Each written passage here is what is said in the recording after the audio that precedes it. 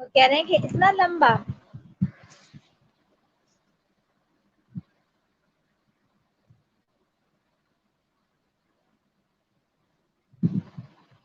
For business in Boulder, Schwartz environment. So I didn't have your website. I should have had the website. Maybe I put it on. I couldn't get back on there for a few days.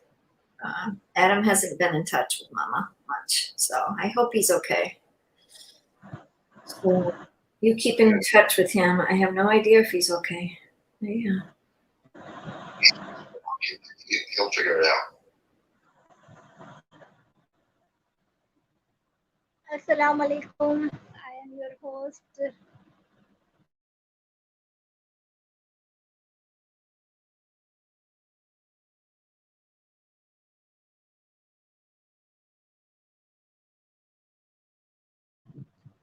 Assalamu alaikum. This is me, Fatma Aziz, and welcome to you all people. Eco Inspire Loving Show, and you are watching also. We are, as you know, we are celebrating the Earth Day, and very first, I want to say you all people happy Mother's Day. I also want to salute to all mothers all around the world who are raising their kids as a good human being and give that create a good impact in a society. Definitely, they all are very amazing and very strong and mothers, and we all are should salute them to appreciate their efforts and recognize their valuable struggle towards their family, towards our society, towards their country. So happy Mother Day. I also miss them. So as you know, globally we are all are celebrating the Earth Day. हम Earth Day को celebrate कर रहे हैं and we are sharing, discussing about our simple small action towards environment, towards education, towards health, and towards technology. How we can in this era can use the technology and how we can get the benefit by using the technology. How we can create the connection towards connection between the positive people and how we can make the empower the common man. So this is the technology. Through this technology now we have Marina.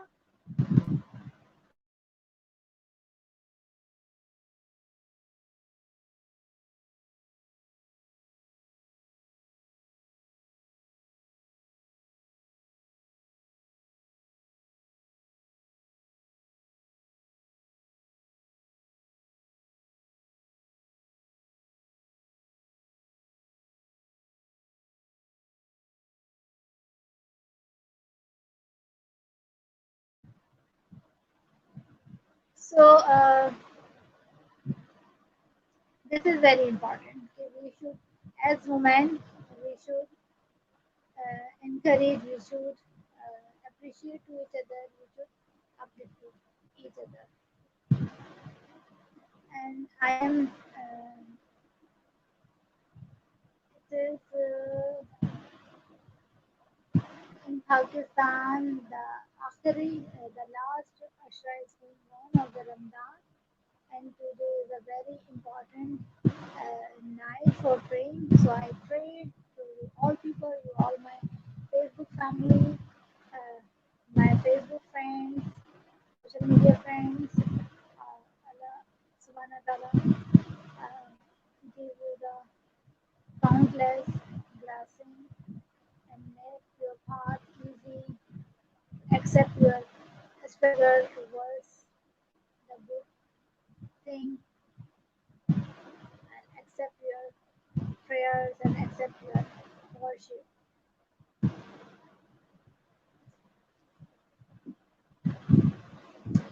So today my guest will be my one friend will become Levi's man from Washington DC. He will be joined after 1 hour or maybe half hour.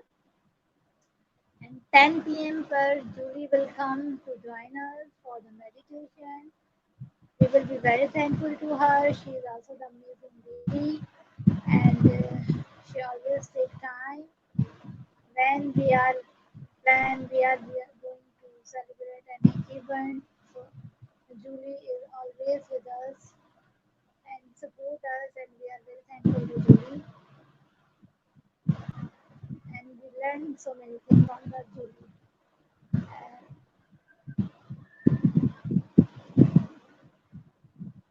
I want to say one message from my country towards all over the world. In, we want to send our love and good wishes, blessing to all over the world. Stay blessed and stay happy. Be positive and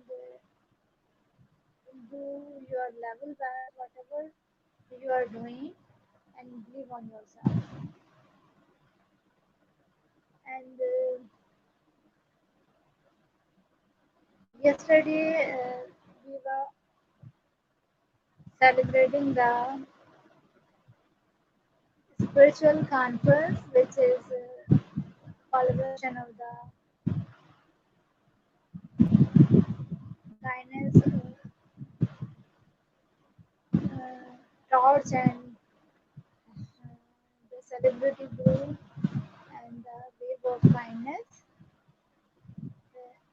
With the collaboration of these two organizations, it was wonderful conference. So many people will join the conference and attend the conference and share their thoughts regarding to the spirituality, and then they are also share their different practices, and they share how it is beneficial for the human being. As we uh, talk about the current situation, in this situation, especially, so we as human we need all the time, but because of the corona or the circumstances of the world which is going on, so we need to more focus, we need to be create the more positivity, spread the more positivity to try to create the awareness regarding to the environment, and we must be take care of our beautiful planet, because our behavior and impact we destroy very badly our natural our natural resources, our natural beauty, and also this beautiful planet. And I one thing also we will share that Alhamdulillah, today we are planted the new plant in my kitchen gardening, fruit plants, and we are very happy that today is the Mother Day. So, add to the screen, someone is there. Assalamu alaikum. Hello, assalamu alaikum. Ramadan Mubarak. Thank you so much, sir. And we are very happy and we are very glad that you are the part of this event. And I want to say welcome. Thank you so much, and I really very grateful to you join our show. So please kindly introduce yourself and share your thoughts, our audience, our family, Facebook family. Yes. Well, in realizing change, we get to change within. It's like I just gave a meditation practice to a church here in California. And what it was, I teach different forms of meditation. And this form of meditation is called peacemaker. Because when enough people meditate, it reduces violence, it reduces accidents, it reduces anger. It is an amazing tool to use to make peace on earth. And there's all kinds of forms of meditation. And this one is called Peacemaker because take your hands like as if you have a tray. You're holding a tray in your hands and you're holding it basically like waist high or elbow high, I should say, in front of you. And as you breathe in, you bring your hands to your heart and you mentally repeat peace in everything. And then you go like this as you breathe out and you say everything with peace. Peace in everything, everything with peace. Peace in everything, everything with peace. And you're bringing peace into not only your heart, but also you go like this and it's everything with peace. Peace in everything, everything with peace. And it's not just your heart because all the hearts around the planet feel that peace when you are more peaceful. You are sending out your peaceful vibes, as they said in the 1960s. You breathe in peace in everything, everything with peace. And you use your hands because it's a kinesthetic movement. You use your body and your mind, and you're calming your spirit. So imagine being gifted like Allah was, to be able to listen to Allah. And the only reason I think Allah spoke to him was because his mind was totally calm. He was ready to listen. So it's peace in everything, everything with peace. Peace in everything, everything with peace. It's a simple practice. As you breathe in slowly, you'll see that there's a pause before you breathe out. It's like the pause of a pendulum swinging back and forth. That pause is where the brain waves start up again, or the thoughts start up again. It's the calm pause of the mind. And that pause will get bigger and bigger as we meditate more. Imagine meditating more allows you to have that calm state of mind. So you're less likely to be upset. You come into a situation, wherever it is, with also that thought, peace in everything, and everything with peace, and you'll see people more peaceful. Just because of you're prepped for it, you're looking for it. And there was a teacher that said, the world is as you see it. You see it as either half full or half empty. It's either, but it's not either one of those. It's actually something that most people don't figure out. It's not a glass is half full or half empty. There's another answer. And I never give the answer out.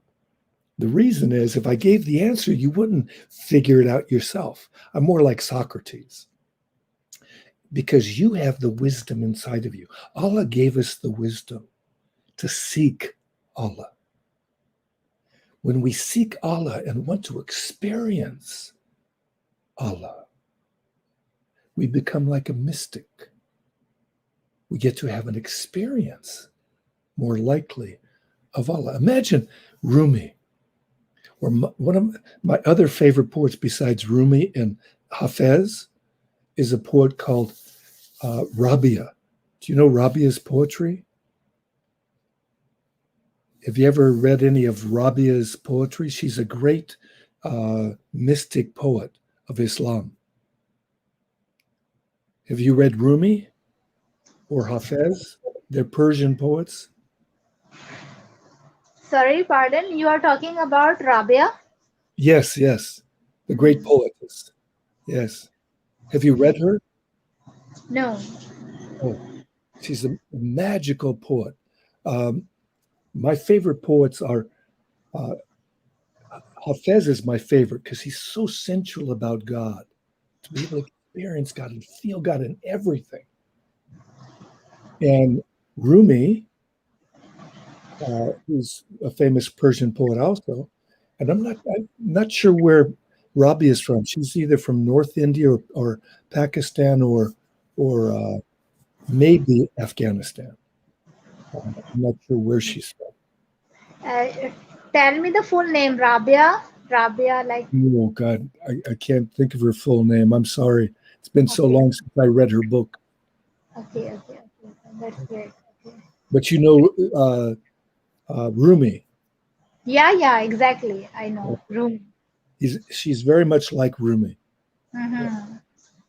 If you Hafez, are talking about Hazrat Rabia Basri, I'm not sure again. It doesn't ring a bell right now, but okay. I'd have to look into it again. Okay. Do you have any questions of what I talked about so far? Actually, you speak a little bit louder. Oh. I'm not. Huh. Okay, then I have to raise my voice, huh? Exactly. I'm sorry. We have Mother's Day here in America, and I'm going to go off in another few minutes to celebrate Mother's Day with my family for breakfast. It's Please, early can in the you morning. share anything which is you learned from your mother? Oh boy, she was always so giving.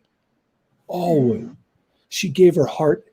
She would dance. She would sing. She just brought life to life, and she taught me to be able to express myself without any fear. Mhm. And she actually won dance contests in America. Hey, look at Lynn. All right. I was on with my son because it's Mother's Day, and I Yes, lost track of time completely. And it was I so can beautiful understand. because he had a baby due, the baby's due yesterday. So he's just in that father mode, and I'm just like, woo! It's Yeah, so well, beautiful. It's so beautiful. So it happy is. Mother's It's a Day happy to Mother's Day. thank you. What were you talking about? I don't want to interrupt. Well, I am asking the question, can you share anything which you learned from your mother? Say it again. I asked the question, share anything which you learned from your mother, from your childhood. So he's That's so nice. Yeah. I'm going to let you keep talking. I thank you for being on. I'll be right back. I'm just going to take a quick shower. My plan was to take a shower. I want to greet everyone for the environment. I want to say this is mothering. I got up, my son called, and I really spent time with my child. That's most important for me on Mother's Day. Whether I get a shower for an event or whatever, I had to be there for him. And that was the greatest gift, right? So I think environmentally, that's my mental environment today. Really, when we look at Torch environment, that's my internal environment today. That I want to be there for my family, and I really have prayed for that. And I've always gifted the environment. Like right now, we're going to light the torch candle. So let's do that. Let's light the torch candle for the event. And I think this is it. We light the event. I'm so appreciative when I came on and you two were there. I was like, oh my gosh, thank you, God.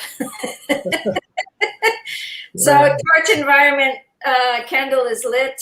We appreciate so much your beautiful gifts that you bring. And thank you, Fatima. And I know that we're going to have an amazing day. We're going to have an amazing day of grace because it always appears and there's always magic. And, you know, I hope if you all come back, I'll be back on in about 20 minutes. Let me just I'm going to actually be off shortly because I have a 9:30 with my family, but I'd love to be able to come back on it later in the day. please. Yeah, we would love to have you. 12 o'clock, there's an opening, and there's plenty of opening. Just, I'll try to text you. Fatima knows the schedule better than I. Fatima, you look so beautiful. And on this Mother's Day, I pray for you all because you lost your mom this year. So I totally get that. I totally get that. And yeah, would you Fatima, offer the gift that your mother gifted you and your expression and your life? Sorry. Would you gift us with? You asked me the question, and I'd like to reverse the question with you. And I'm so sorry that your mother passed on, but at least she's with Allah. Yeah. You are asked. You said my mother is very special for me, and she did the great role. And I didn't get your question properly because your voice is very slow. But what I understand, you are asking, I'm say something about my mother. Okay, my mother is very kind-hearted, but little bit strict. But her heart is very beautiful, and she is very caring, and she care a lot. Even she is care a lot me. I have the five sisters and the four brother, but I am very near to my mother. I don't know why, but she always uh, more care about me rather than my other siblings. And uh, but it's little bit difficult when we are we have planned to go anywhere, so my mother is not allowed to me. When then we requesting to our father, so he uh, said to my mother, say, okay, let them to go. They will be come back sooner or like this. So my mother is always keep her eye on each everything, where we go, and maintain our क्या कहते हैं, routine. She is not allowed to us to get sleep, and get up late morning. She always say get up early in the morning. So we used to, and still I this is my habit. I am used to, even it is Sunday, I get up early in the morning because my mother used to wake up early in the morning. So I'm very thankful to my mother. And she is very simple. She was very simple and very, you know, but she has insight. So she is spoken. She is not a diplomatic person. She's when my friend, my colleague, my neighbors went to my mother, so they must say, your mother is so simple. Your mother is very kind, because my mother is very simple lady. She don't know okay, how to pretend, and how to be act in front of the other person. What she is just representing her real soul in front of everyone. Beautiful, beautiful. A good example for everybody. Beautiful, beautiful example for anybody to always give your soul to everybody. Always be simple. Yeah. Or one thing I want to say, my family background is this. Usually people don't allow to their daughters to get the education, higher education. But my mother take the decision. She want to get us to educate it. So she took the responsibility, and she used to drop us to the school and pick up the schools and doing the home chores or maintain all the uh, things. So she did the great struggle.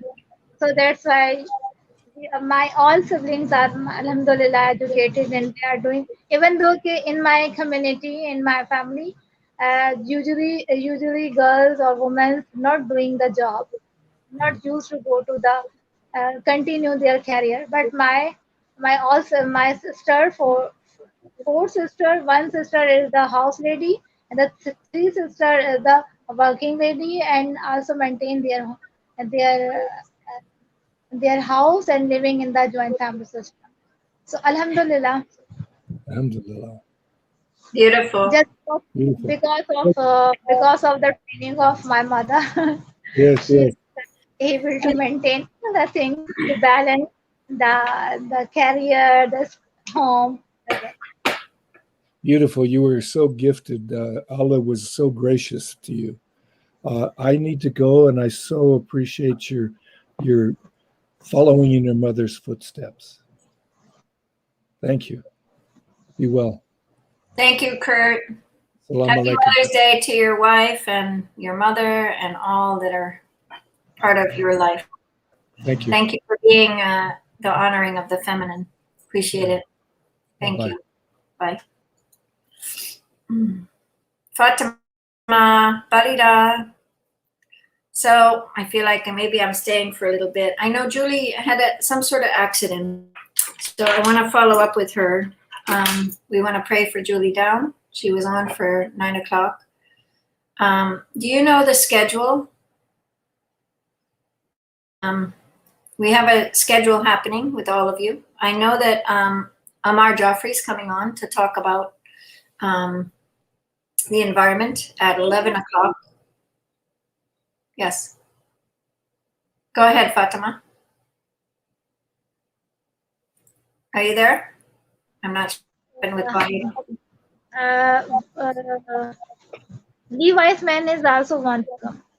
Oh, please. Yeah. Let him come. That would be great. Inshallah, he is saying that in a 1 hour I will be, after the 1 hour or half hour he will be join us. Beautiful. Beautiful. So I think when I start thinking about mother, what my mom gave me was she always cooked from natural way. She always had meals on the table in a rhythm. So breakfast, lunch, dinner was always there. And she kept the most beautiful home. My mom kept the most beautiful home. And it was always so welcoming to all people. So she nurtured the home space. And for me, that's a huge gift for the mother to do. And I've tried to really follow it, but she was such a beautiful housekeeper in this powerful way. So I'm eternally grateful for that, because that's what I gained. Let me come back in about 15 minutes. Does that work for you? Are you okay? Oh, the internet might be breaking up. Maybe I'm just going to be here like this. Fatima, are you here with us? Yes, I am with you. I'm hearing you. Okay, good. I think you're breaking up a little bit, no? No, I mute myself because in my surrounding, the Taraweeh is going on. The mosque is very near to me, so that's why. So Oh, maybe is it prayer time? yeah, the special prayer, because today is a special night for prayers. So the mosques are open. The people is praying in this time. It's a very special night. And last nights are going of the last Ashra. So these nights are very important. And I also That's so pray beautiful. to all sisters all around the world. Yeah, I would love to hear. I love, you know how much I love this. Yes. So special. Do you have any pets when you were a child? So you used to keep any pets at their home? Say it again.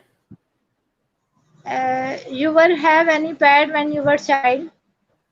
Did I have a parent at home? Yeah, when Oh, you were a yeah. child. Yeah, my mother was home always. Yeah, my mother was home always. Yeah, Okay. yeah, So yeah. what were you? I'm sorry, you're going. Which animals you have? Oh, the animals. Did I have animals? Yes, I had dogs and cats, Yes. and then I got horses when I was older. So horses were really important to me. And I think I was 9 years old when we got horses. And Horses. yeah, I used to show in the That's big great. shows with horses. Uh, So I did a lot of outdoor work at home. I did a lot of physical work as a child because I had to take care of the horses. Horses. That's amazing. Yeah, I had to carry water, and yeah, I had beautiful time. I had my body got strong because I had to do physical chores, Yeah. Yeah, physical chores. So I think this is important.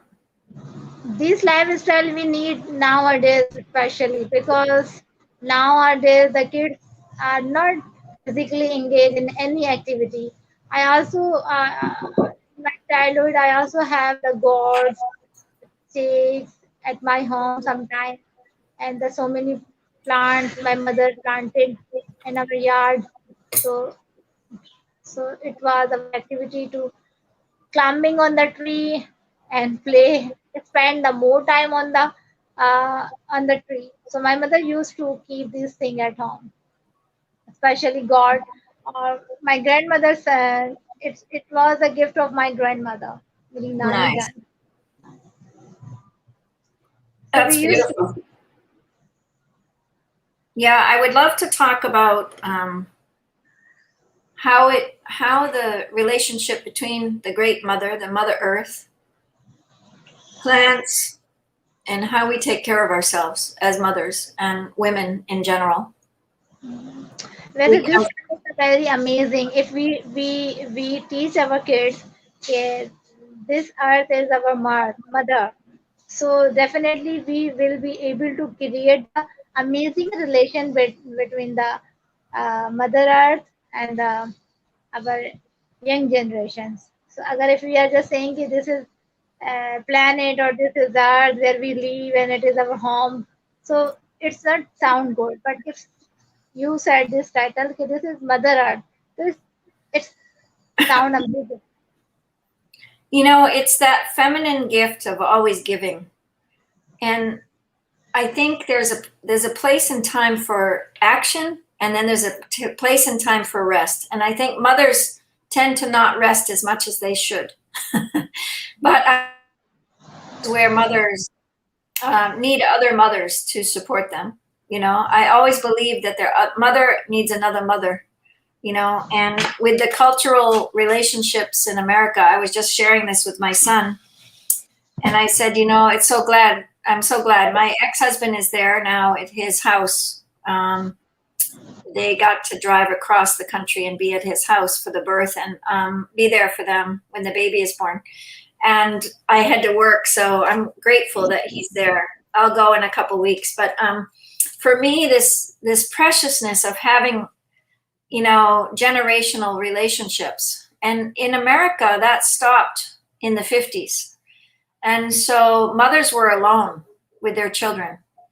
And in the 50s, before the 50s, 1950s, mothers always had help, neighbors, community, just like Pakistan.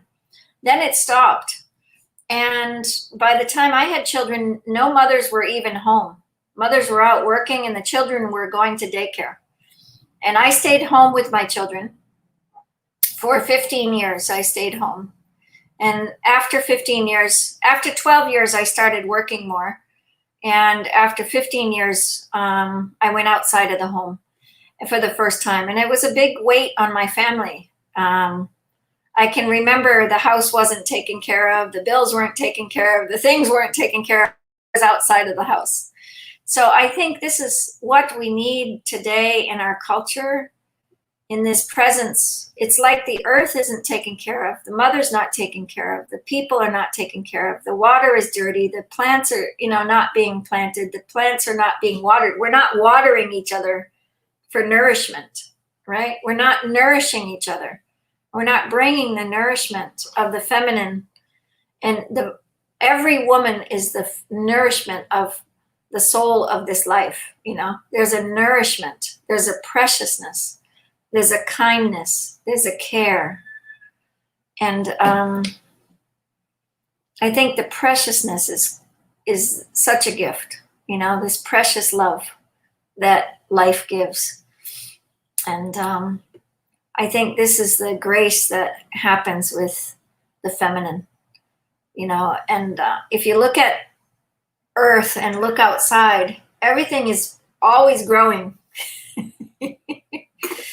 Everything is growing.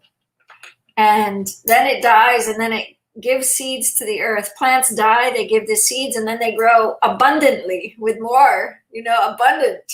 And then they grow seeds, and then it's amazing.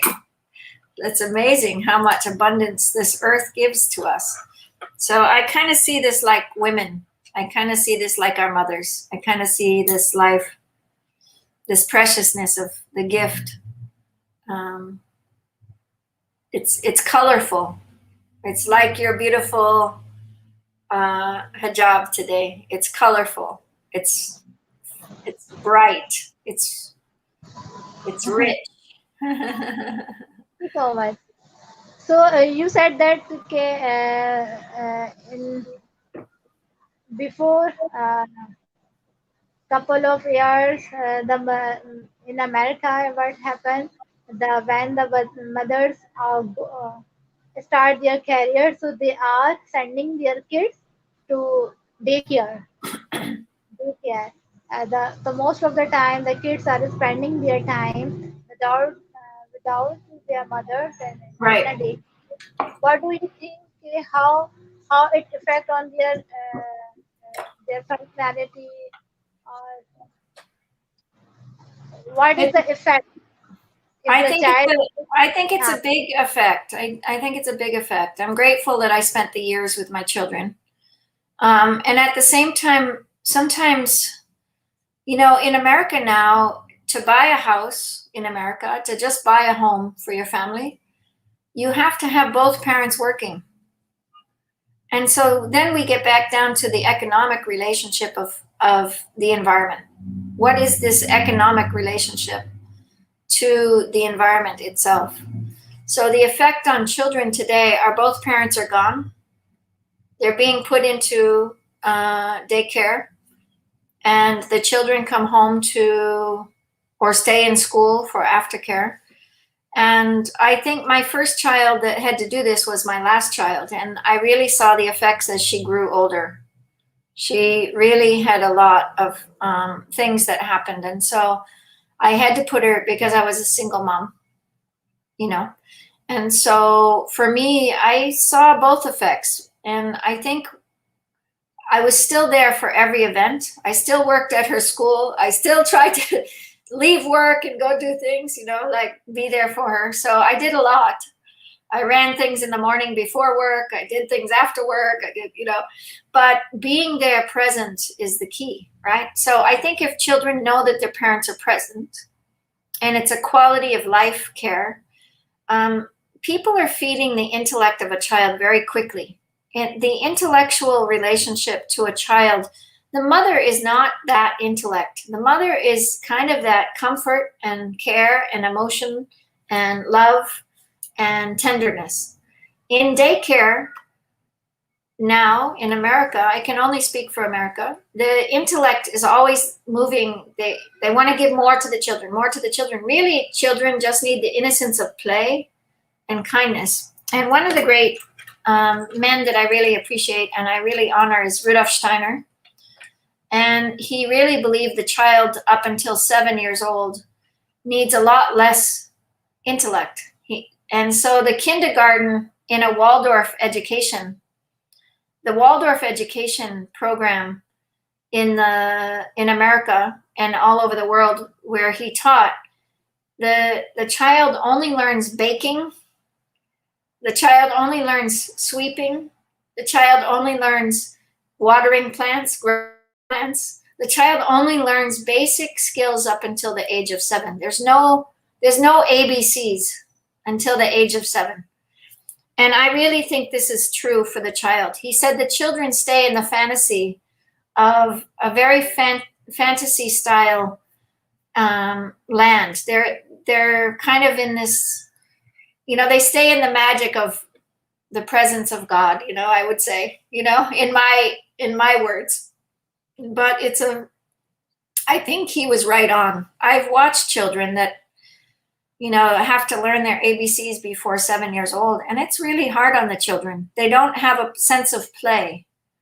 They don't have a sense of the hearth and the home, that holding of the home. The mother holds the home, and we have to work out something now in society for that environment to be held spiritually for children and mothers and fathers, because I think we tend to not hold the child in that deep womb of the feminine, and I think I would do is to try to create something precious with an education. This is where this torch seeds came in, and really learn from witnessing children instead of letting children just be scientific in their mind. Because not all children will be scientific. Not all children will be wanting to learn ABCs. Not all children will be wanting to, we have to witness the child. And I think this is one of the things that I hope with Torch we can develop and discover, so children like Barira, welcome back Barira, can be who she is. Instead of the world molding her, we help her mold herself. We help her grow herself. It's not to say you don't do your ABCs. It's not to say you don't do your whatever, that deeper part. But it's the deep witness of love, and that deep witness of care, and that deep witness of wonder, right? Because the wonder, when I went to Pakistan, I asked the kids 3 things. I said, what do you wonder about? What is your creativity? And what is your passion? And those 3 areas of life are so important. So important. So we have a speaker here. Raja is here. Hello, Raja. Hello, Assalamu alaikum. Good morning, good evening, good afternoon. How are you all? Good morning. Thank you so much. Wow. My sweet daughter is here, Barira. Yay. And hi, Dr. PPP. We love you. Wow. Guruji is also there. And Barira, Scotch host, man, 4 Scotch host, and Raja all the way from Delhi, Pakistan, man, instant bakery coordinator. Welcome, and I'm looking forward to hear from you, Raja. Thank you very much. Thank you very much for this warm welcome. Thank you. I'm going to let Fatima welcome you. I'm just going to step off for a little bit. I'll listen from the background. I just need to prepare myself for the next. Thank you so much, Raja. Thank you so much for being with us. I'm excited to hear from you. Welcome and thank you, all of you, for inviting me and providing me this opportunity. Double आवाज आ रही है ना? Okay, thank you so much, Dr. PP or Raja Pakistani. You are most welcome. I want to say, please kindly share about your mothers. Today is the Mother Day, so happy Mother's Day to all you people. So, Dr. PP, what do you say about your mother? I got 2 mothers. One mother is with Allah, God, and I just spoke to my mother. Who used to be my teacher, and then my father got married with him several years back. So I got 2 mothers, So when Lord Krishna, Messenger Krishna, he used to have 2 mothers too. One mother where he born in the prison, and another mother who raised. So to all the mothers, today's mothers as well as tomorrow's mother, like Barira is not mother today, Fatima. So, but tomorrow's mother. So my heart is for my soul princesses and soul mothers Thank you so much. Allah couldn't reach everywhere. That's why Allah created the mother. And I'm not going to take much time from Raja Arsa's speech. So without further ado, man, help me welcome from all the way from Delhi, Pakistan, none other than the Pakistan has ever created. Delhi, Pakistan, Jan Jan Hindustan, the coordinator of Insan.pk, and my soul brother, and who always say me Raju Bhai, none other than Raja Pakistani. Take it away, brother. I love you. Thank you very much, Dr. PPP, my Raju Bhaijan. This is a very nice place. I am having the chance to talk to you, the beautiful people of the world. Annual Taj Environment 2021 and the Organization for Realizing Change in Humanity. Yes, beautiful slogan, beautiful topic, and beautiful people. So when we have time to get together, to sit together, we should promote love, we should promote kindness, we should promote peace, and we should take care of the environment where human beings are living. We are taking care of the earth, our villages, our countryside, our oceans, our mountains, our deserts, and our cities and towns.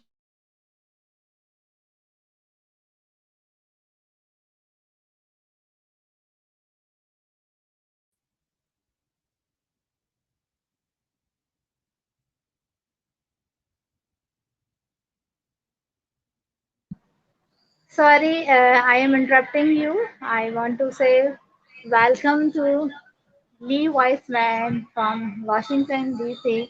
I'm very pleased to and warm welcome to you.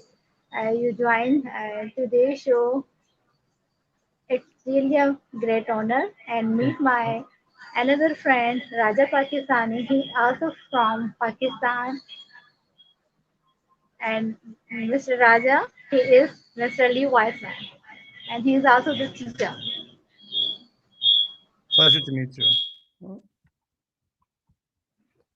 Thank you and warm welcome to the show, my dear brother. It's the wonderful platform that provided opportunity to the people across the globe. They can talk, they can do conversation, they can meet, and they can learn from each other. So I was talking about the environment. Every human is responsible for the environment around them.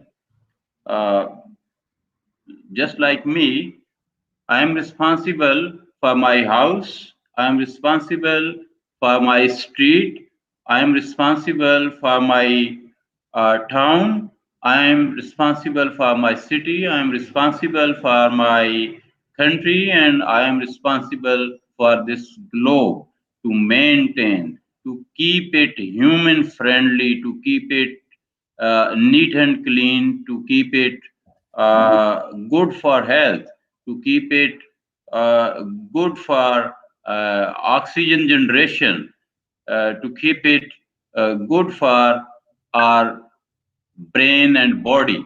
So environment is very important for mankind, and it is more important, and it is our duty to keep it cleaner, healthier, and better, not for this generation, but for the coming generations.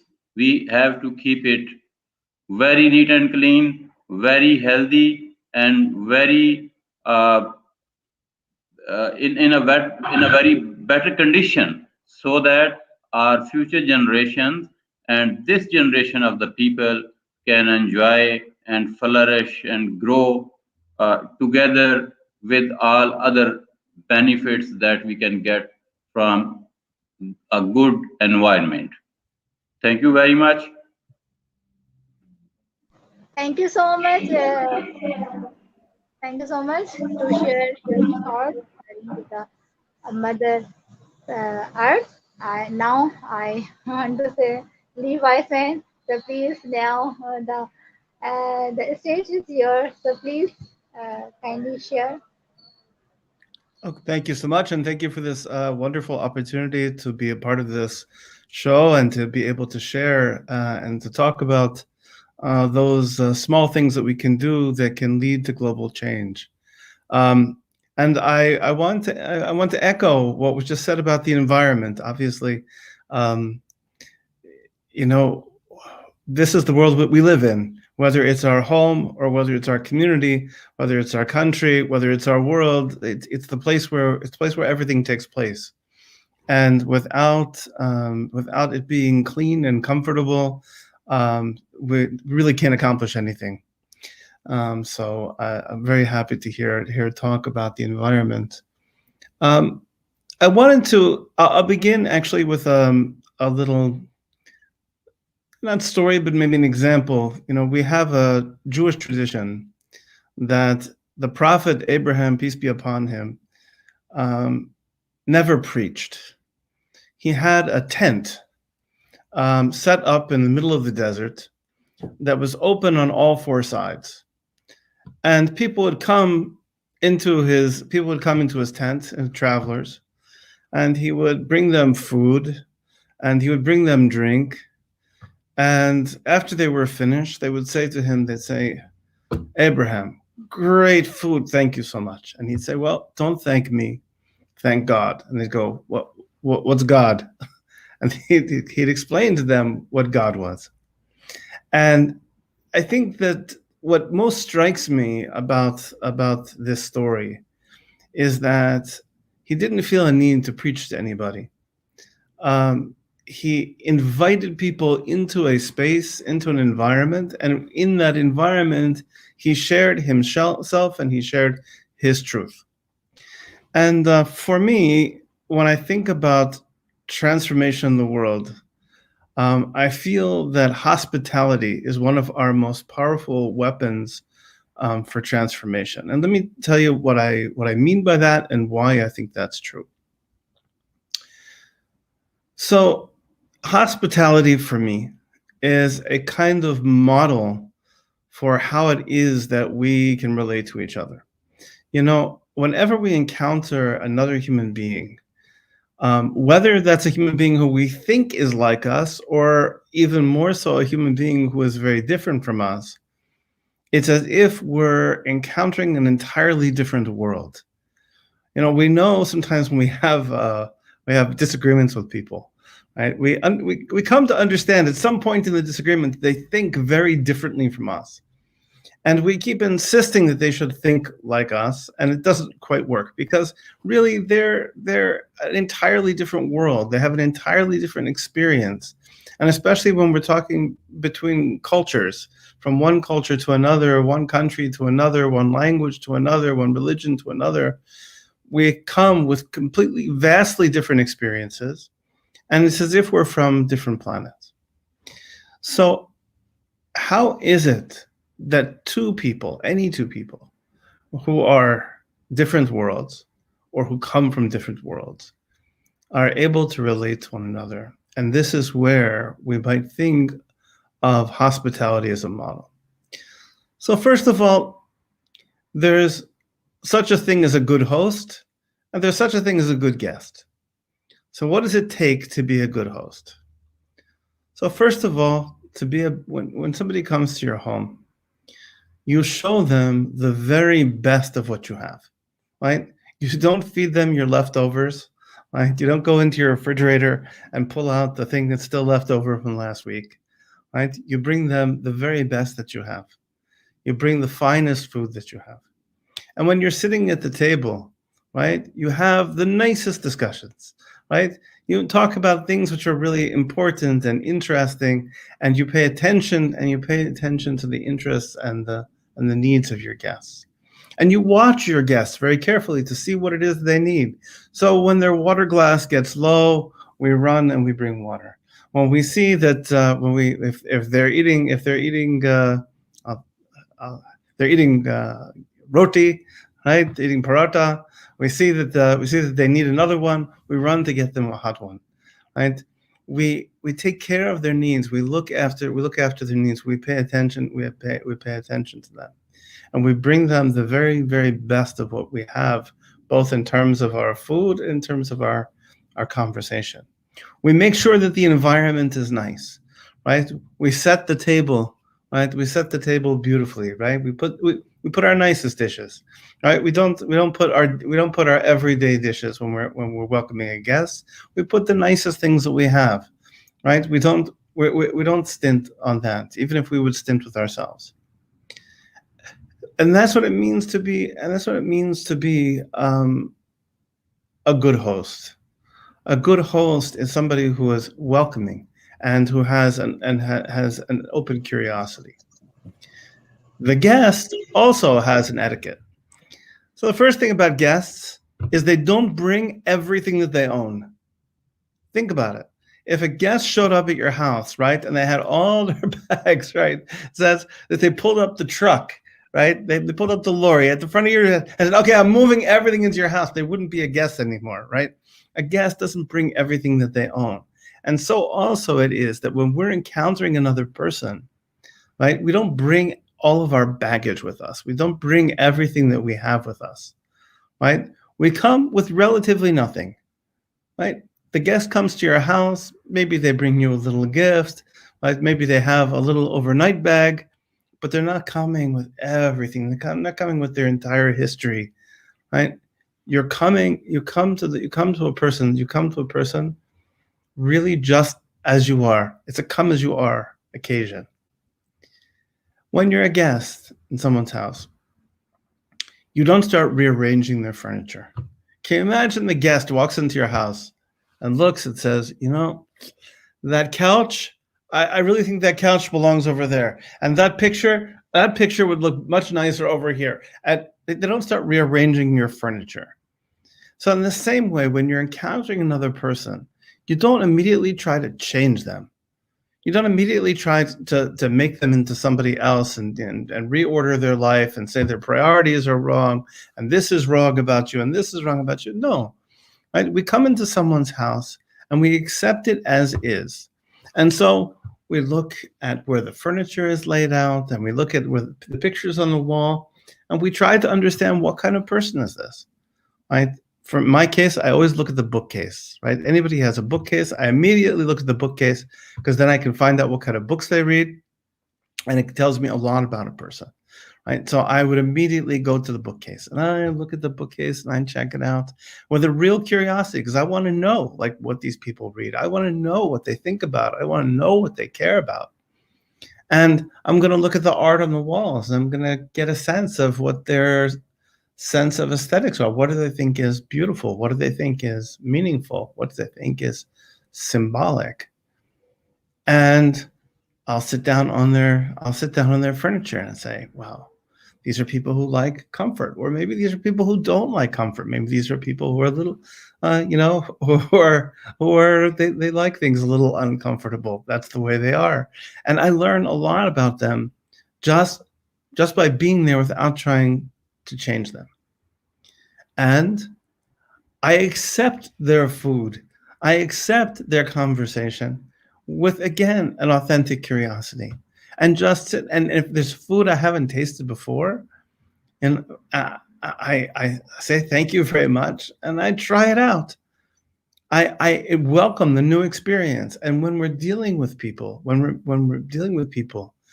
we have to be open to those. We have to be open to those new experiences. We have to be open to tasting and experiencing things that we never tasted or experienced before. That there's something in this person that we've never encountered before, and that's new to us and exciting to us. and there's a process of discovery. And so for me, this process of discovery of a host and a guest, of this etiquette, is really kind of the masterpiece of what it means to be a human being relating to another human being. And in practical terms, I think that, you know, we can use this model whenever we're encountering another person, right? And that is like, even in a situation like this, where here we are, imagine us now sitting around the table, right? Here we are. There are three of us. Hi, right? Three of us sitting around the table, and the food is being passed around, the conversation passed around, and I can approach you with an authentic curiosity. I can want to know who you are, and I'm not going to rearrange your furniture. I'm not gonna add salt to your food. Right? I'm gonna take things as they are. And these experiences, the more we have these experiences with each other, the deeper is going to be our knowledge of other people. And to me, that's kind of a key to global change. We can't do good for each other until we know one another. You know, we want to do good. Of course, we all want to do good. Right? That's I thank God we're a bunch of do-gooders. But all of us do-gooders can't do good unless we understand what other people need and want. And that we can only do by getting to know each other. And so we have to make occasions, we have to make ways to do that, which are going to be welcoming, which are going to be, in the words that I used, hospitable. Hospitable ways of getting to know each other. And that can mean, actual meals. It can mean sitting down and breaking bread together and inviting people into our homes, and sitting down and eating together. Or in these days of amazing electronic communications, we can do that by Zoom. We can do that by by StreamView. We could sit here. We could sit here right now and have that conversation. We can sit down at the table together, my table with food and your table with food. We can have iftar together, and we have the possibility of inviting each other to our home. Right now, you're in my home. Welcome. Right? Whoever is watching this is in my home right now. You're getting to see my furniture. You're getting to see, getting to see me in my place, doing my stuff in my place. And so I'm able to invite everybody in the world into my home so easily, right? So easily. And I can invite. This is wonderful idea. It's a great idea, and it's so simple to do. It's so simple to do. And people who are from all sorts of. Last year, I had an online iftar with a Turkish family, and it was so nice. We were having fun and laughing, and it was just. I just had a great time. I had a wonderful time.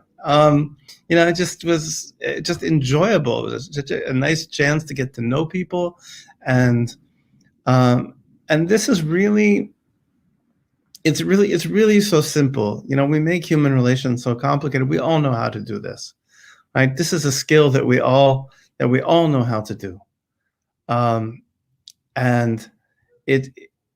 it's just a matter of doing it. And part of it is also learning to extend our circles. One of the things is most of us live within pretty small circles. We have our family, we have our friends, we have maybe our community, maybe our religious community. But we have this challenge of expanding our sense of community, expanding, to all sorts of different people, and we can do that, of course, all different ways. But this is one way to do that. Just to sit down at a table together and talk and eat and tell stories together and share our experiences. Is already an incredible thing. And as I said in the story that I began with, this was what Abraham, peace be upon him, thought would be transformative in the world. This is how he hoped to transform the world. This was his plan, right? This was really the plan of Abraham, and I think it's a great plan. And I think that it really can change the world. I think that we all need to open up our tents on all four sides, and to invite people into our into our homes, and invite people to come join us and sit on our couches and come talk to us. And hello. Hello, Doctor. I should Nice say to see Reverend. you. Nice to Nice see you, Lee. Happy Mother's Day. I would say thank you, except that I'm mother. But thank you. I know, but your wife was, so I just Yes, want to put yes, that out there yes. to you. And Sure.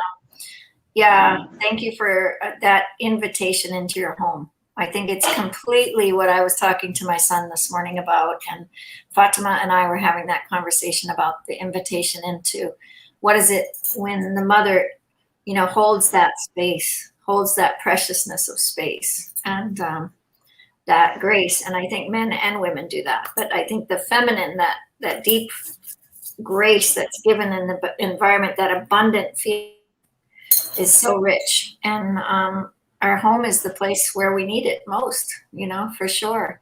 That welcoming place. I took in single moms from 1990 to 2010. And they were moms, and then I became a single mom, and I couldn't handle all of it. Yeah. And but it was a powerful gift to be able to bring that presence, right? Yeah, and I would say in hospitality, and to people, hospitality is also especially, powerful to people who most need it. People who are marginalized, people who are really struggling. I mean, there's nothing like bringing people home, and making a home for people is a very, very powerful thing. And keep going. I'm going to listen. yeah, no, I'm almost done. I don't want to talk too much because nobody in the world wants to hear me talk too much, but Sarita is here especially when she heard that Levi's man is coming in the show, so she is eagerly ready to join this show and to meet you. Oh, that's so sweet. Same. I'm right with you. I want to listen to your words. Your words are powerful, and they're blessing, and we are receptive to your consciousness. We love your consciousness. You've helped all of us in so many ways. Thank you so much. I really appreciate it. Yeah. Yeah, I feel like Barira, you want to say something? I was going to say what you said about home is very powerful. I mean, it's one of the things that I always find is that when I invite people home, I'm comfortable. Mm-hmm. I have a comfort, and that comfort now then extends. It expands to include whoever comes into the orbit, and that comfort is you don't have that elsewhere, and that allows you to share something of yourself that maybe you wouldn't be able to share otherwise. It's interesting what this technology does. I mean, this technology does a strange thing of bringing these people into your home, and it's strange. I mean, I'm sitting here looking at the picture, and I'm kind of trying to imagine what do people think of that. Like there's my couch, and there's it's a little what kind of assumptions do people make? Looking at my furniture, looking at my walls, and the pictures on the wall, and whatever. And I think that's good. I think that's good that you have a chance to invite. And the other thing, you said the word invitation, and I think that's also a very important part of it. Is guests generally don't just come to your house, right? You make an invitation, and that intentionality makes a huge difference, right? When there's somebody greeting you at the door and going, welcome, right? It completely changes an interaction. It's not a chance encounter, right? You've been invited, right? I remember as a kid, like getting invitations to parties, and it was so exciting, because they invited me. That meant I was important. That meant that I was I was Yeah. real and I was important. Yeah, And totally. and that's a very that's a great feeling, right? It's a great feeling to be important. And you might think about this as, okay, this is a small thing, but small things can have tremendous impact. I heard a story once about, there was a rabbi, and he was a rabbi of a very big synagogue, and he used to give these beautiful talks. He would give these very, very fancy sermons with all sorts of references, and he would, he would plan the jokes. It was like one of these really very carefully planned sermons. And his community got smaller and smaller. They got very old, and they died off, until finally he had maybe 10, 12 old men sitting there. And every week he would give a sermon, and he gave a sermon just like he did when there were 500 people there. He would continue, he would talk, and he would tell the stories, and he would tell the jokes, and everything was perfect. And somebody finally asked him, they said, "Rabbi, there are only 12 of us here, right? You really don't have to put so much effort into it. Like, why are you putting so much effort in?" He said, "There's only 12." He says, "There's only 12 of you?" He says, "So if there are 12 of you, and those 12 of you talk to another 12 of you, and those 12 of you talk to another 12 of you, then we're talking about hundreds and hundreds and hundreds of people." So he says, "No matter what, I always have the same audience. I always have what not only you, but whatever person you touch." And that's how it is when we're hospitable, that it's not just the people that we invite into our homes, the people that we sit down and break bread with, but it's really all those people. It's all those people who they touch, and that they pass it forward, and they develop the habit too, and their home becomes a hospitality house also, and soon you spread all the good. So that's my story, and I'm sticking to it. I love it. I love it. It's totally what Mama Lynn's been about. And I lost my home in 2010, through the 2008 crash. We had a big business, and 9/11 hit, and I survived for another 5 years or so with the business, but then I lost pretty much everything. And it was just a big journey for me to lose the home front, because my home was always the home of welcome. And I gathered people every week in the home for big dinners and big Shabbats and big celebrations and big festivals. And so it's one of my dreams now to rekindle, because it's the essence of this presence, that I thrive on it. I thrive bringing people together. I thrive, and it's so beautiful to hear you on Zoom, and what Fatima and Barira and I welcome you to this home of Torch, because it's so important for us to have your wisdom and you have your witness to life, because life force, we have this precious time in life, and I've been speaking a lot about the word, and I've also been speaking about getting tempered by the fire. How do we get tempered by the fire? How do we bring, we go into these situations that temper us, and they transform our soul life, and they transform that relationship. And it's you that has transformed that gift today. And by welcoming us, welcoming us into your space. So it's a gift. And I think we don't recognize it in each other that often. And I think we need more and more of that. We need more and more love, and more kindness and care. And Barira, I love you. And I was sharing earlier, before Dr. PPP came on, that the wonder in the children, I just pray to witness Barira, to have her grow into the witness of her being, and for all children to be witnessed by us as elders, and develop that welcoming, that we welcome you. It's not about age or anything. We've just lived on the earth longer, but we are here to support you as a powerful young woman, growing into a powerful young woman, and not to lose that sense of wonder or creativity or the environment within your own soul, because we're here to support you.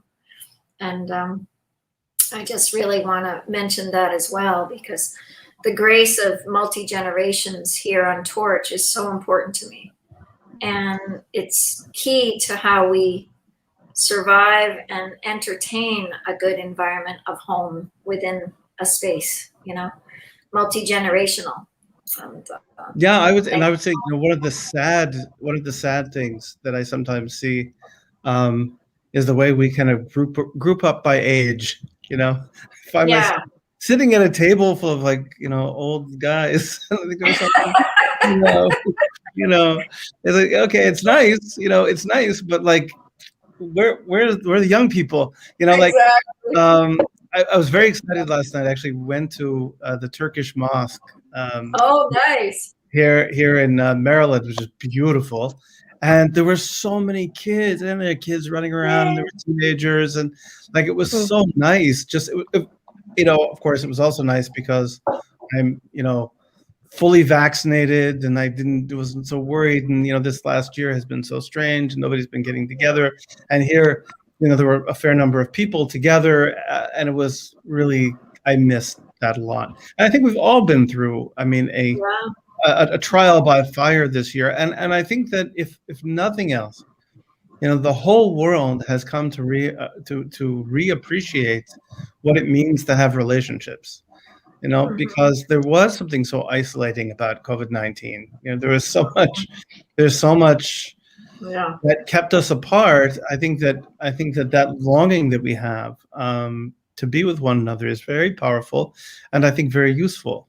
And I hope we don't forget it. Unfortunately, with all these experiences, you know how it is. We have overwhelming experiences, even collective experiences, and somehow they get forgotten. But hopefully, this one will not be forgotten, and we'll be, enjoy being around each other now, at least for a while, until we start fighting. But at least for now. But really, it's wonderful to have. It's always wonderful to have Barira in the room. And it's really, thank you so much for inviting me. I really appreciate it. It's been a real pleasure. Thank you. I want to ask a couple of things, if you don't mind. Sure. Mark Lund put together the theme for Torch Environment this year. Mm-hmm. And they lost connection there, I think. Okay. I don't have my internet. I just moved to Fairfax, and my internet is in a box, and I'm using somebody else's internet. So if I lose you, please forgive me. Okay. Stay and keep the show going, please, for us. Okay. But I think, when I think about what Mark and I have been talking about for the last month since I asked him to make the theme, I always ask someone else if Torch is a shared platform. And we came up, I told him I've been thinking about so many environments within us. And he said, oh my gosh, that's what I would like to do. And so he made it the 3 environments: nature, mental, and the ethereal. Mm-hmm. Nature, mental, and the ethereal. So it might be nice for you to speak about that, because I think you might have some witness to that. And for me, it's about that inner environment that I have to stay clean and clear that environment all the time and keep myself through practice, through a practice. And that keeps my mental health. And I just really had a rough month because I had so much I had to do with moving. And I moved twice in 4 months, and so my experience feels a little bit like, okay, my nature has to come back. The environment has to come back. The things need to get up on the walls. Nothing is on the walls yet. This type of feeling, and of what home brings in the environment. So it might be nice to hear you on that. I've yet to be careful with me right now, because I'm in my. I'm going to announce this. I hope not too many people are watching this. But as a child, my nickname was Nature Boy. Oh. Yes, Nature Boy, because I was one of those people who just loved to be out in nature, and I spent my time turning over logs and looking at the weird things underneath the logs. And I have to tell you, I've rediscovered nature. I moved to the East Coast from the West Coast. And if you know anything about the West Coast, I lived in Southern California, there's no weather and there are no trees, right? There's kind of funny looking palm trees and kind of exotic plants stolen from other parts of the world, but nothing really looks like it belongs there. Everything kind of looks out of place, and you have to water it endlessly, and and the weather never changes. It's warm always and sunny always and rains 2 days a year. And now I live in Washington, D.C., where the seasons are very dramatic. Right? We get a little bit of winter. We get this incredible spring, summer. I'm going to turn this around so you can see out my window here. You see out my window? Beautiful. There you go. Right. I have all these beautiful trees surrounding my house. Yay. My house, my apartment is 103 sides with windows. So I'm surrounded by all this incredible green and by weather and winds and rains and I realized that I had at least psychologically I had stopped appreciating change. I know that sounds terrible, but I think in 30 years in Southern California with the kind of sameness in nature, I had kind of gotten used to a sameness emotionally and spiritually. And now I'm really enjoying the weather. And I mean that not just the weather in nature, but like the weather inside. Like I'm appreciating that I have happy days and I have days and I have I have my wild times and I have my estate times, and I have and that has been a really and spiritually too. I mean, I have my sunny days and my not so sunny days, and that's okay. And so I feel like those concepts are very deeply connected. And we, and at the end of the day, we're also part of nature. This is kind of the mystery of being a human being, right? Is we have these animal bodies, so to speak, and these spiritual souls, and we're part of nature, right? We respond to nature, and I need that vitamin D. I need that sunshine. Yeah. That's part of it's I need it. It's part of my it's part of my nutrition. Definitely. And when I don't get it, I'm not I'm starving a little bit. So I feel like those things are very, very deeply connected. That's so beautiful. I love this. I love this idea. I just got back from Hawaii, and I live in Northern California. And Northern California gives us definitely a spring, but it's not like this of the East Coast. I was on the East Coast for 52 years of my life, and I came out here at 52. And my grandkids have all been here. And now my son moved with grandkids to Hawaii. And that seems like the water itself is so nurturing. And it was like I thought you were I kind of felt this within you. I felt like you were rediscovering this little child within you, that little wonder of this boy within you that loves nature. And you are the nature boy. And I think that's what I felt in Hawaii. I felt like this nature. I stayed in nature my whole childhood. I was outside. I never was inside. And I really love it. And I've seen Barira in nature a lot lately. So Barira, you want to say something about being outside and in nature? Can you hear us? I think they're not having such great internet right now. But I think this presence of nature is just, I talked to the man, he planted 400,000 trees in 4 months. And he was so cute yesterday, or 2 days ago. We didn't have Torch Environment yesterday, but he was speaking about this gift of what the trees have given him, as a person. He said, I grew into another whole person, and I think nature does this for us. But it's the nature of you giving it to me and me giving it, it's like Barira giving it to us. And it's this nature of the cellular relationship. Our mother had to eat in order to grow us from nature. She had to eat food. Right. Mama Lynn? Yes, there you are.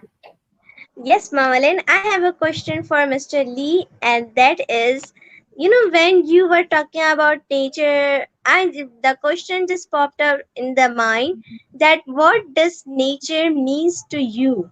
What does our environment means to people around the world? What does trees, nature, animals means to them? So I have that question. Well, I think it's the it, it's it our nature is when we think about it's hard to think about it sometimes because you imagine if you were a fish living in water, right?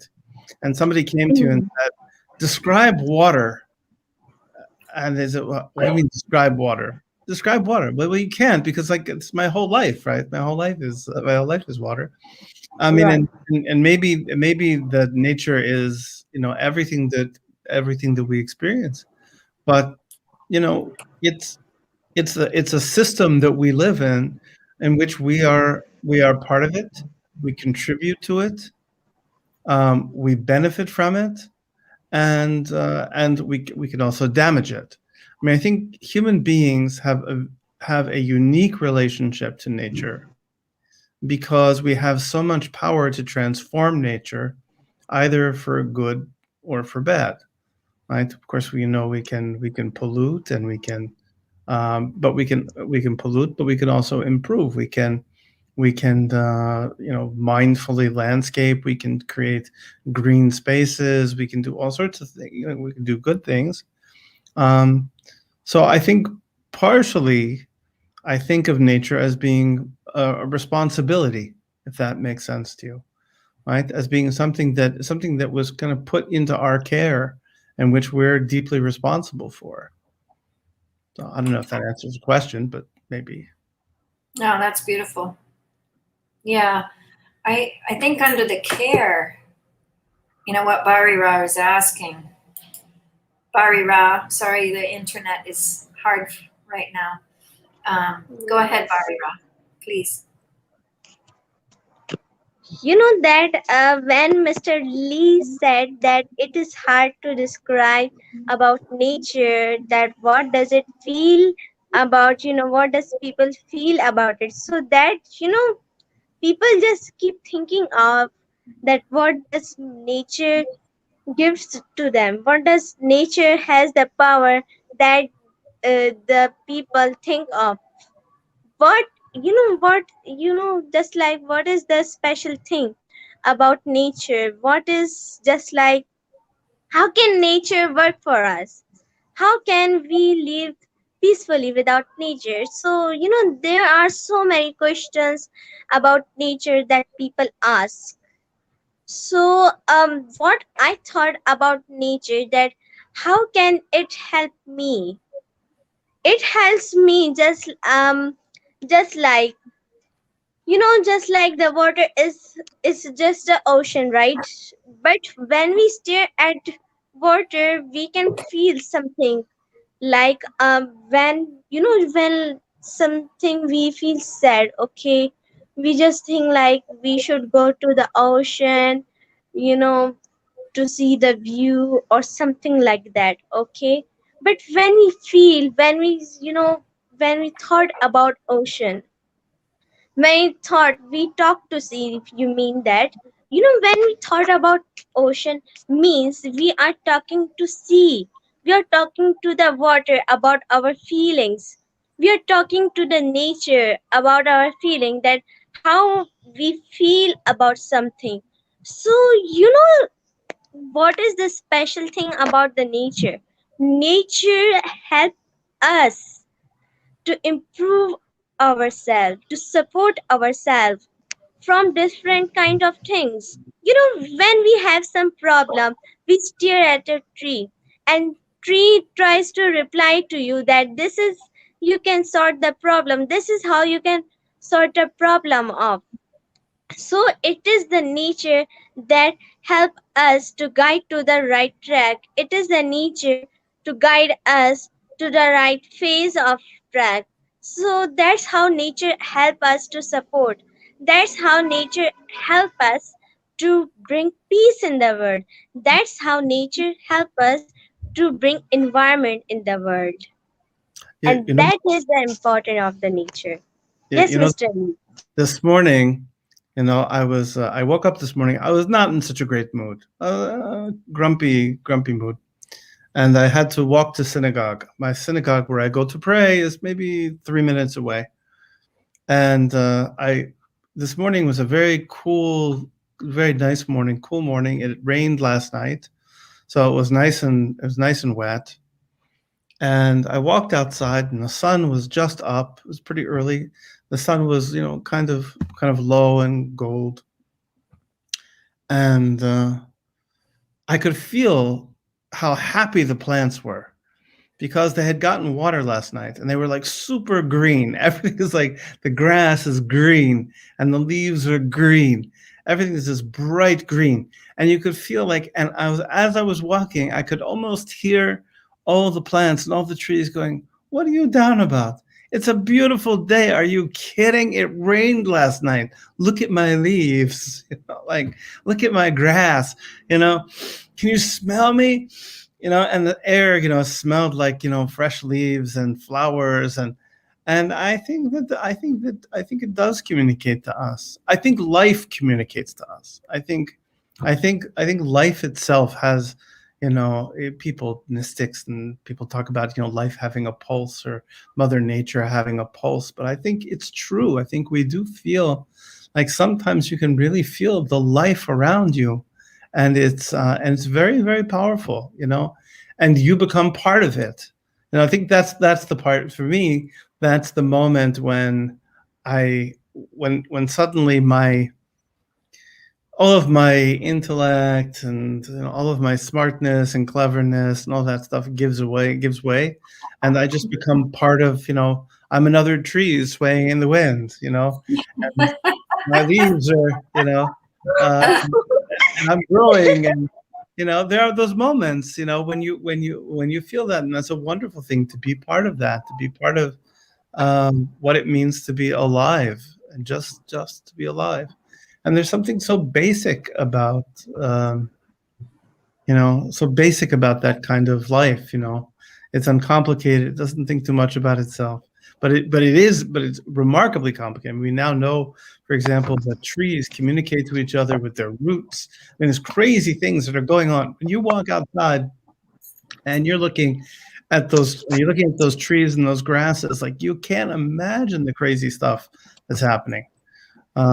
We're about to have a bizarre event here in Washington, D.C. in a few weeks. There are billions, trillions of insects living under the ground that are going to emerge from the ground in 3 weeks. Wow. Yeah. Really? Wow. You're So hearing That it? is very cool. It's these 17-year cicadas. Every Oh, wow. 17 years, they emerge from the ground, and there are like trillions of them. And Oh my goodness. they come up from their little black things, Yeah. bright red eyes, and they go up high in the tree. They climb, so they're going to come up out of the ground, climb up into the trees. They make incredible amounts of noise, this like loud buzzing, and then they give birth. They give birth, and their larvae will drop from the trees like rice, and drop from the tree like little grains of rice, and then they die. And then they're going to be thousands and thousands and thousands, millions of these bugs everywhere.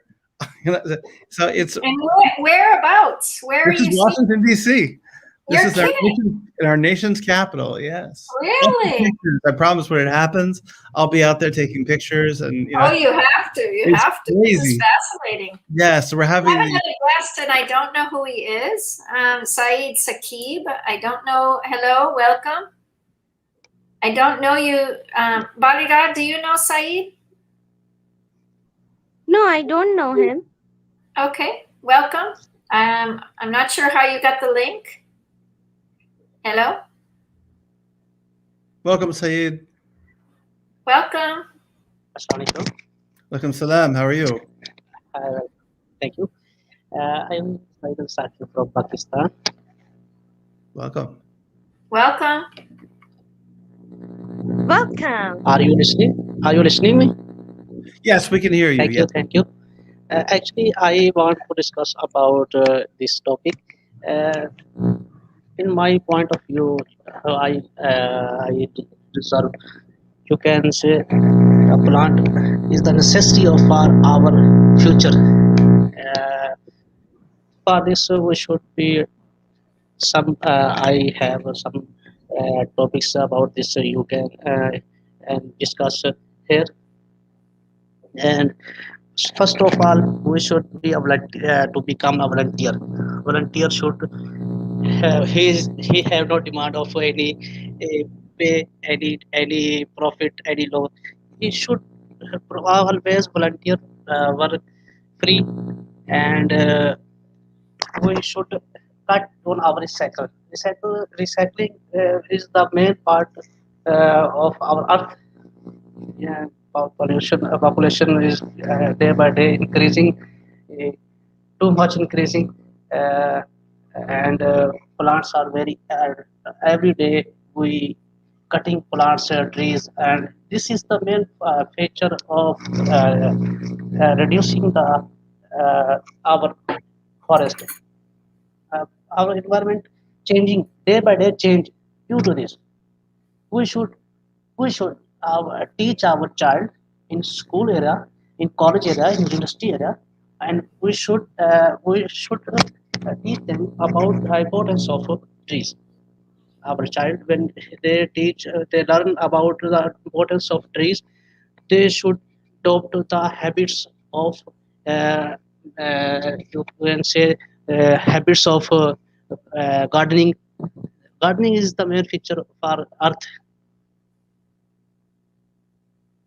Yeah, it's true that people, Hello. you know, in the old days, of course, people had farms and people had gardens. People, like now that we live in cities, people become very, you know, far away from these things. A lot of people, you know, I remember as a child, I don't think I really understood that wood came from trees or that paper came from trees. You know, um, it, which is interesting. Like I just didn't make the connection. Um, and yeah, I think, you know, teaching children to be sensitive to that and to understand it. I mean, obviously, trees are a renewable resource, right? And if we manage them well, right? If we manage them well, then, you know, we can always grow more, right? And certainly there's sustainable lumber. And there's just, you know, sustainable trees. But then we look at the rainforests and places like that, the Amazon, where, you know, just being stripped, just being stripped bare and not being replaced. It's very sad, very sad. I just watched last night this movie. There's a new movie out, and I was in the health food store last night, and or maybe it was the day before me. I don't know. Somebody wrote this idea on the, I think it's called I put it on my Facebook. I'm sorry. I'm forgetting the name. Sea Sparing or Sea, I'm not sure exactly the name. But when I watched it, I was shocked because it talked about fish. The fishing industry is the worst polluter of all of the carbon, all of the environment. This young man really, really took hold of it, and he's made a documentary. It's on Netflix. So it's funny because I'm on Netflix last night, I'm tired, and all of a sudden here's this name again. And I'm like, okay, twice in one day, I'm going to pay attention. So I went on and watched it. But it really talked about the depth of how the actual sea fishery and the fishing has destroyed the really big problems of, I mean, all beyond climate change. The sea is the biggest issue. Right. So it was really shocking to me. It was an awakening again. I was like, okay, the more discovery we get, the more young people with this thought, they want to support climate change. And one young man at 22 years old took his efforts and went to Japan, then found out it wasn't Japan, and all these organizations, you know, are trying to say that there's safe tuna. There's no safe tuna. there's no way to make it safe from killing off dolphins and killing off whales and killing off, and the fishing nets are the biggest problem in the environment from these big fisheries. And so it was very interesting. Just Seaspiracy, that was the name of it, Seaspiracy. And I was quite, I'm not going to eat fish now. I'm really clear about that. Sad. Yeah, I'm really clear about that right now. And I do eat fish, but I only eat once a month. I might have some tuna, or I might have some salmon. I don't eat much animal food at all. And I'm so grateful to watch this movie. And what one boy, 22, I call a young man, amazing gifts of, he took the efforts and went all the way to Japan. Then he went all the way and talked to all these organizations in the USA that are saying they're doing safe tuna labeling and they're making a ton of money, but actually there is no safe tuna. There's it's just like a whole conspiracy, and it's really sad. It's what I found out many years ago with the environment. I had a sustainable store back east, and as I was trying to get sustainable products out, there wasn't any big sustainable products, and my home was green all the way from 1984 because of chemicals making my children sick. And so I really am grateful that I asked, why are my children getting sick? And why was I getting sick from Ajax, and why was my life changing in the emotional body every time I cleaned my house, and I found out the reasons of chemicals. And as soon as I got rid of chemicals, and then of course I had teenage girls, and they all brought teenage chemicals into the house, and this product and that product. And they didn't understand how sick it made me, but my glands would swell up, and my whole body with chemical use swells up, from dish detergent to laundry detergent so I became an expert in the 80s around this. And so many people came to me, but the Seaspiracy was just like kind of over. It was one of those, again, aha moments, because we all look at the environment. And I think what Mark put together for these three environments, nature, mental, and ethereal, God is, for you and your tradition, and Fatima and her tradition, and my tradition, Barira, we have traditional relationships. And the other thing we did, and it would be really nice, we brought in scripture on Friday of all different traditions that talk about nature. So if you have any quotes from the Jewish text, it would be so nice for you to share those with us about nature. There's so many I know in the Jewish text, and I did a lot of my work on this in my first master's in theology. But I think it's really key.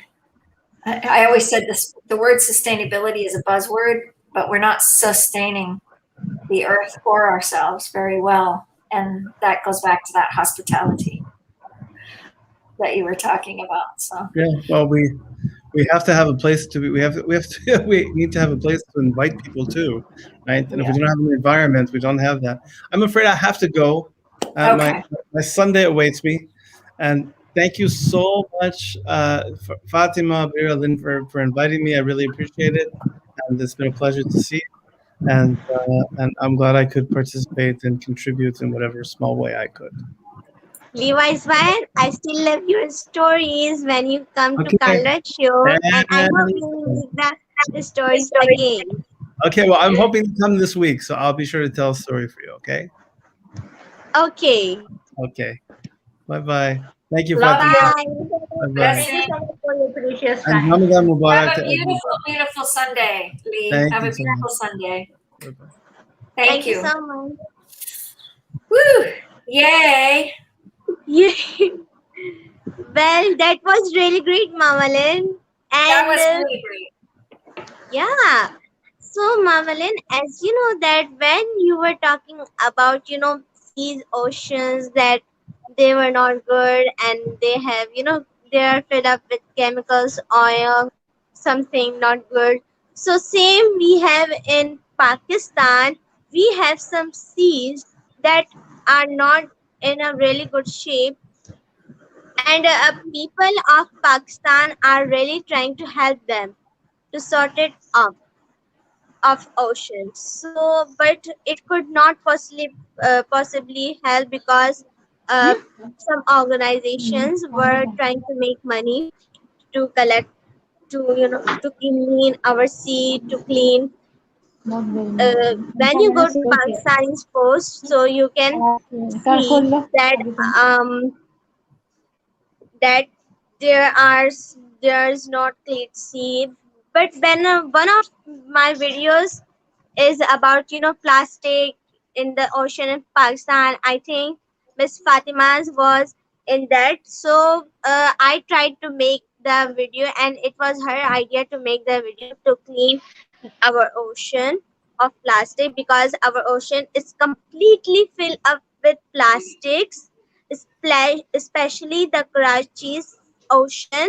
It is completely, just like fill up with plastics, and fish, turtles were dying because of plastics. So we need to help those poor creatures. We need to, just like we need to help them to make our ocean clean, because of those poor, humble creatures of it. So that's what I was thinking, to help them. I'm so glad. I'm so glad. For me, I'm just trying to connect Amar Jaffrey because he's coming on at 11. So talk for a minute and I'll be right back with you. And I want to talk about ocean. Okay? Okay, Malin. Keep talking. Okay. So as Tell you us know a that. story about that Okay. ocean. That would be great. Okay, I will completely explain about the ocean. What is the situation till you are coming back? So I will explain to you guys that what is going on with the ocean of the world. That people need help to collect, to help those poor creatures. To help those poor creatures, and also to make them, just like to help those poor creatures. Oh, we have someone, Mamalan. Yeah, Amar Jaffrey is coming on in a minute. I don't know how you got our number, Guadar. Hello? It is, yes, I know him, Carla. He is the Mr. Okay. Guru of Gavadir. He is helping Gavadir to promote it. And that's, Beautiful. Nice to meet so, you. yes. Thank you so much, Mr. Guru of Gavadir, for joining today. And Lin Chitik, he is my friend, and he's a very nice guy from Gavadir. Beautiful. And I'm inviting you. So please introduce yourself. Yeah, Amar Jaffrey is supposed to be on, so I'm just trying to get him on. He's on at 11 o'clock, so I will just Okay. be back in a minute. Yes, I also coordinate with the people. Yes, Barida, go ahead. Okay. Assalamualaikum, Mr. Guru of Gavadir. वालेकुम सलाम आवाज आ रही है आपको मेरी Yes, sir, I can hear you. जी thank you Barira क्या हाल है आपके खैरियत से हैं Alhamdulillah, sir, I am really great. So, sir, please introduce yourself. जी मेरा नाम गुरु ऑफ ग्वादर है मोहम्मद अफजल अब्बास और मैं ग्वादर में होता हूँ ग्वादर में एक मेरी कंपनी है Gwadar progressive business private limited का मैं चीफ एग्जीक्यूटिव हूँ और ग्वादर बेस्ड हूँ Excuse me, Mr. Guru, excuse me, Guru of Gavadir. If you speak in English, so Lin Chitik can understand. That would be And helpful. other Thank you audience. so much. This live is going. Our audience is out of the Pakistan. Usually people don't understand. Okay I am trying to speak English but broken I can speak understand but broken That's okay. That's okay. Nice to meet you. I am very interested in Gwadar. I have to get a little place there so I can come. Okay, thank you. My name is Muhammad Afzal Abbas I live in Gwadar. Deals in real estate properties in Gwadar. Great. Well, Ahmad Jaffrey just joined us, and we're going to bring him up to the stage. And hello, sir. It took me a while. It took me a while. My new phone would not hook up to WhatsApp, so I apologize, but I finally got there. Thank you. Thank you. No issues. No issues. No issues. Thank you. Welcome, welcome to the Torch platform and Speaking in Environment. Do you know each other, Gwadar, Guru? Do you know? Do you know each other? You know Ahmad Jaffrey? I don't know. Okay. Well, we're going to let him have the stage. Please come back in a little while. He's coming to talk a very important message that he has started the Silk Road. And he has a lot to say and a lot to share with us. And he's an amazing entrepreneur in Pakistan. So I hope you get to know each other. And we're going to have you come back in just a little while, okay? Thank you so much. Okay. Ahmad Jaffrey, thank you so much for joining us. I appreciate it. Thank you. Thank you. Thank you. Thank you. If you turn your phone horizontal, you'll have the whole stage. If you turn your phone. Let me check. I can do it or not. There you go. There you go. You got it. Okay. Okay. Now you have to just put it so you can see you. A little bit down. There we go. Now you have the whole stage. Beautiful. Beautiful. Okay. So we welcome you to Torch family. I want to introduce Ahmad Jaffrey. Ahmad Jaffrey and I met from Pakistan. And Ahmad Jaffrey has been at the forefront of SDG Academy, which is a huge sustainable development goal project out of Pakistan. And he's done tremendous work all the way around Pakistan in environment for the last few years. And he is now running an organization with the Silk Road. So I think we're going to share a lot. And Mr. Ahmad Jaffrey, I want to say thank you for coming. And I also want to, just mention to you the topic for Torch Environment theme was given to us by a man, Mark Lund. And if you can touch upon it with the Silk Road, that might be nice. But the theme this year is about 3 environments, about our nature, about our mental, and about our ethereal, which I call God or Allah, So these 3 topics are our topics for this year. So thank you. Thank you so much. All right. The stage is yours. Okay. Thank you much. Thank you, Lynn. And thank you all my listeners. My name is Ahmad Jaffrey. Currently, I am founder Digital Pakistan. So actually, the very idea of coming today and talking on Silk Road, I requested Lynn to give me a topic of Digital Pakistan on Silk Road. So first, I would like to inform about the Digital Pakistan. Digital Pakistan is an initiative.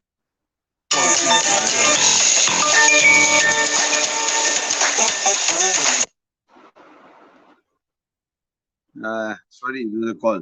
So, Digital Pakistan is an initiative which is taken by a number of organizations, including Government of Pakistan, the private sector, the grassroots communities. So we all are working on one point agenda, that is to make the Pakistan digitally strong. So now, we started this campaign 10 years back from villages.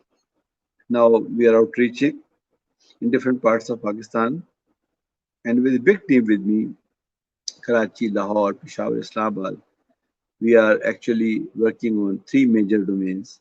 One is, as Lynn said, SDGs, Sustainable Development Goals. You all know it's a UN agenda, and people of Pakistan and Government of Pakistan are responsible to achieve the targets, especially the environment, which you talked about. Sustainability, that we have to live together, leave no one behind. And to achieve the targets, a lot of organizations are working, and we are trying to bring in place an ecosystem in which everybody can talk to everybody and try to achieve the goals, which are health, education, economic empowerment, hunger, let's say clean drinking water, gender balance, solar technologies, smart cities, decent work, and all these things. And then finally, we have like climate change, which is SDG 13, very important. Then life underwater, life above water. Then good governance and transparency, and finally the networks, which is SDG 17. So this is all about SDGs. Then the second domain on which we are working is emerging technologies, because due to fast, rapid transformation, every field of life, be it industry, be it NGO sector, be it government, they are transforming to a new situation, and this is a technology-based situation. So we are venturing into artificial intelligence, IoT, blockchain, industrial revolution, but putting all these things, the current technologies, and linking these with the development sector is the real ball game. So the third aspect is University Plus, in which we are trying to link the university students with the development sector. So this triangle is bottom up, in which we are trying to link the development sector of Pakistan with universities and emerging technologies. And meanwhile, this concept of Silk Road came forward. What is Silk Road? It's the road from China border, Khajrab, to Gwadar, and then from Gwadar to different plus 65 countries of the world. So this is a single road which is linking so many countries and bringing better businesses. Now, we in Pakistan are trying to take the full advantage of the situation and try to put our best foot forward to achieve the targets set by the BRI, Belt and Road Initiative, because the CPAC is part of BRI. So how does it link with the Silk Road? If you could recall, thousands of years before, there was a pony track and on which the donkeys and horses used to travel with the fine silk of China and coming to the subcontinent at that time, and the rich people used to have their dresses out of these things. So the same Silk Road has now been converted into a technology-based road. You know, alongside the physical road, there's a very high-speed fiber optic, which is going along. And to our estimates, very heavy global business will travel in this fiber optic.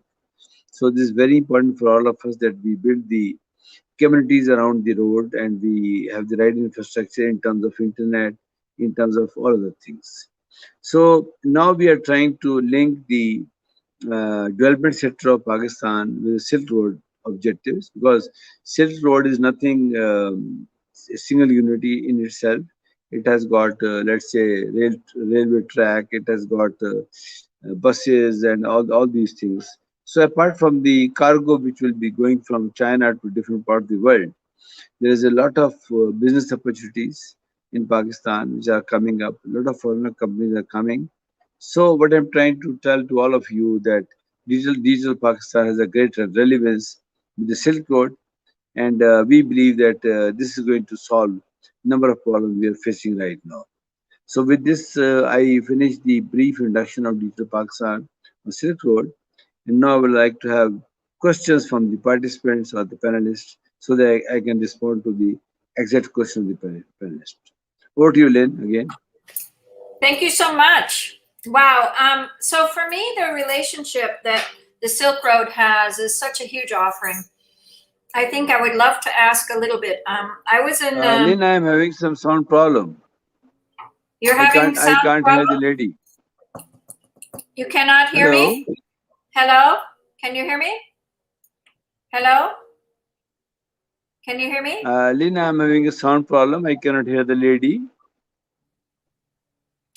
This is Lynn. This is Lynn. Hello? It's Lynn. Hello? Can you hear me? Can you hear me? Hello. I believe I believe I need to join back again. I think I need to join back again.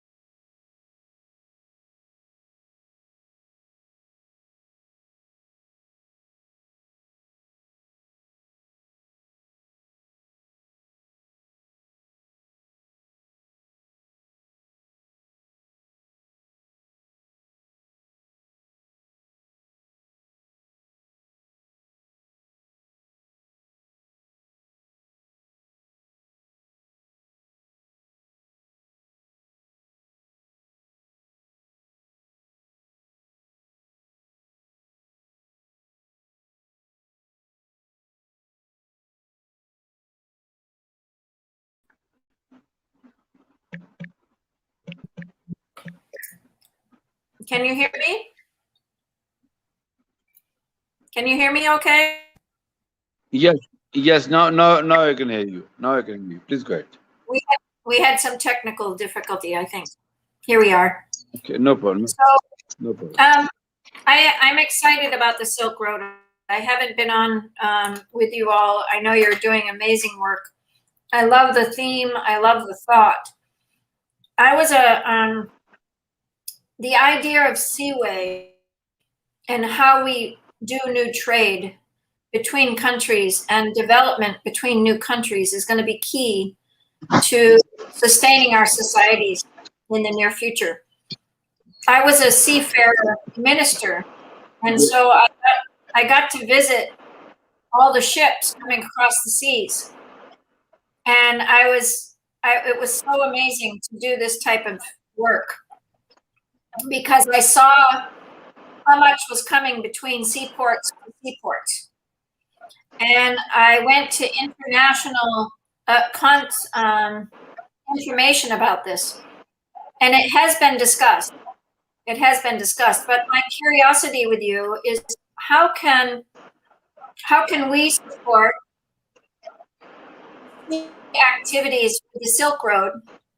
You know, you've got I don't know where the ports are. I think it's Karachi is your port in, but you're also talking about international roads coming from China and from India. Yes. So I'm curious on how these intersect. I'm curious on how these intersect. Okay. You know what's happening? The physical road from China is entering into Pakistan from Khajuraho border, and via Islamabad it is going to Khajuraho. So from there the sea link starts. So through sea link, traffic is going in cargo, ship cargo, is going to other countries like Europe, like Africa, like Middle East. So along with this sea link, there's a greater fiber optic. So but in which we are interested, we are not interested into physical roads. We are interested into these virtual roads, which is in the shape of fiber optic. So we are the people from emerging technology and cyber security. So we are trying to make it secure. Okay, understood now. So it's a fiber optic idea of Silk Road and trade within the internet development. But the physicality of environment, if you're looking at Silk Road and environment, tell us a little bit more how it would work between keeping the society and the next generations healthy with the environment. Okay, what happened that when this road was being constructed, there has been some damage to the environment also, because you have to cut the trees and you have to pave the way for the physical roads. But the government of Pakistan made a very smart plan in which all those trees which were disturbed through the Silk Road has been a great effort has been made to plant them again in the nearby area because they are very comfortable with the climate. Apart from this, there's a 1 billion tree program which is running in KP alone in Pakistan. So under that program, new trees are being planted. So that's how we are taking care of the damage which is possibly being made to the area from which the Silk Road is passing. So it's a good balance in which things are going progress. Great, great. That's wonderful. So how can people get involved with the Silk Road? How can we develop the relationship with the Silk Road as individuals and then groups? And I think this is going to be important. Okay. Actually, SDG Academy is in contact with a number of organizations abroad. So the model is very simple. Anybody who wants to do some CSR, he or she is welcome. But if anybody wants to do business in Pakistan, we are welcoming the people who are trying to do business in Pakistan. So any individual trying to come to Pakistan and work on the CPAC projects, I think they can approach us and we can easily get them connected with the organizations, the right people who are working on CPAC. Tell us more about CPAC. What does it mean? Okay, it means China-Pakistan Economic Corridor. Okay, China-Pakistan yes, Economic I Corridor. remember that. This is part of BRI, which is Belt and Road Initiative, and this is the linkage of approximately 70 countries. So Pakistan is one of those countries. This links the Russian states, the Europe, the Middle East, everybody around, because that is the shortest possible route from China to all these locations. Okay. Got it. So as far as how the infrastructure works, I heard a lot of things with the Chinese bringing their own people into Pakistan working and not hiring Pakistani people. So I don't know where this came from, but it's curious to me because some of the things, same thing happened here in America with different type of organizations. Including myself as a nurse, bringing people from other countries to work in this country versus hiring from Pakistan or hiring from USA. I think local is going to be key to the success of Pakistan. The local economy to create jobs for the local Pakistani community, right? The problem is the skill sets. So I think government of Pakistan has agreement with China that they will engage the local manpower also. But right now, the projects which are coming and being installed are ready-made. It's just plug and play. So only the Chinese can do it.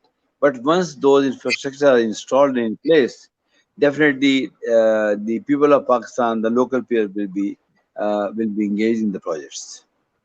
Yeah, I was involved with what's the name of the organization, Ahmad Jafri, that speaks in the Silicon Valley that is all Pakistan? I'm trying to think of the name. I met Khurram Zubairi there, and Khurram and I had a big discussion with the Chinese and the corridor at that point. But I was talking about fertilizer, natural fertilizer and natural product line. And as you know, the George family is working towards nature, not away from nature. And I think, we really are looking at these 4 areas of peace, health, environment, and tech. And so I just really pray for the healthy development between the countries in a way that they're growing culture, not taking away from the natural beauty of Pakistan, because Pakistan has such beauty. And as you know, I really hope to do a lot more with travel and bring people to Pakistan and create system change. But the beauty of it all, I think people, the integrity and the community itself, we have to bring forward such quality of life. And I was so excited. Last night I got to meet, or 2 days ago, I didn't do a show yesterday, but 2 days ago I met a man that I think he planted 400,000 trees in 4 months in Pakistan. But he also came to Washington to build the relationship between Pakistan and USA in 2019. So I was planting trees in Pakistan in 2019, and he was planting trees in America in 2019. So it was a great meeting, you know, it was a great meeting. So I think building relationships, how do we build relationships in such a powerful way that we are not seeing each other from separate, but as one relationship of helping humanity? You know, how do we build these Okay. relationships stronger? Okay. Recently, we have brought the idea of digital diplomacy. You know, what is digital diplomacy? You can be a part of it also. I can add you in that group also. We have made a Pakistan America digital corridor. So this corridor has 12 defined domains. So now the era of traditional diplomacy has gone. Now it's the era of digital diplomacy, in which people are talking to people, universities are talking to universities, communities are talking to communities, business people are talking to business people. So there are 12 tracks under Pakistan-US digital corridor, and we can discuss that if you are interested in the climate change track, we can engage you with the climate change. So I think this is an ecosystem on which you already work, and if you are interested to work in Pakistan in any of the domains, we can get you connected with the right set of the people. Thank you. Thank you. Yeah, I think for me, I want to come and spend 6 months so I can learn Urdu and I can really finish this last task of mine that I've built already. As you know, I've worked on sustainable development goals with Torch Family. How it all happened was, you know, it just happened, right? So I always wonder, like, what are you putting me in Pakistan for, God, you know? And I have loved Pakistan, and I have a deep respect for the Pakistan. I'm so proud of Fatima Aziz. She has built the recycling in Karachi, and I've guided her all the way through to create this wonderful, wonderful relationship to how she can move so many. But we need to build factories in Pakistan for the people to create system change, right? And quality change. And how do you recommend somebody like Fatima Aziz getting support in Karachi now that she has started a whole recycling? How can we support her? In Islamabad, we have set up a company. It's called Waste Plus. So this company, Waste Plus, there are 4 people in this company. So I can get you connected with those people. You send me a message, and I'll get you connected with the relevant people. So that they have all full-fledged training programs, solutions, everything. So you can talk to them, and they're working in my brewery office, and they're working with me also. So what I'm trying to tell you that for every domain we are working, we have a private company. So we'll get you connected with that company, and you can start working with them. Beautiful, beautiful. Yeah. That's great. Yeah, let's move. I'm ready now financially to create something development-wise, and you know, that the torch can be sustained right now, and the work that they've all been doing, because there's tremendous work in Pakistan from all of the torch members, and they've done really great work, and I'm very excited about it, and I feel very blessed to have you here. And what can we do for you on the Torch Family? How can we support you? You can ask your team here to talk to us and join our program. For example, daily 8 a.m. in the morning, we have a meeting with the farmers in different parts of Pakistan. Excellent. So I can put you in that group, and definitely you can whatever you're offering, you offer to those farmers. You can help them. Second is at 9 o'clock, we have a meeting with our school people. Right now, schools are in trouble in Pakistan because due to COVID, students are not coming, and the schools are losing their financial viability. So we are offering them additional businesses. So these are 2 areas where Torch Family and you can help us. Thank you. Thank you. I want to also mention, I talked to Digital Senator Mian Atiq, and he has, we're trying to connect kids to growing seeds. Again, I cannot hear you because There was some call, and maybe because of that call, if you want Okay. me, I can join again.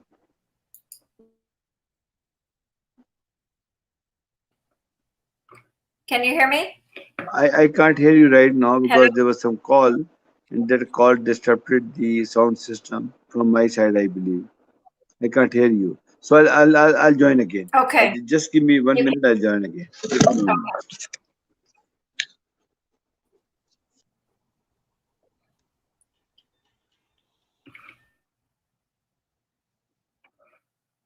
Can you hear me all right, audience?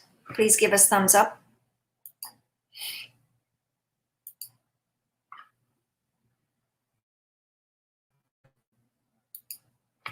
The power of internet, the power of how we help each other, how we create. Here we go. Here's Amar Joffrey. For another call by Rehan at 11:30, so he's calling me right now. So if you have any question, I can respond to you right Okay, go. You can talk to Rehan. Tell him to come on and talk to us. We should have this talk. now. Okay. No Tell him problem. to come on. No problem. All right. You have a Okay. blessed night, and I appreciate so much you coming with us. And I'm very excited to connect children to children through growing heirloom seeds. We have the farm school in Chakwal. So what you can do is, I'll send you a link for 9 p.m. tomorrow morning meeting, which we are doing with our teachers. So it is a recurring link. So any day you can join us, and you can offer your programs to the teachers also. Okay. Right? Thank you so much. Thank you. Later. Have a beautiful day. Okay, so as we move forward in the depth of torch environment and how we move into deepening understanding between different ideas, there's no greater gift than opening ourselves to how we as a society come together. There's the grace, there's the pieces of the puzzle, there are pieces of relationships. There are moments when you as a mother, you as a father can take a big change. There's a moment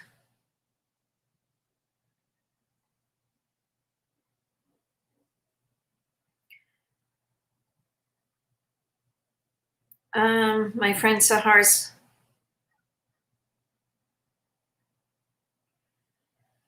planning to come on.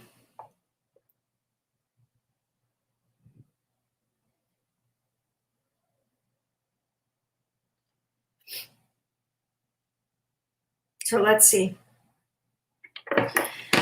So Sahar is a musician. That would be really great. We're waiting for another musician. So this is a really great time.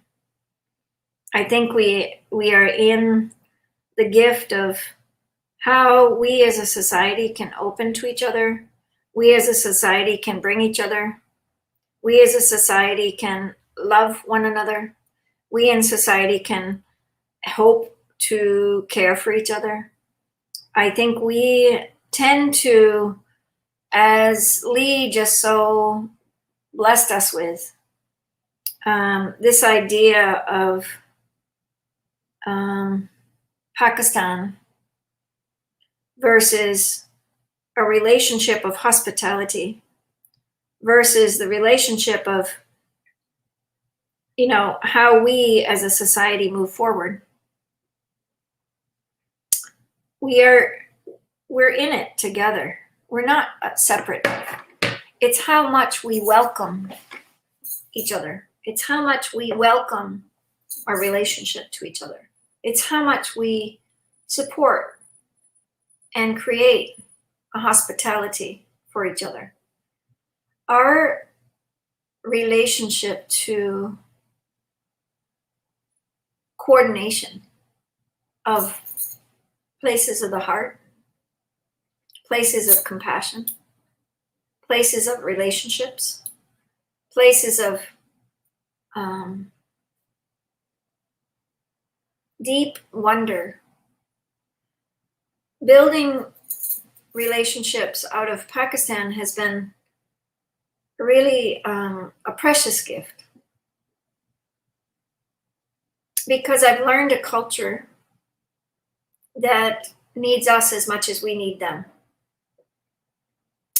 My environment coming back and forth between Pakistan and America and Pakistan has been jolting, right? It jolts you when you enter a new land.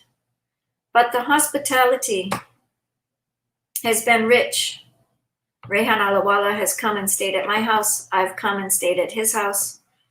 Ahmad Jafri welcomed me into his organization and to his home. If he comes here, I know he has a son in Washington. He will not come to my home, but he's welcome. Fatima is always welcome. Barira. When you go deeper with each other in cultural relations, you start learning how we as a society can start being present to new thought, new ways of being. One of the areas that I'm really feeling the vulnerability of my own inner environment, working with people, working with humanity, working with the ideas around humanity. People tend to not see the birds that fly between countries. The environment and the essence of the preciousness that nature has freedom, and we as a society do not. I think this comes from ignorance. I'm going to get a drink of water. I'll be right back.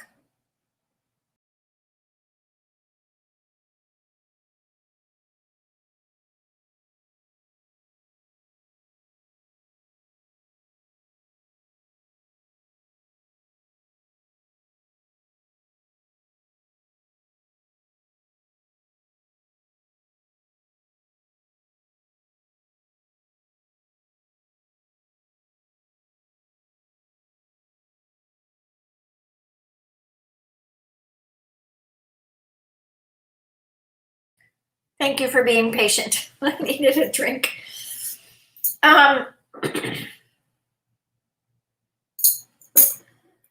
When you open up environment to the deep level of what it does for each other,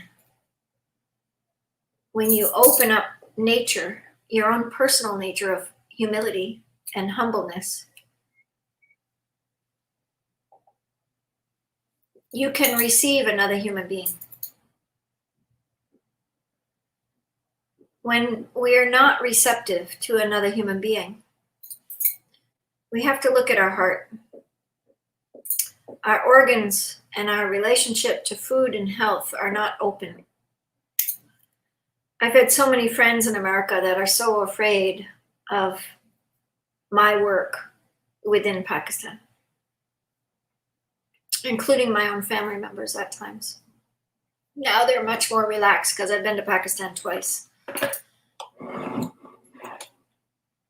But so many ideas come from a lack of commitment, a lack of community acknowledgement of receptivity.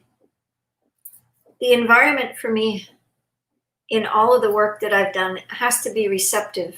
I have to receive Ahmad Jafri, I have to receive Rehan Alawala, I have to receive Fatima, I have to receive their words of wisdom and their actions. Torch has really tried to keep an open mind to the mission, which is simple action for global change. Our children are going to be global thinkers unless we do another war, which would be World War III, which would be a very traumatic thing for our next generations. theologically, I continue to ask each of you to take a moment and see how receptive you are to receive different ideas. This one's got too much spirituality. This one's got too much, this one's got too much that. I have to look at myself as soon as I shut down to another human being. I have to look at myself in my own nature of environment. Otherwise, I'm only coming from my own personal ignorance of not receiving another human being's love. Everyone has the right to do what they're doing. And then there's the part where we say, can we support you to go towards nature, not away from nature? Torch is not about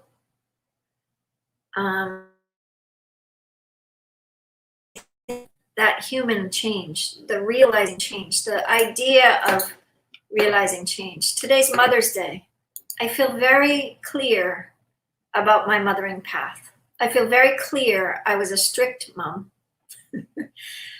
It wasn't easy to be a strict mom, but there were things that I was very clear about. My children couldn't hurt each other. They were not allowed to hurt one another, whether it was emotionally, physically, spiritually.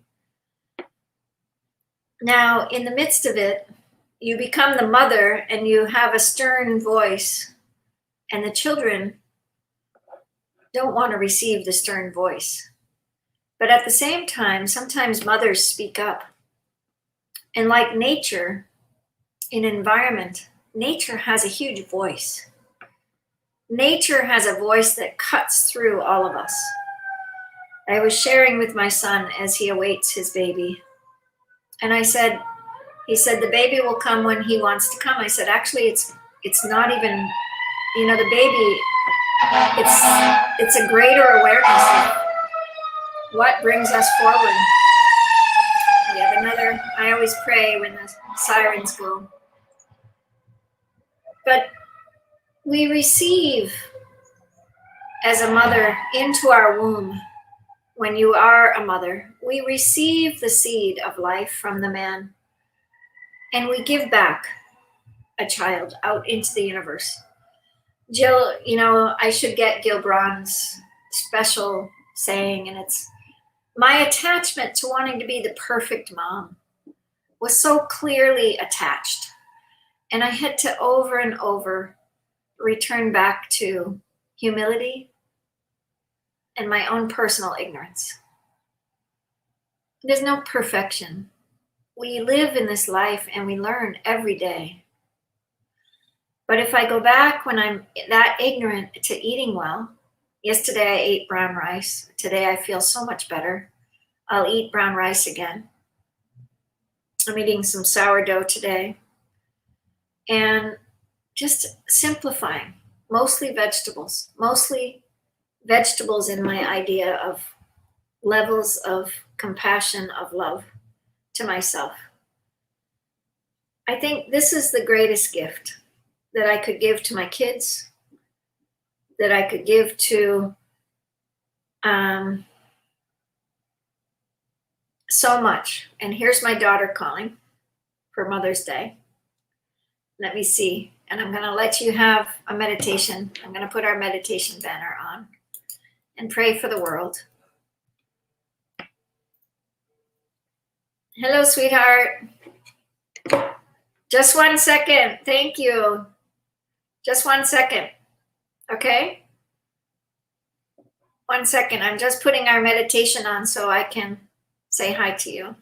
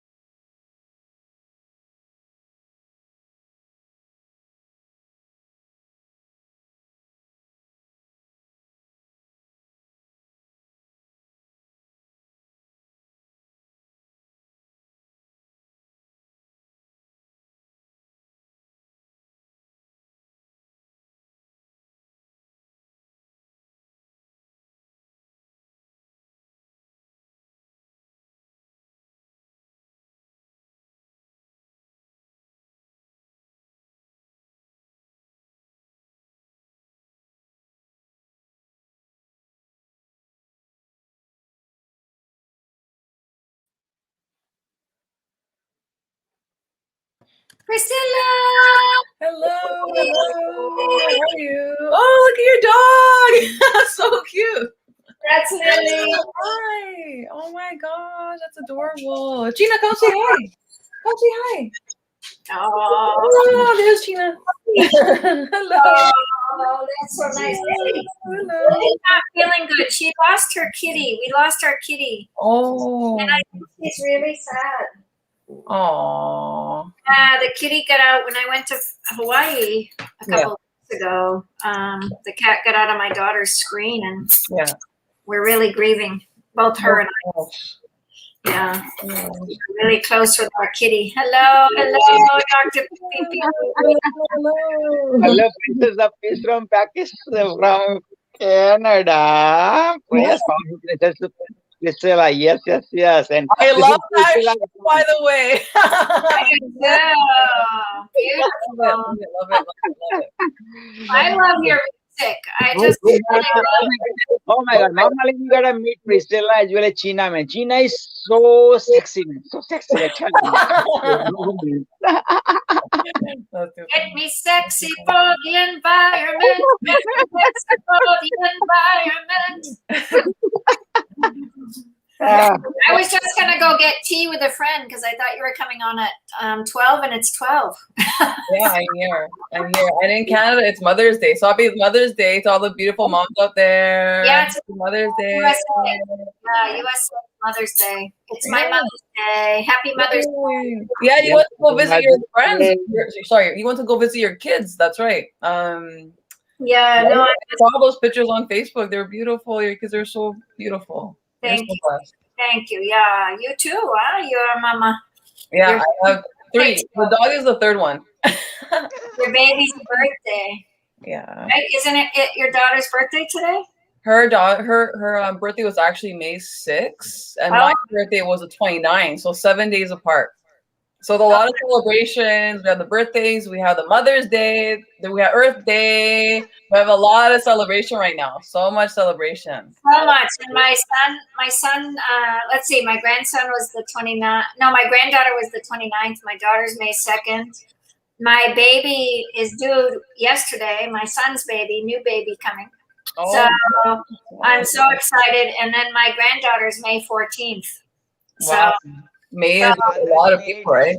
Lots of people in May. Yeah, so, my brother's also May. My brother Carlos, he's May 16. Beautiful. So a lot of people in May. Beautiful. Well, we welcome you. I don't think Sahar's going to come. He's going to come later. So we've got till 1 o'clock, and Shuni's coming on at 1 o'clock. You're 1 o'clock, so our is 4 o'clock, Priscilla. Oh, okay. Sorry. Yeah, sorry. Yeah, awesome. Get myself together. But I think Shuni's coming from Guatemala, and she's a shaman, beautiful, beautiful mother, beautiful grandmother, beautiful woman. And she'll be giving a lot of sharings and blessings. She's a ceremonial shaman from Guatemala. And then Mark Lund is coming on at 3. And then I'll come on at 4. And then Sahar is going to bless us with the end of our ceremony. So I think there are a couple other people. I didn't take the schedule. It was Fatima doing the schedule. But Fatima's internet has not had a lot of trouble trying to communicate. So we just surrendered to the receptivity of the mother. We never know, right? We never know. It's the receptivity, right? So we just have to receive what we're up to. And anyway, it's a blessing to have you here and your beautiful music. And I'm very excited to listen. So I'll be listening from the background. Okay. So the last time we saw each other, my hair was like au naturel, and I decided to go like platinum blonde. I haven't gone platinum more blonde years. So I'm like, let me do something like super different and something fresh. It's been really depressing, and your hair looks lovely. Thank you. Yeah, thank you. I'm excited about it. I didn't know. How about mine? You always look sexy, Dr. B. Always. Yes. You're always glowing. This goddess that lives downstairs, her name is Kat, and she has this garden, and you sit down in her chair, and she does all natural color. And she's an amazing goddess, but she transformed a yoga studio. She has a big swing in the yoga in her house now, in her apartment. So it was a yoga studio, and then she had a haircutting place, and she moved it in the back and just did it for herself now. And it's the most gorgeous haircutting place I've ever been to in my life. So I have this beautiful goddess woman downstairs, and then the other woman downstairs just opened an organic clothes store. So I feel like I'm blessed with these women underneath me. Amazing. And it's just like so cool, so cool. So Yeah, it's always nice to have like amazing people around us for sure. yeah, I just moved, and the feminine is like I'm a little. Congrats. Yeah, you're telling me. That's right. That's like a big thing to move, right? So congrats. Yeah, my stove is here, but I've got to change my stove. It's so cute, but it doesn't really work. So my landlord's going to change it. So anyway, we'll just keep moving. I don't have any pictures up. I'm still in boxes. You know, it takes what it takes. You just moved too. So the movement of environment is really big. And that's what music does for us. So let's let you do the music and move my environment. Yeah, well, I was invited to speak about like the topic of like how to enlighten the world. That's what I was told. So I did some like thinking for the past like few weeks, and I'll talk a bit about that before I play a song, if that's okay. Oh, George family. Anything you want. Awesome, We are here for you. So we're pretty open and free, and bless you, and thank you so much for your honor to have you here. It's an honor. Thank you. Happy Mother's Day. Peace Happy and Mother's Day. Yes, happy Mother's Day. Thank you. So oh my God, let me introduce my soul daughter, man. Hello, I am the celebrity guru, Dr. PPP. I'm the marathon man who ran 12 marathons. I'm the Himalayas guru climbing the Everest, the Himalayas, by God's grace and your blessing. I'm the torch king, and I'm humbled, I'm honored, I'm privileged, I'm blessed, I'm super excited to introduce you at Torch Environment Stage Annual Conference. None other than my soul daughter, the Grammy winner by 2023. Yes, you're going to see my soul daughter, Powerful Princess Priscilla, by the Grammy winner by 2023. Yes, without further ado, help me welcome with your lots of hearts, wows, like, and sharing none other than Powerful Princess Priscilla Una. Take it away, my soul daughter. I'm always praying for that to happen. I'm working really hard about that. So thanks, Torch family, for having me. You gotta love Dr. P's shirt. It's actually like one of my merchandise shirt that I gave him. So yeah, it looks really good on you, hot pink and black. It looks amazing. So yeah, as I said earlier, I was asked to speak a little bit about the topic of enlighten and how to enlighten the world, and how we all can enlighten the world a little bit day by day or whenever you can, and by doing simple things and things that are doable and not complicated. On my birthday, April 29th, that just passed a few days ago, 2021, I pulled off an event here in Toronto. As we all know, here we have lockdown and there's a lot of political issues happening all over the world. But in Toronto, especially in Ontario, it's been really tough for the artists because we haven't been able to perform and a lot of venues have been shut down. So I got my hair done for the event. I went blonde after a few years, and I released my album Enlighten. So everything just kind of like lines up. I was asked also to write a book about the blessings of COVID. And with this event about the environment, I mean, everything just lines up because the topic again was, you know, how to enlighten the world. So here I am, everything is lining up. And it's been a really interesting, beautiful, crazy, beautiful COVID time for myself, and I'm sure for many others. Like Lynn has mentioned and myself, we both moved. I know a lot of people have moved during this time, like physically, like to different, you know, shell, mentally, emotionally, getting rid of like old baggage, old people, or just like the negative people, I should say, out of our lives, and bringing that new, that fresh, that positive vibe that we need to survive and to thrive. So how to enlighten the world? Basically, again, simple acts of random kindness or random acts of kindness. So what does that mean? Like random acts of kindness. So for example, like if you're lining up at Tim Hortons, Tim Hortons is like a super popular Canadian cafe, or, if you're at Starbucks or wherever you're in the world, I'm not sure which cafe you have there in India or China or wherever you are. But, if you have like an extra few dollars, you could pay for the person behind you, for example. And, when you leave, that person will have to pay. And it's like, oh my gosh, like that person's so nice. There was no communication, but it was said throughout the cashier. And, that's an example. One example I did a few days ago was I went grocery shopping, and I was putting money for the cart, and I got back and I left the money in the cart, and I left the cart like not connected with other carts. So other people, can just grab the cart without putting their change in. Because what I've noticed is whenever people go shopping here in the city, like they never have change. They're like, oh my gosh, I don't have a quarter. I don't have a loonie. I can't get the friggin' cart, right? So that's a really, really small thing, and anybody can afford it. Anybody can do it, right? A lot of other random acts of kindness could be like doing something for your neighbor or like for a stranger and like not telling them, right? So it's like that positive energy is there, but it's like a mysterious or like an unknown person. At the end of the day, does it really matter who it is? The point is that it's a positive energy flowing around in the neighborhood, in the community, right? So that's like really cool. Another thing to do, give when you can. So an example in my life is I always have like a little change coin purse in my car. So I put like loonies and quarters and toonies and whatnot.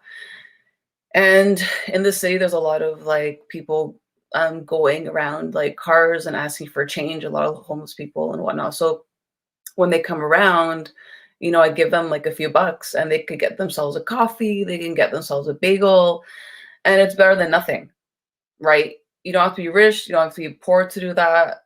It's like really, really small thing. So give when you can. Another example is like donate. You could donate used or clothes that don't fit you, either yourself or your kids' clothes, or whomever you have around you. Just collect. I have a bag of like a garbage bag. I just collect stuff either for myself or from friends or family that don't have the time to donate, or they don't know where to donate. And I have a few places that I go to. So for example, you could donate to church. Right now the churches are closed here for the most part, but you can always donate to like establishments, like corporations. Here we have Salvation Army as well. I think they might have Salvation Army in America too. We have Value Village, for example. Or even like when I was younger, I used to do like clothing swaps. So right now we're kind of like in COVID lockdown. People are kind of like skeptical to like see one another, but I think things will be getting better. Well, when you're able to, you can have like a clothing swap. So what does that mean? So basically you get girlfriends, guy friends, whomever, choose a location to bring used clothes and just put them all on the table. So you get to have like 2 to 15 people, whoever wants to participate. And you just have all the clothes lined up and you swap. All right. So that's a really good way of recycling clothes too, because for me, like I love fashion and I get really bored of fashion. So clothing swaps are super, super fun. Donate. Another thing you could donate to that I just donated a few days ago for my birthday in memory of my grandmother who passed away with cancer. She used to have blood transfusions. So every so often I donate blood. So that's another thing you could donate. I do that usually 4 to 5 times a year. You have to be healthy. There's a few criteria to donate here in Canada. You have to be healthy. You can't be on drugs or medication. Your iron levels have to be at a certain level. I believe it's 125. And when I last donated, it was about 145. So my levels was really good, thankfully. And it's helped that I've gained a bit of weight and the iron is strong. So that helps with donating blood. What else can you do to help enlighten the world? I remember once I went to a Halloween party, and this Halloween party was specifically to donate money to the Philippines, for example. And the organizer gave about 90% of the proceeds to a situation that had occurred that year. I believe it was a flood, right? And all the money went there to the people who lost everything, houses, clothes, and all those type of things. So if you don't donate locally, you can also donate globally. So there's different ways, depending who who you're connected to.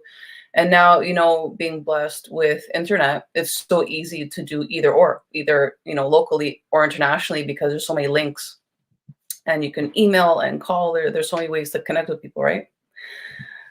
What are the other things we can do? Let's see.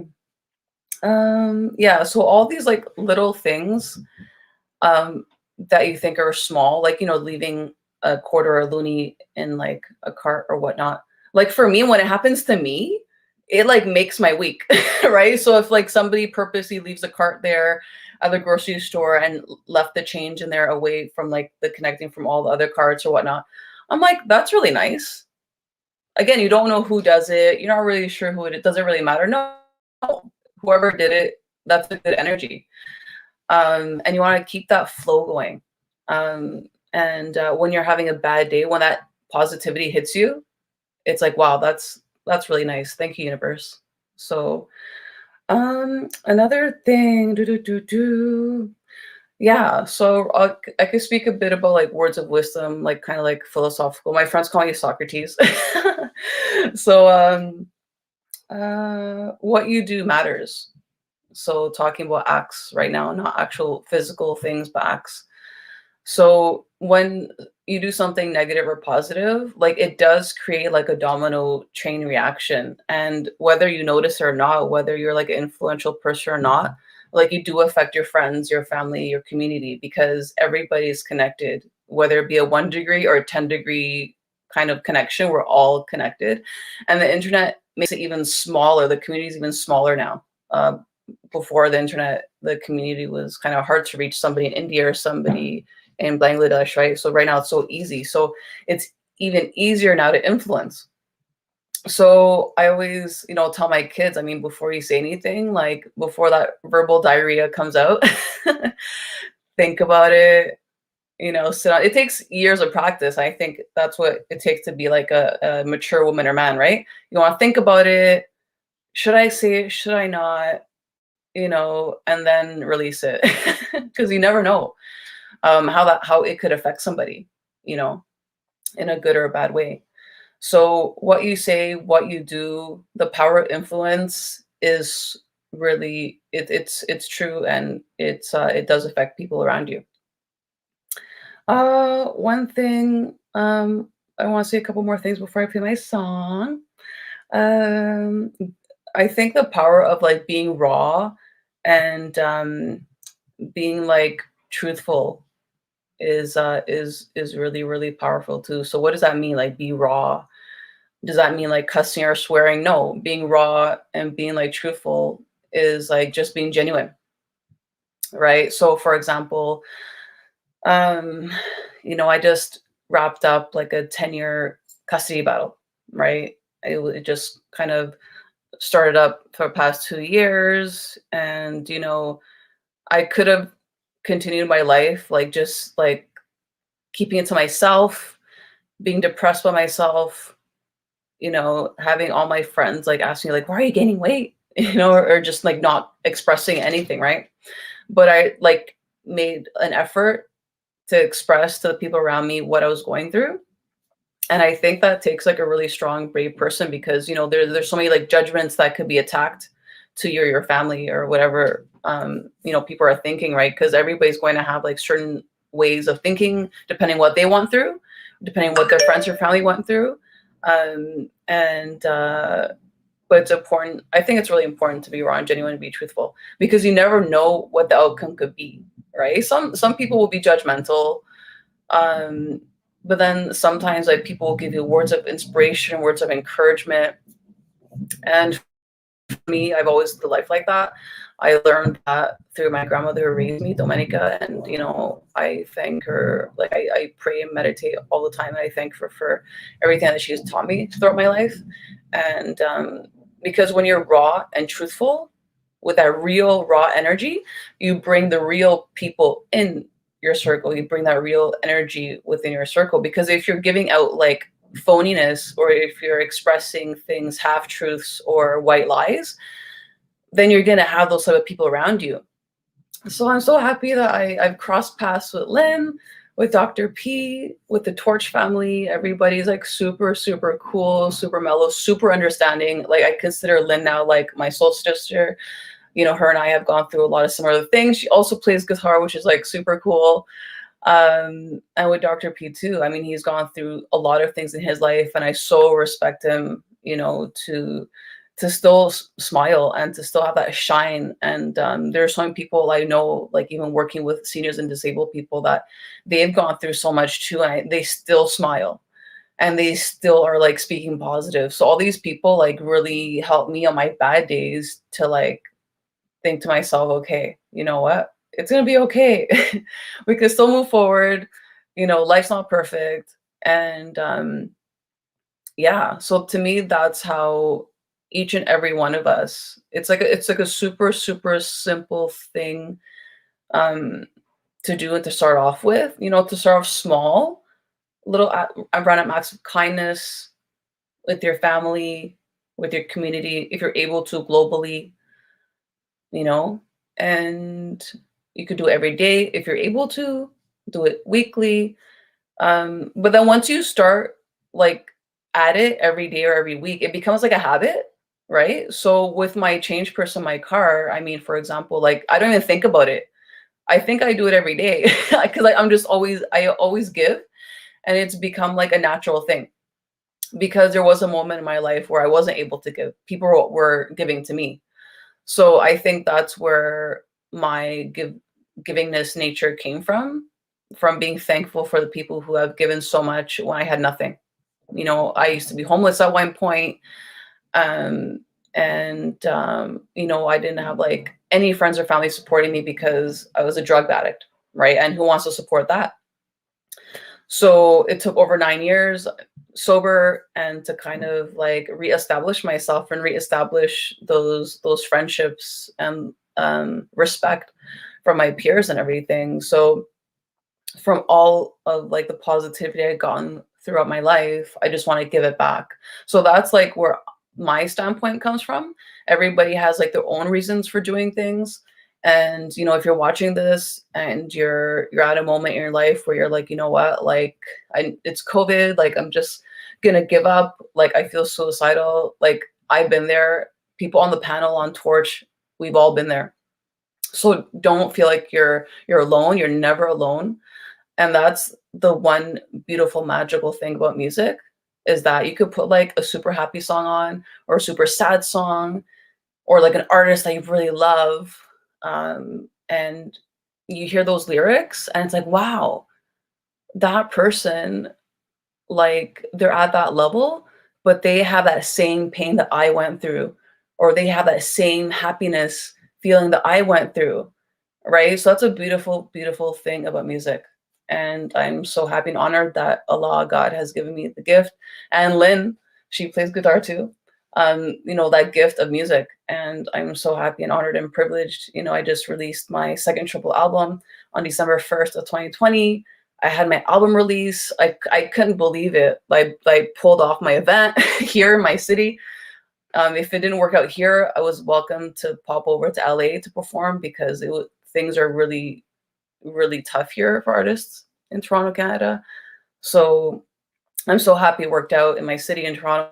And I was able to perform here and, just to express like all those years and hardships, and to present in a really beautiful manner. And the link is up. If you check out my YouTube, Priscilla Una, you could check that out. The link is up on YouTube. The links are also up on Facebook and Instagram. And yeah, you could enjoy. So my my latest project because I was like, oh my gosh, I gave birth to like a huge project. And then after like when you give birth to such a huge project like that, it took over 6 years. I thought to myself, like, what's next? And my buddy, Dr. PPP, he's like, for a while, since he met me, he's like, Priscilla, like, I see a book in you. I'm like, shut up. Like, I'm a songwriter. I'm a musician. I'm an artist. Like, I don't write books. And then I was contemplating and I was like, yeah, this could be my time to maybe dabble in that kind of thing, right? To write something. And then I was like invited to write a chapter in Robert Moore's book called The Blessings of COVID. And I was like, this is like perfect. Everything is lining up. I have so much to talk about on this topic. And I can't wait to share it with the world. I'm so excited, super, super excited. So it'll be out in a few weeks. So right now it is Mother's Day in Toronto, Canada. So today is Sunday, May 9th, 2021. So yeah, by next month it should be released on Kindle, and I'll put it up on my social media as well. So I'm gonna stop talking about how to enlighten the world. That's my perspective and my spiel on the idea. And today I feel like singing a song that I wrote called Someone. So I'm just gonna tune my guitar real quick and I'll play the acoustic version of the song with my guitar called Velvet. Isn't she pretty? Gotta love Velvet. Yeah. So this is like a steel string acoustic electric, so you're able to plug it into. So let me quickly tune this and I'll play this song for y'all.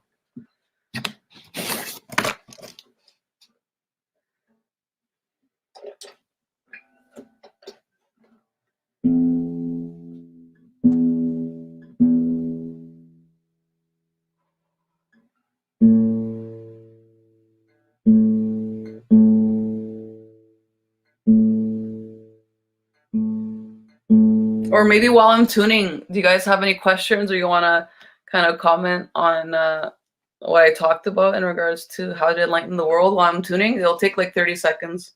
If not, I'll quickly sing the song once I'm done.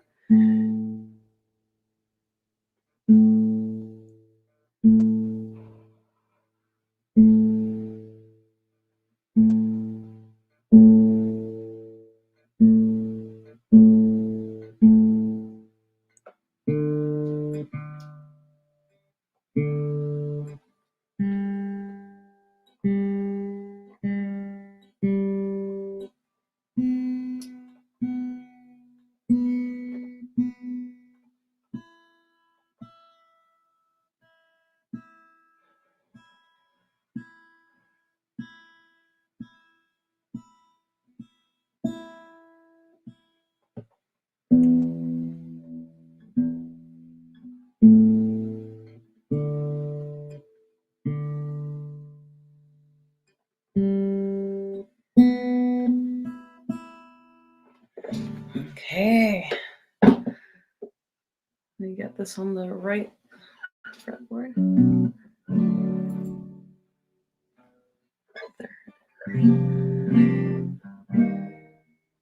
All right, ready to rock and roll. Let me put more of this angle here on the guitar. All right, so this song is called Someone, and it's on my my new triple album called Enlighten. The music video is out on YouTube. My music is also on Instagram, Spotify, and all the music platforms. If you want to hear more of my songs, you're more than welcome to.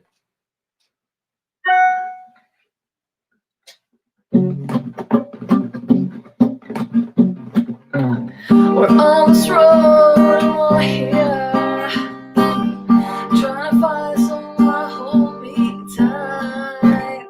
I don't have time for false promises.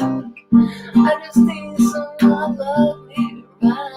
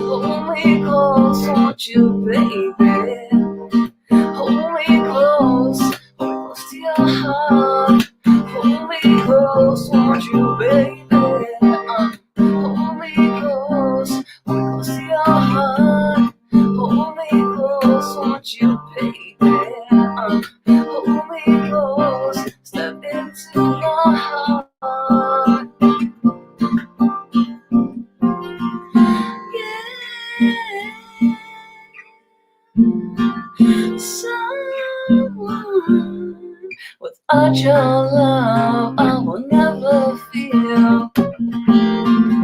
Yeah, just one. Without your love, I will never feel complete. Without your love, I will never feel the same.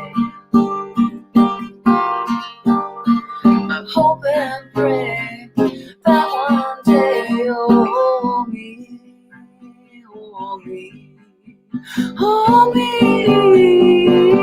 Yeah, yeah, yeah. Hold me close to your heart. Hold me close, won't you, baby? Hold me close to your heart. Hold me close, won't you, baby? Hold me close to your heart. Hold me close, won't you, baby? Hold me close. Step into my heart. Step into my heart, baby.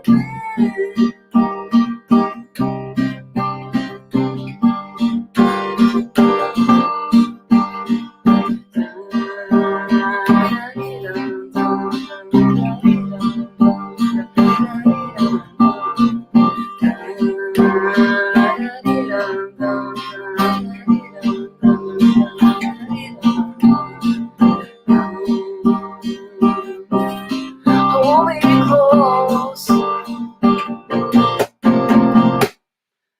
So that song, someone. Okay, I want to talk more. Let's do a bit more talking. I know, like, I can't hear it, but I can hear them all, like, everybody, like, clapping. So thanks. So that's someone. Okay, let's get back to the convo now. Beautiful people of Torch family, international Torch family. So yeah, that's basically what I could think about for like how to enlighten the world. And if everybody does one little thing like that every day, the world can be such more of like a beautiful place, I feel. And we could leave like all the gore and all the killing and all of the creepy kind of stuff. We could leave that in the movies. And we can leave that for like TV. We don't have necessarily to bring that in our daily life or bring that in society, right?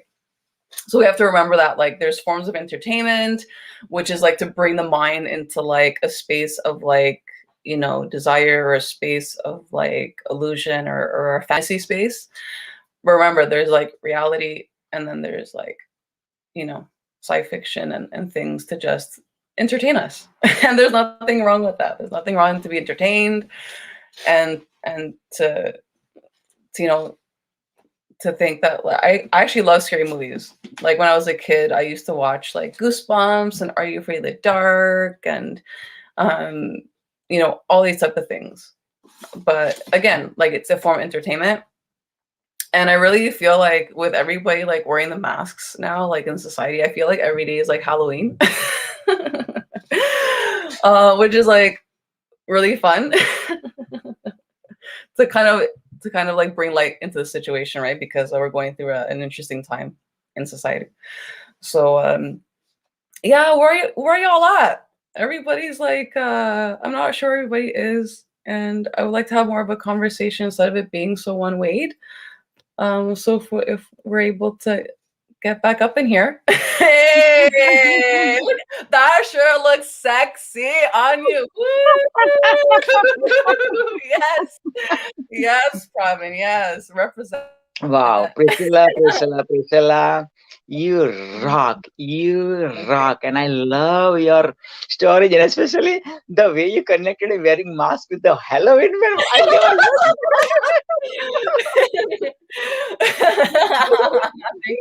Oh my God. My celebrity, you gotta buy Priscilla's merchandise, man. Priscilla's merchandise. Go to Priscillauna, priscillauna.com, Priscilla All means right. yeah. And, oh my God. This is also from Priscilla to Priscilla's gift, man. Especially delivered personally, man. You know, man, personally, man, came to my home and delivered. Wow, man. Also, this is personally autographed, man, from Grammy winner, man. Priscilla, man.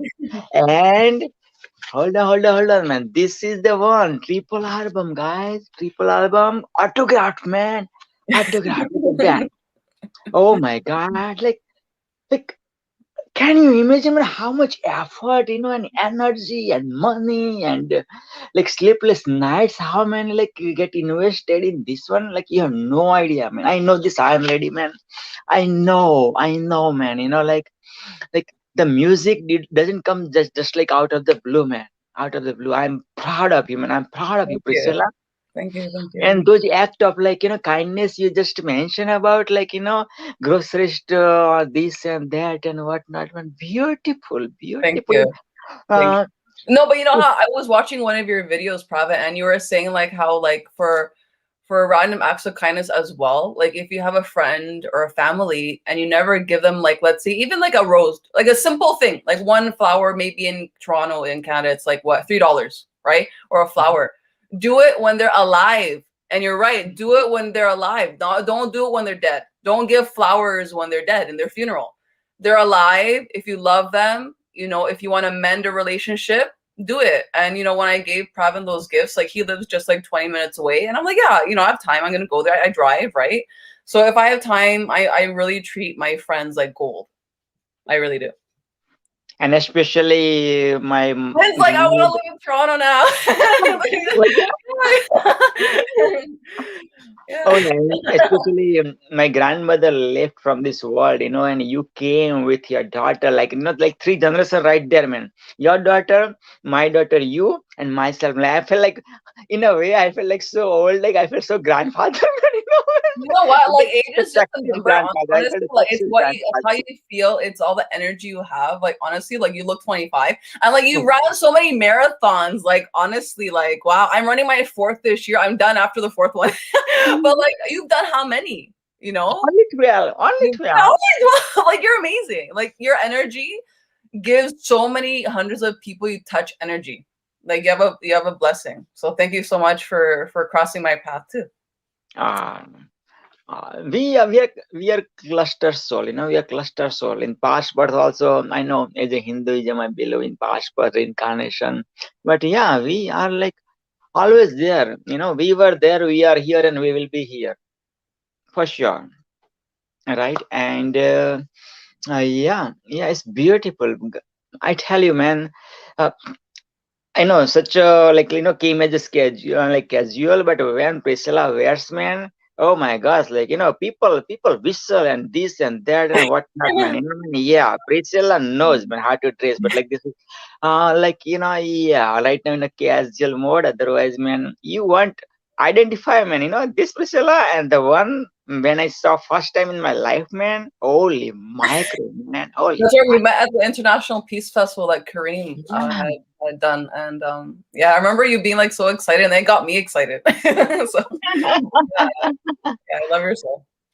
And oh my gosh, like you said, sit beside me. The way you said, like oh man, like I like 5 years plus of a relationship with your sister with Tina Tran, and like that's how our relationship started as a soul father and daughter. And like wow, man, like yeah, I met Tina at that moment too. I met her at the International Peace Festival as well, and yeah, she's a powerhouse. She's been through like so much. And now she's like a home female Buddha, preaching every day. So for people who understand Vietnamese, you can check her out.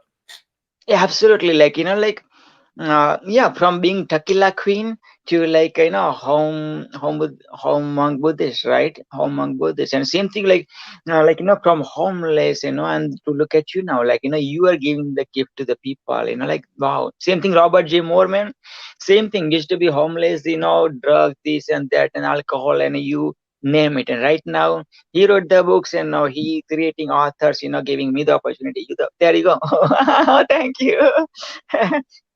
Thank you. And people will hold your book too. I will hold your book too. Yeah, also you and I both are writing the same book, man. Soul Father, Soul, Yeah. Princess, That's writing so same cool. book We're together, man. writing this book Wow. together. That's like super cool. So like again, Yeah. it's interesting how like people cross paths and then like things just happen. Like I was never thinking a million years I would write a book. Never, like never. And then like same thing with being an artist. Like I never thought in a million years I'd be an artist, but it's like life kind of like brought me here, and here I am. So I'm just riding the wave live. Woo, riding it. Yes, Sometimes I very good. drown, and sometimes I'm like surfing really good, and then I get tired sometimes, but I'm riding it. I'm riding it. As we all are. We're all riding the wave of life. Absolutely, and you are real asset for Torch, and whenever I need, whenever Mama Lynn need, Torch needs, you're always there, and happy Mother's Day, like, being the mother of two beautiful princesses, like, I have opportunity to see, both their princesses personally, man, and so why such a tender age of teenagers age, man, beautiful, I mean, the way you brought them up. Oh, hats up to you, man. Thank you Hats up so to you. much. Thank you. And again, like I was saying before, like you were there, in when I was going through the custody battle. So thank you so much. And I think like when kids go through all of that like kind of turmoil at a young age, that's what makes them more mature, because they see, situations and they have to survive it, right? And they have to thrive. So I think that's where the maturity comes from. And I'm not the only one who had a hand in raising my kids. I have like my ex and family and everybody, so I mean we're all a community together, just trying to raise these kids as best as we can. Absolutely. That's beautiful. I have no idea how you manage everything, like, taking care of your two beautiful kids, taking care of yourself, also you as the nurse, also your music passion, and real business, like, not like some people have passion, but like, it's a business too, right? So like, wow, and lots of other like giving charities, and whatnot, right? Wow. Well, Beautiful. like with COVID, it affected many small businesses and myself as well. So, on this break, I was given the opportunity to complete my album, right? My project. I had this time to write this chapter. I have all this time to read these books that I've been given, right? So I have all this time, and like I'm using my time in different ways. So I'm not only thinking about money, and I don't think it's a healthy way to live a life, like always thinking, but okay, if I do this, I'm going to make this much money. And I think prior to COVID, a lot of people were in that trap, right? They're like, okay, I have this career, I have these bills to pay, and then it's like, I need to like get this type of like amount to survive. But I think with COVID, it shifted a lot of people's thinking now. And it's like, in the beginning of COVID, I remember like online seeing all these people, like millionaires, just like donating all their money to charity. So like a lot of people have like shifted their ways of thinking during this time. And for me, as I told you, and I keep on telling people, like if I ever make so much money, I would just give it back, like in different ways. Like I love kids, so I would probably like have an orphanage, for example. I have no idea where my life's gonna take me. I just do what feels good, and I meet amazing people along the way, and like we help make each other's world more beautiful, right? Absolutely. You know what? WWF, I think, there is a foundation. Lots of charities are there. They're taking care of orphanage, and you just pay money, $25 or dollar a day, and they will take care of the World Vision Foundation or something like that, I believe. World Vision Foundation. Yeah, and there are lots of others too. Yeah, so start with one at least. You know what I mean? Right now, at least let's say $1 a day. And have whatever the country. You know what I mean? You can choose baby boy, baby girl. Or a fun person. And then your two daughters have like again. Another one. Like yeah. Exactly. So for example, like whenever I run marathons, like for example, I have this one that I ran for a sick kids. So basically, like we raise money for RBC sick kids, for example. Oh, yes. And even before that, for Scotiabank, like usually each bank has like a corporation that they give money to. And even before my marathons, like whenever I did an event, like a live event, like actually people paid and came, walked in the bars or the actual venue. most of the money went to sick kids, for example, right? So it has a portion or 100% proceeds will go to somewhere. One year I did the stair climb, and we raised money for wildlife, for example, right? So each thing that we usually do, like most artists usually are always giving to some type of charity. That's just a part of like artist nature. You'll find like each one like kind of just we all like to give. We're just like always giving. give. And that's true. That's true. You know, and you're teaching me the lessons of receiving too. So That's thank important. you for Yes, that. it's so important too. Like I said, in my life, I've so many amazing people. Like sometimes strangers, right, would give, and then I always like felt like so like appreciative, right? So like I always, whenever I see somebody like giving too much, which is you, because you give a lot of your energy and everything. So I like to like give that energy back. It's like it's okay to receive too. There's nothing wrong with receiving, with saying thank you for giving me this, because that it is like creates wealth, right? Not only wealth like financial, but wealth in the heart. Like you feel like, you know, you deserve to receive, and you do deserve to receive. Everybody deserves to receive. Wow, that's amazing, Priscilla. Really amazing. Beautiful. Yeah. Amazing. You know what? I'm talking about the marathon. Like Priscilla and myself are running a Guinness World Records marathon. Yeah, right. I'm gonna start. I'm gonna like. I'm not gonna lie. I've been procrastinating for the past month or so because I was going through, as you know, I was going through a lot of like emotional things. So now I'm gonna like stop eating the pizzas. I'm gonna focus on this Guinness World Record. Honestly, Monday, which is tomorrow, I'm gonna focus on it. I'm gonna eat clean, which means fruits, vegetables. I'm gonna do my best to stay away from carbs, and I'm going to run at least 5 times a week. Awesome. Yeah. Awesome. Yeah. Awesome. Cool. So every week, send me the message like, okay, today five days are done. This week 5 days are done.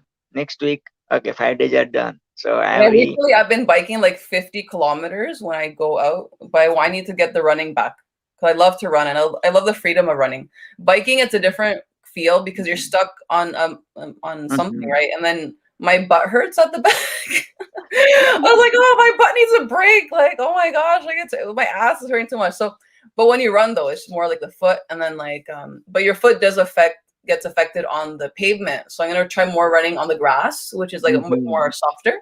yes. Yeah. And it's more advisable, like on the grass, like barefoot, like if the grass is good, if you walk barefoot, that's very healthy. That's very healthy. So like I live right by the beach. So I'll be like running barefoot. No, And all my neighbors be like, wow, look at that crazy girl like running on the beach. But yeah, that'll be me. That'll be the crazy girl on the beach. Right? Like working my at the same time. Absolutely. And my celebrity, if you would love to run a marathon with us wherever you are in the world, connect with me, connect with Priscilla, and we'll make it happen for you. It's free, totally free. Can you imagine, from your home, wherever you are, and you can have this opportunity in rest of your life, you can say I'm the Guinness World Record marathoner, and this is only 10K. You can run, walk, jog, take as many as break in a whole one day on 19th of September.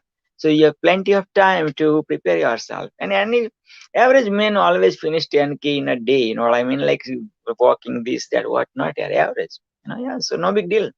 Okay, you have to remember people like province average is like different than everybody else's average. Province average is like here, and everybody else's average is like here. So yeah, you know what I mean? Like, everybody's normal is different. I don't think everybody walks 10K a day, but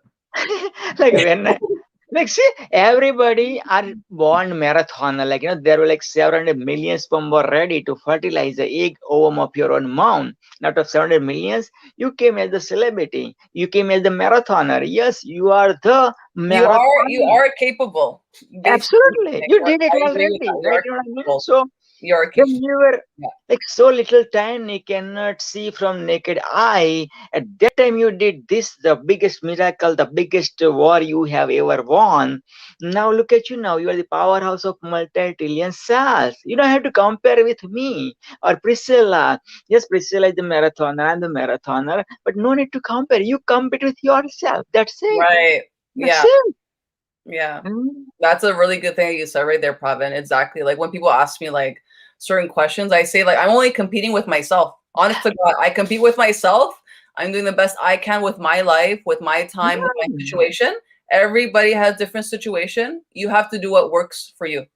Exactly, because you have no idea what Priscilla been through in Priscilla's life. You see the Priscilla as the finished product, but you have no idea. Thanks Priscilla's greatness. Priscilla shared her background story, his life story. That's her greatness, Priscilla's greatness. Same thing with me, or same thing with you. I have no idea what you've been going through, my celebrity. Whoever is listening or down the road listening the replays, I have no idea. Priscilla, I have no idea about you. But you know what you've been through, what I mean, ups, down, and everybody. Like, look at your heart cardiogram, always up, down, up, down, up, down. The day your heart's cardiogram becomes the straight, that's it. You're with the God. You're in the heaven. No pain, nothing, what I mean, rest in peace, you'll see, as Priscilla mentioned, the people give you flower, this and that. But Priscilla gave a very good message, like, give the flower while person is alive. Say good words when person is alive. Make a one phone call or this or that. What not, man. Yeah. Today when I called my father and my mother, man, I wish my Mother's Day. I wish, and I said, man, Mama, you give lots of kisses to my daddy, man. Man. Yeah. That's nice. Yeah. And yesterday was my father's birthday. Oh, that's amazing. How old did he turn?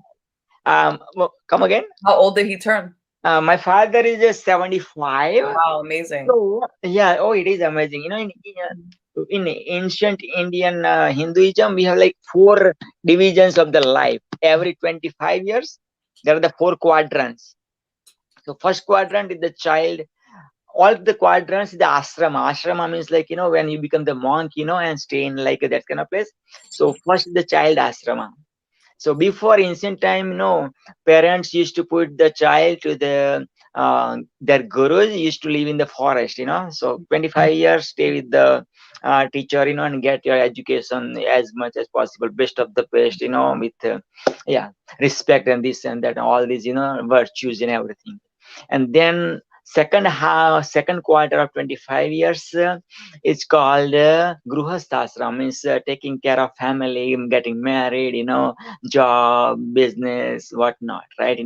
Creating another soul, another kids, babies, so many, right?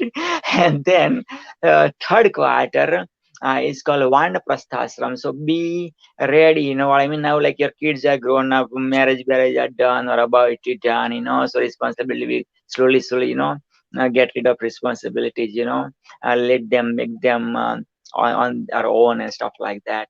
So those years are Vanaprasthashram, and last 25 years is Sannyasashram. So you live like the monk.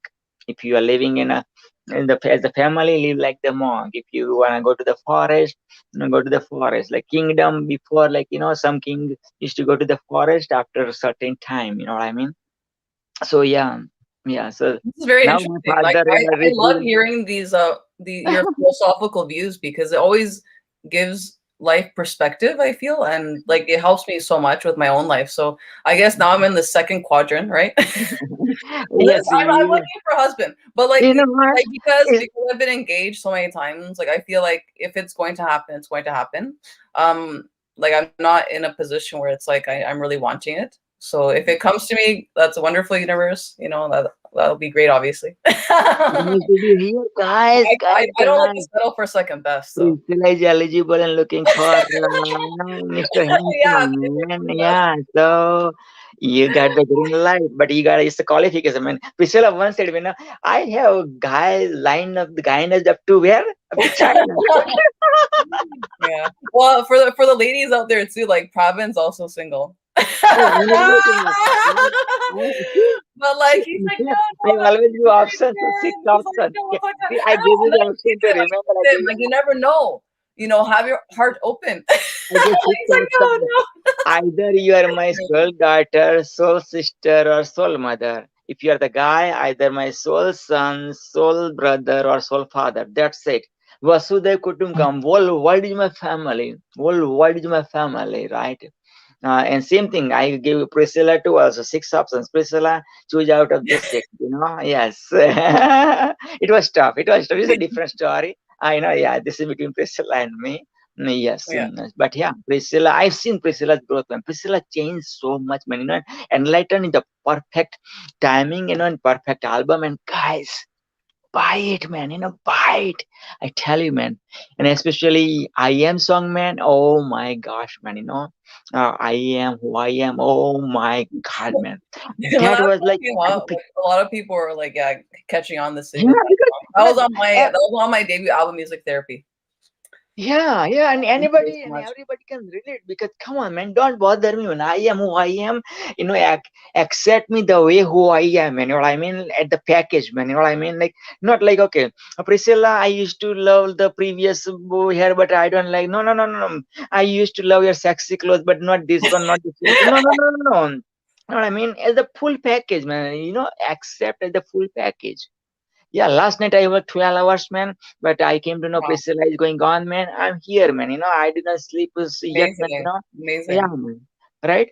Because again, like, it's like, come on, it's like, and yes, blood relationships are good, but also like we are like spiritual global. This is a global village, as Priscilla mentioned. You know what I mean? Like, yeah, all the boundaries are broken, man. Broken. It's like nowadays, you get married in one continent, and have like a lunch in a different continent, and have honeymoon, on the moon, man. Forget about on the planet Earth, man. You can have honeymoon on the moon, man. Look I at hope this. I'm still alive when Elon Musk actually wins Yeah, NASA and gets us to the moon. That'll be so amazing. exactly, Because exactly. like most of the people are like bored here on Earth, right? Michael Jackson is, man, let's go to the sun, man. You know what I mean? Let people go to That'll be moon amazing. or Mars, man. Let's go to the sun, man. You are the sun. You are the sun, man. Look at the light, the vibrant light you are, sharing up to now, and in the future you're going to share. And have Priscilla's music, man. Have Priscilla's merchandise, man. And see, to make the artist happy, man. Whatever the artist is offering, just buy it. To make the author happy, man, buy his book, and that's it, man. You The own that show, author, right? man. Buy the merchandise of that artist, and that's it. You own that artist forever.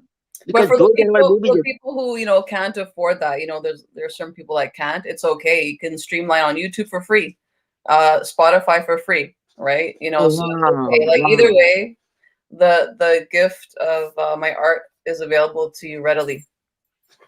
Beautiful. Look at that. This is giving, man. This is giving, and almost every artist, has a big heart. When you have big heart, then you become the artist. I mean, it's not the other way, like you are the artist, that's why we got. No, no, no, no. First you have to have big heart to become the artist, man. And Priscilla, your name is the origin of what? Just share it when you're. What's the history about your name, Priscilla? Yeah, so my mother named me after Elvis Presley's wife, Priscilla Presley. So my mother loved Elvis Presley. She loved rock music. And basically, like, she just, not only my mom, but my family loves music, right? But there was no official artist in the family. So with that name, I was like, kind of like given this musical curse with this name. And it just so happens that, like, I have the gift of music. So that's where my name comes from.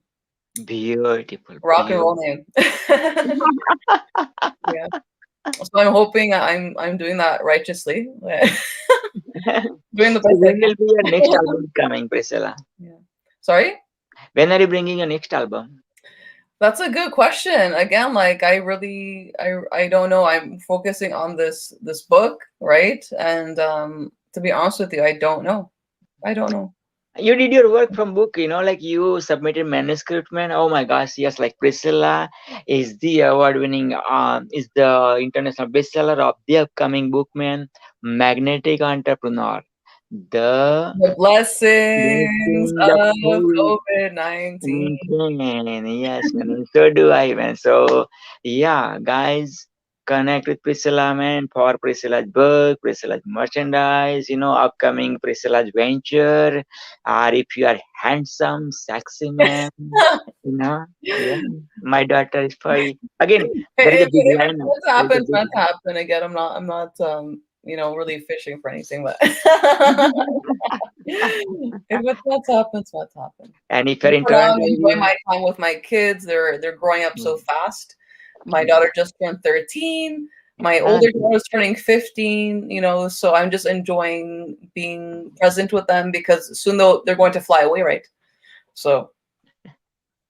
Yes, that's true. Happy 13th birthday to your daughter, and happy 15th one.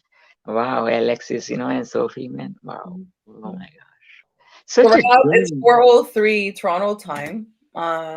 That's just over an hour with me speaking. Does Lynn have another guest around the corner there, or what's If happening guest now? comes, then I'll get the notification. So right It's now, Mother's Day, so I still have Mother's Day celebration to do. So I have to kindly step away from this event. okay. I'm gonna go have some more Me food. too, then. Me too. Again, appreciate Priscilla. You are always the giver. You're always the giver, and I really appreciate that. You know what? It takes a giver to know a giver. You are one of the most beautiful, biggest givers I know, and Lynn as well. So thank you so much for having me. I look forward to the next event. I'm so excited. I'm always excited to speak on these topics that you give me. It actually makes me think about life and makes me think about, how can I help these people watching and help their lives a little bit. So I think it's a great topic today about how to enlighten the world. What a beautiful topic. So thank you so much. Oh, you're always welcome. And yesterday also I finished. I hosted the event, 9 hours event. World Wow. Spiritual Celebration. Not only marathon runner, but marathon event host. Woo! Thank you. Yeah, man. World That is Spiritual hardcore, man. Celebration. Yeah. Wow. Yeah, Priscilla. In 1892, do you have a couple of minutes? I can share Yes, this story. yes. In 1892, thank you. In 1892, there was a World Religious Conference was happening in Chicago, USA, and one of the India's priest, Swami Vivekananda, he was invited, and for 2 minutes to represent Hinduism in 2 minute speech. When he came to Chicago, he was wearing like the Swami Vishwananda clothes, like, orange clothes, right? And Americans, youngsters were laughing at him. So he goes, in your country, tailor makes a man. In my country, character makes a man. That was his quotation. And then when time was given, 2 minutes, finally the moment has arrived. Beautiful place. Still that place is there in Chicago. In that hall, he stood up for a speech. And when he stood up and he said, "Dear brothers and sisters," there was round applause for more than 2 minutes, and then he went to sit because it was given 2 minutes time, and then he got demand from audience and public demand. He was in USA after that like 1 month or so, 1 or 2 months, I don't know exact timing. And after that, India came to know, India created such a priest, who made India proud in USA, and made, Hinduism proud, and then people came to know about the Vivekananda, and he left God so early age, as 30 something, 32, 33. Wow, young. But, wow. Yeah, but he did his work for, his mission. He fulfilled his mission, his Guru's mission, he fulfilled it, right? So that incident was so fresh to me since my childhood. And then on yesterday, my Father's Day, by the hosting and by being the founder of World Spiritual Celebration, I have given the opportunity about 20 Vivekanandas from all over the world. Girl Vivekananda, man Vivekananda, and I feel so blessed, this is the biggest birthday gift I have given to my father, That's amazing. I'm sure your father is so happy with not only with your words, but what you're doing with what you just talked about right now, connecting different ideas from different parts of the world, creating a bridge and creating understanding. I think it's really, really important because I feel like not only for Hinduism or Indian to America, any religion or any culture that is different to another part of the world, East and West, right? There's always like misinterpretation. There's always, sometimes a lot of negative talk because there's no understanding. So when there's people like you out there creating a bridge with culture, with religion, and creating unity, it creates like a placement of like understanding and welcoming, right? And again, with the technology of internet, I think it's so much easier now to connect and to have like a understanding of different people, different views, and to understand that, yes, we're different, but we're the same at the same time, right? Absolutely, And, exactly. yeah. Absolutely. That's why I say, like, Vasudhaiva Kutumbakam, one world, one family. One world, one family. And again, the blessings of COVID-19 up to 50 years, man. And never ever, I would love to, when I went to the hotel when planning about having my first event, but didn't happen. And then thanks to, again, the blessings of COVID-19, man, last year, International Men's Day, September 19th, man, that was my first event. And boom, after that, rest I is remember history. I remember we were at the fitness club and we were talking about this event. Remember? You were like, Pravin was like thinking like, I wanted to host events. I want to host events. And I said, just do it. Like the Nike commercial, right? I'm not in my circle. I'm like, just do it. Just do it. Don't talk to me about it. Just do it. And he did it. And I was there. And it was your first event. And it was so cool. And I'm excited too to like eventually have the in-person event, which will be even more fun. Yeah. Yeah. Yeah, see, I know you warmly invited on your birthday, happy birthday, and I I felt in a way I felt guilty, where I was writing my 3 books, deadline of Don't 3 feel books. bad because I was telling everybody who had attended online and in person, I said, Pravin, my dear friend, he's not here. He's here in Seoul, but he gave this beautiful birthday cake. You should see his cake. I posted it online. It's beautiful, bright cake with nice, colorful decorations. Lovely. Thank you so much. Like, Oh, you're thank cool. you for allowing me, and accepting my gift, Priscilla. Everybody ate it up, and we all loved it. I was eating. I was like thinking about probably thank you. My dear friend, my dear soul father. Thank you. Hey, There's Liz. That was beautiful. Oh, That was so thank you. beautiful. Thank you. I'm in this deep witness of you with all the gifts of just opening yourself up to giving all those gifts for people to donate, to people to create, to people to give back. And that's it right there. Shuni's trying to come on. We have an awesome Mother's Day and have a good time with Torch. Thank you. Bye. Okay, Mamalin, thank you so much again for having Priscilla, and allowing me to host Torch Environment, and all the Torch events. Really appreciate that, Mamalin. And appointing me as the ambassador of Torch for peace, health, environment, and tech, man. Wow. So how can we help Shuni? She said her device is not connecting, so I'm not sure if she's going to be able to come on. She has to be able to press on the button in the back. Once you come on, Shuni, if you can hear us, you basically you have to press on your mic. Go back out and press on your mic. Oh, that was the thing. Oh, I see. I got you now. Because yesterday, one of my colleague, Dr. Pranab Pachigar, could not able to join. Yeah, she's got to press on her mic. Oh, okay. That was the thing.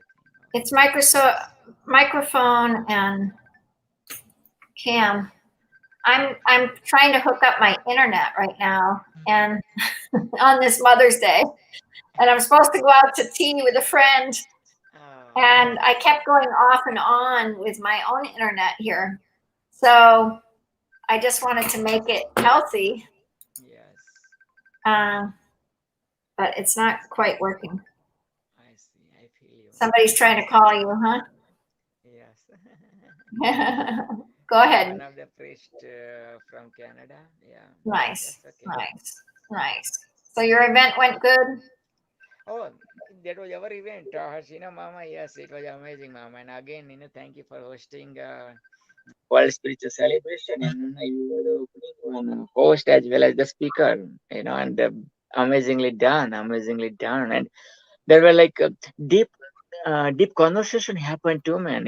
Oh my gosh, like you gotta see, like Dr. Sanjay was like pouring his heart and crying. You know what I mean? Like he needs the justice, for minority in Pakistan. Oh my gosh, like Mhm. yeah, he said, man, this is the subject, man. I might get killed, but Dr. PPP gave me the subject, man. I'm here, man. I did prepare for 3 days non-stop with all these human resources facts, man. And he came up. Just he wants the validation of like, okay, I feel your pain, brother. I understand living in Pakistan as a minority Hindu, man. I feel you, right? That's what he wanna recognize, and wanna hear and validate it, right? But still, yeah, so I'm feeling it today. I'm feeling the presence of what I talked about a little earlier was about receptivity. Here she is. yay. Shuni made it. Shuni, get on. Do you know Shuni? Have you seen Shuni yet? First time today. She's lovely. She's Awesome, lovely. Let's wait till she gets on for a minute. Let's see. Okay. Cool. Come on all the way. You're almost there, Shuni. If you can hear us, you just got to put your cam on. You have to add the cam and the mic, and it works. But I've been thinking a lot about receiving and the receptivity. And the woman receives the seeds of the man inside her, and then she comes out with this child, And it's this receptivity circle approach. And I taught about it back in my 20s. And we have lost, I talked about the loss of receptivity way back, that we don't receive each other's hearts. We don't receive each other. We have such arrogance in ourselves, and that receptivity is lost, just to receive each other's pain, receive each other's loss, receive each other's trauma, receive each other's devastation, receive each other's pain, whatever it is.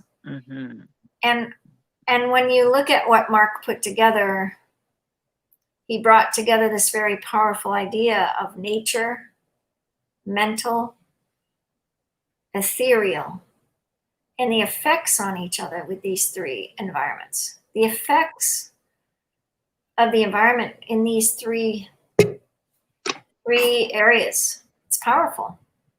Powerful, yes. Powerful.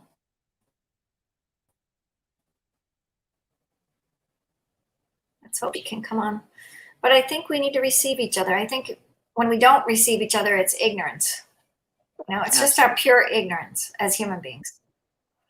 And when we don't receive that precious gift. I love the way you put it, Mama. Like, when woman receive the egg, and the way you put it, like a cycle, and then expand. Beautiful, beautiful. Wow. Well, the plant kingdom is all this, but the abundance of the feminine just keeps giving. The seeing my daughter-in-law with her beautiful belly right now, and she was dancing yesterday for me, and she was going like this, boom, boom, boom. Beautiful. Wow. Wow. Yes, just like this big, oh, I just like, I'm in awe. Oh, yeah. She's giving birth to my grandson, Oh, beautiful. And, both my daughter-in-laws are beautiful. So we pray for safe passage of this little one. And, it's priceless, because as during Priscilla was there, I mentioned, like, My grandmother went to God, and Priscilla came up with Priscilla's daughter at my home. So like I felt like grandfather's a great feeling. I felt like, my gosh, like, yeah, and like for you, like you deliver your babies and your babies deliver their babies, man. Like this. Oh my gosh, like I couldn't imagine how much you must have been feeling, or all these grandmothers out there they were feeling, like. And happy Mother's Day, happy Mother's Day, Mama. Thank you. Thanks. Yeah, I really want to receive it. Whew. and Mother's Day is the every day. Every day is Mother's Day because yeah, one day is not enough. Every day is Mother Day. This is the metaphor.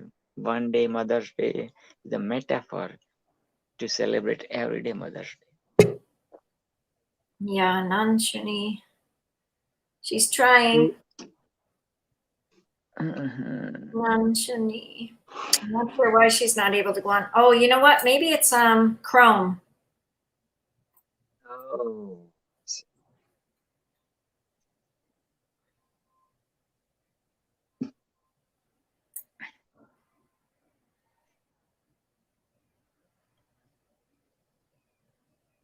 Mama, may I take a leave now, please? Let's see.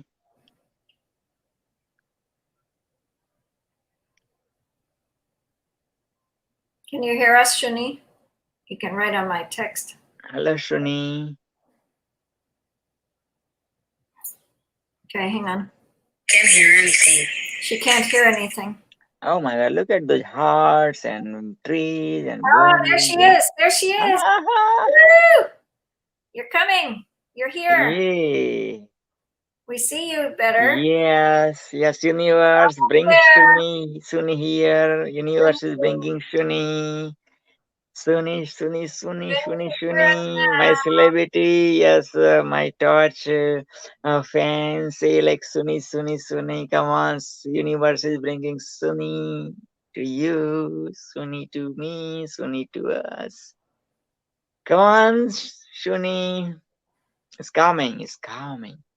Shani. Yeah, I think when you start thinking about the unifying principle of male, female, of night and day, the night receives the day and the day receives the night. And in that quiet moment in between, that's the sacred. And birth and death are like these two areas, right? Birth and death are both the same. It's a quiet thing of where we entertain. And in between it, we tend to either be too loose or too tight. And there's no perfect balance because we're not God, we're not this. It's an ever-changing state. And beautiful. Yeah. But at birth, we touch it. And at death, we touch it. And it's the awe of the sunset or the sunrise, right? Wow. We touch the spirit of it, in that moment, right? We receive the spirit in that moment. And that's the true environment for me. Oh, she's here! Hi, Shuni. Hello. Thank you all for waiting. You were so great. Technology is not my best, but I tried 3 things and it worked. So blessings from Guatemala, the land of eternal spring. We have beautiful flowers on this amazing day of 10 Imosh in the Mayan sacred count of days. We give thanks first because we can reunite, and we give thanks for the water, for the rain, for the oceans, for the rivers, for everything that it's fluid, for everything that is wetness, for everything that it gives birth. So thank you for having me. Thank you. Wonderful. Matios means thank you. And so Dr. PPP means Mucho gusto. Aloha. He's in Guatemala. He's in Shuni. Guatemala. Guatemala, Guatemala, yes. Guatemala is the other Hawaii. You Oh, know, other Hawaii. Wow. And I we're love your actually beautiful flower. I love your celebrity flower. Look at you. today we're celebrating Mother's Day, and I am here with my 94-year-old grandma and my mother, and we had beautiful food in the garden. And so my grandma put this flower for me today to give me the luck. So, Guatemala is exactly in the same equatorial line as Hawaii. So we have a lot of volcanoes, we have a lot of vegetation. Guatemala is a country with microclimates. We have the grandeur of the folklore of the Mayan culture, and really an ancient city full of wonder, full of magic, full of knowledge and deep knowledge of the calendars, and it's just been really amazing being here in Guatemala. So blessings to everyone in Guatemala. Thank you for joining us. Yes, it's Shuni, have a camera horizontal so you can have 100% space, not 50% space. there. Have your camera horizontal. No. Oh, you don't have that feature. You have to, okay, that's okay. You have to auto rotate. You have to turn on the auto rotate. That's okay. That's okay. Leave it for next time. Yeah, you know what? I tried it in my iPad, and for some reason this doesn't work in the iPad.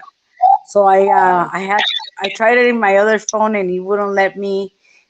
So this is the only phone that I could get it to work. Awesome, awesome. I'm so glad you're here. I can't say any more than deep gratitude. Deep All gratitude. the best. All the best. You're going to rock, Shuni. Thank you so much, Mama. Take care. Thank you. So Shuni, we're going to let you have the stage. Do you want us to put a website on the banner? Would you like a website on? Yeah, you can put www.nanashunihiron.com. I can put it in the chat if you want.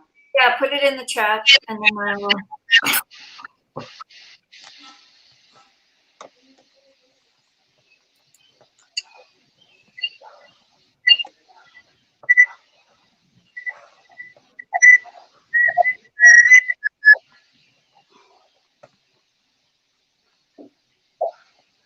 There's a little bit of feedback coming, so you might want to turn on. I'm sorry?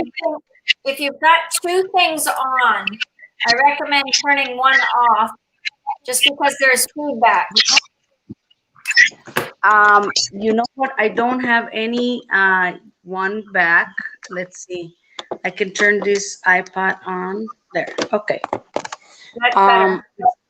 I actually tried it. It's still on. Still on. I actually had my headphones. Let's try it to see if it works. Yeah. There's just a little bit of feedback. Okay. Let's see. Audio. Can you hear me better? It says echo I can hear you. cancellation.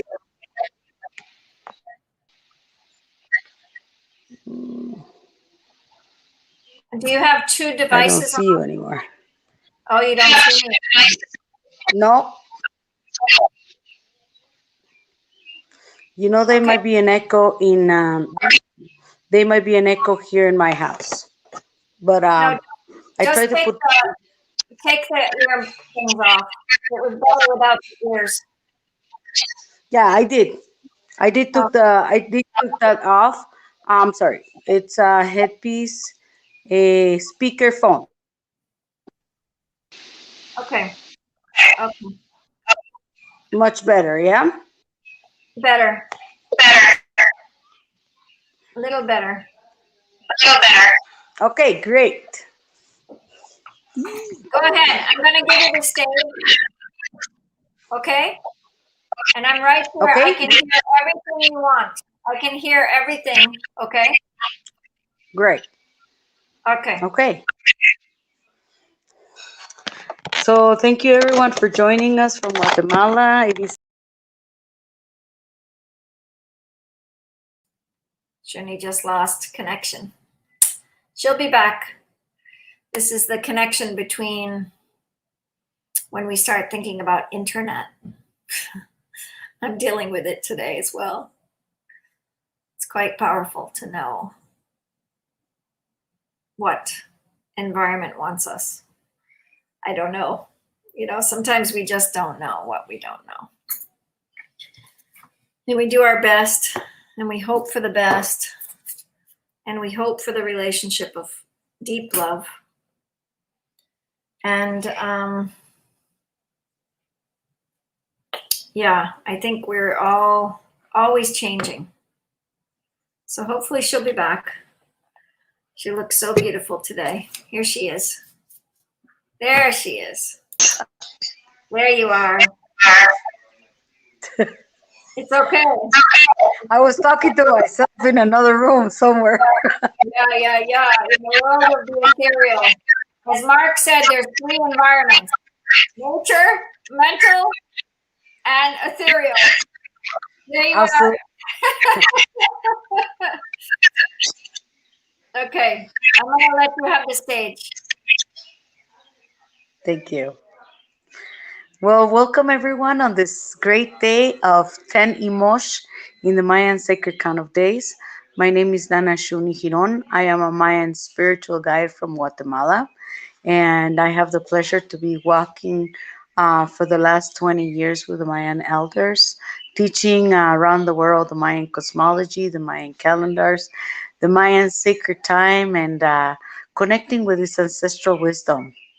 It is really it's been an amazing 20 years of understanding and recognizing and remembering this great legacy that our ancestors left, especially the great legacy that is within nature, embedded in nature, that has allowed us to create magnificent calendars, that has allowed us to create our time based in nature, based on the tendencies of the universe and the repeating cycles of time.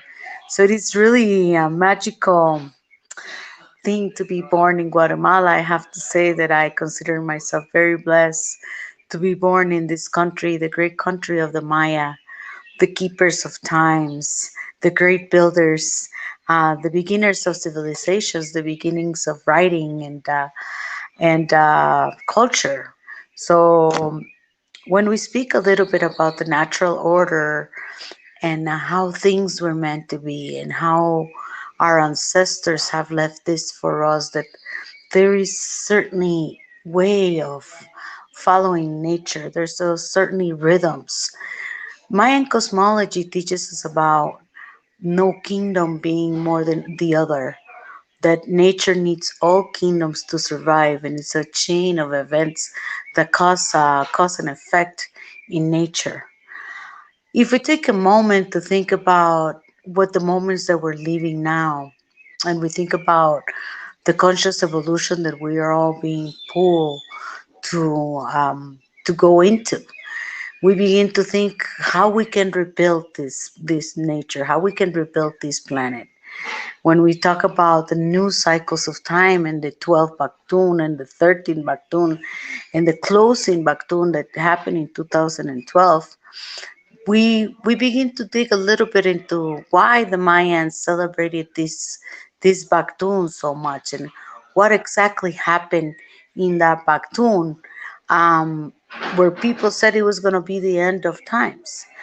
So when we speak about Earth years, we could see it as one day or even a short period of time. But when we speak about galactic years, that 1 year becomes 1,000 days in the universe. So it's important for us to see the difference. So the 2012 and the changing of and the completion of the 13 Baktun gave the Maya an opportunity of renewal. As we study the Maya, we begin to see that the Mayas they were very respectful of certain events in time.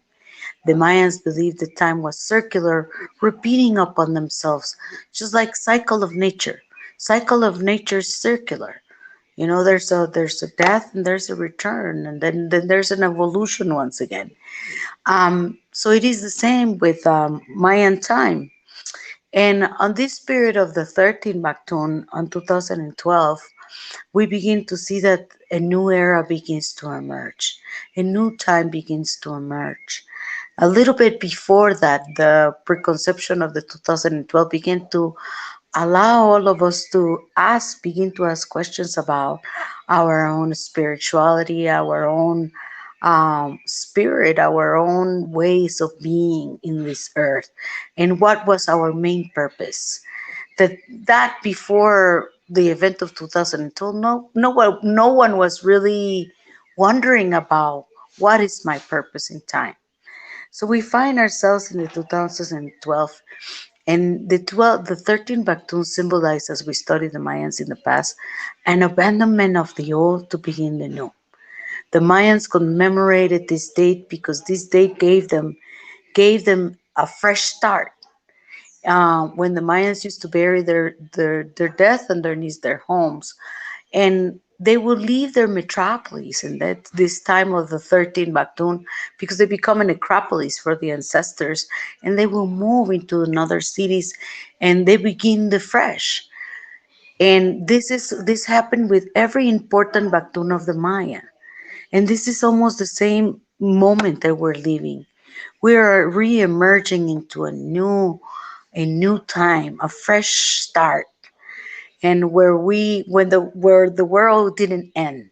So it gives us an opportunity of rebuilding. This period that is so magically spoke about is not one day, my friends. We're talking about a period of time from 2012 until 2032, that there is an opportunity of ascension. There is an opportunity of transcendence.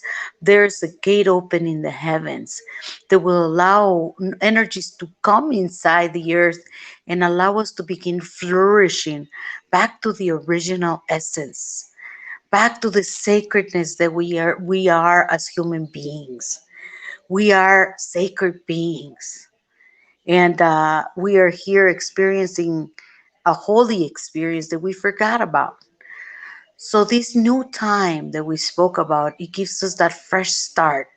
And with that fresh start, obviously, it comes decadence, it comes destruction, it comes transformation, and it is it's for us to really embrace that rebirth that could not happen without that destruction, that could not happen with everything changing. The natural order of the universe, the natural order of nature, follows a certain steps, and this is the renewal. The animals are returning. I got to be in Tikal, which is one of the greatest Mayan civilizations of the old times, and it was amazing how the animals were back. We're talking about 17 square kilometers of just Mayan jungle, and you could breathe that air. And the monkeys, the holler monkeys, were there. We got to see a symbol of a quetzal bird that is a symbol of freedom for the world, hope for the world. And it was, when I got to see it, I had just done a ritual in one of the top of the pyramids, a fertility ritual, asking for rain, asking for abundance, asking for the rebirth of the human spirit. And right afterwards, we got to see this quetzal bird. To me, this is what we speak about prophetic times. Prophetic times in the Maya is being able to capture these signs from nature, these messages from nature. And this is one of the things that nature give you back, you know, after spending those 2 months in the jungle and connecting with the waters and the river and submerging myself into the lake and feeling like being in the mother's womb and eating from the trees. And I mean, it allowed me to rebirth this natural magic that you forgot. Sometimes we go find a friend to talk to, but I was coming to talk to, I was finding friends in trees, and I was sitting with the tree, and I was talking to the tree. I was actually allowing him to advise me. And it was a pure reconnection that my senses began to emerge of not just having two eyes, but having seven eyes, you know, your three eyes here, one here, and two in your feet. And it became really an amazing thing when you wake up in nature and then you see the birds, they wake you up, you know. There's a salutation of honor when they put their beaks up, and they're just saying hi to the sun and hi to the day, and that code of honor that we're forgetting about. And just getting up with the day, getting up with the sun.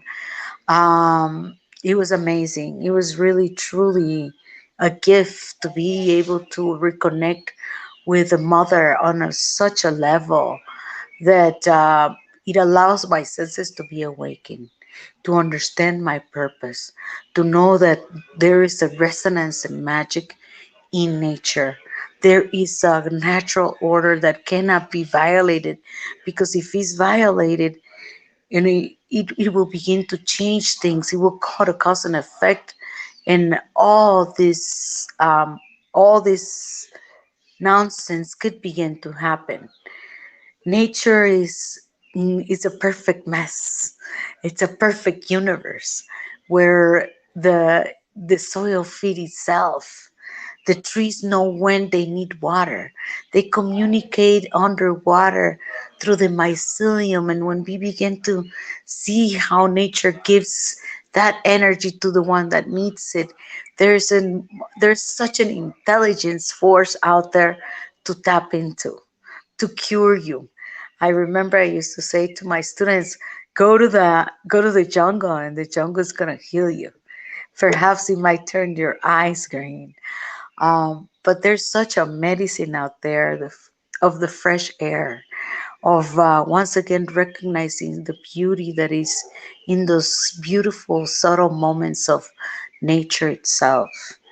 And so it's been a wonderful gift, just being there, experiencing this moment of chaos in that nature, and being after being 7 months in the Guatemala City, um, you know, the pollution, that so much people. I mean, this really allowed me to understand how important it is, the environment, how important it is to reconcile, how important it is to connect with those etherical beings, the plants, the knowledge, and how this medicine can become your medicine, can become your healing, can become your food, can become your immune system, can become your path.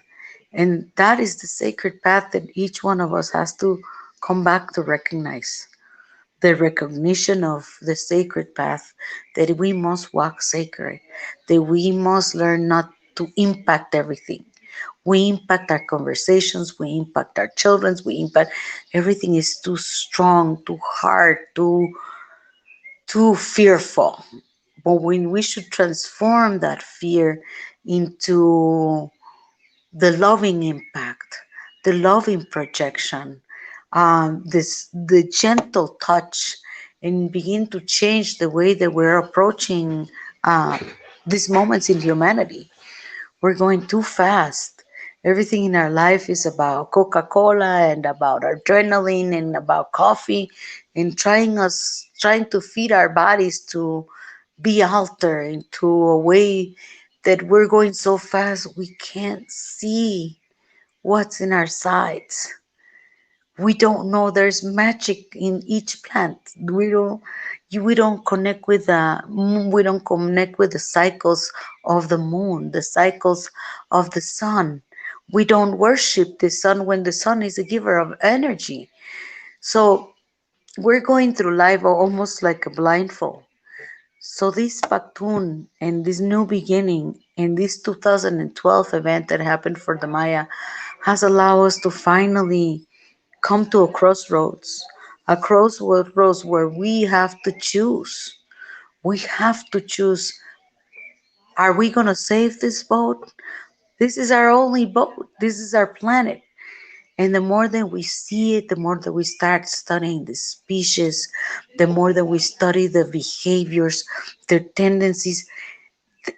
Even the smallest ant is so smart. Even the smallest spider is so creative.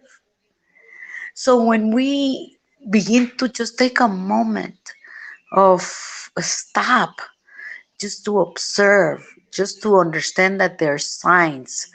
The Mayas work with signs. Our ancestors work with signs. They knew how to read the skies. They knew how to read the nature. And this is something that we've lost touch. We couldn't understand so much more about human behavior if we just take a moment to really look how the species are developing. Look at the species for survival. We live in such an amazing planet.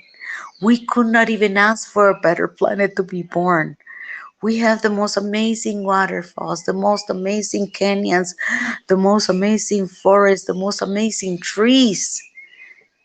And so it is time to wake up. Wake up from the metal. Wake up from your phones. Wake up a minute to once again reconcile. It's each one of us has a choice. And the choice in this moment is to connect this natural order, because the natural order cannot be violated. We can't. If we lose the peace, we lose ourselves. And so it is for us to have the consciousness, for us to have the decision, for us to want to embark once again in the sacred path of the peaceful warrior, the sacred path of nature. From the moment that we walk, we should observe, are we stepping too hard? Are we moving too quickly? Are we closing doors too hard? What is this hardness that we think that being hard makes us stronger, or we think that being harder makes us more efficient? So we have to begin by observing the tendencies that each one is born according to a calendar, according to the Mayan calendar. According to the Mayan calendar, sorry. According to the Mayan calendar, we're living in a time where it's crucial for each one to reconcile with nature, to learn who you are. What is your tendencies? What is it that what is it that is the most important in your life at this moment? What is it that we need to go back to that peace? We need to work back the land. You know, people shouldn't be starving. Guatemala is a third world country. Guatemala is the third world. This is according to the world. Guatemala is the third world country, but we have enough to feed everyone. We have enough resources. All the resources are taken out. It's crucial to everyone to go back to planting the seeds. You know, the Mayans used to believe that we were made of corn, and the corn was our sustenance. It is thanks to the corn that it allowed the Maya to be civilized, that allowed them to begin to be able to stop being hunters and gatherers and be settled in settlements and create these great cities and create great calendars and great agriculture and irrigation systems. So when we begin to look at everything that the development of the seed gives us, it gives us that stability. And this is the stability that once again our people needs. The stability to know that we have enough food there, that we have enough resources. What's happening with the petroleum? There is enough energy. There is enough energy out there, free energy for us to dig. There is enough resources for nature to be in balance. We have here, my family founded ARCAS, Association of Wildlife and Rescue, for the past 30 years. And we rescue all the animals that are hurt and taken on transit. And ARCAS is such a great association because we rehab them and we put them back in the jungle. But we have so many animals that are hurt so badly they cannot go back into nature. So it's for each one to put a little bit of something that you can leave your children, your legacy, something that you can be proud that you are rescuing, that you're helping the planet. Because the natural order, like I said, cannot be violated, even in humans. You know, when we talk about certainly things that are physical, that are, that are violating the natural order, having babies, all those things are not meant to be. We're not meant for this. We're meant for being natural.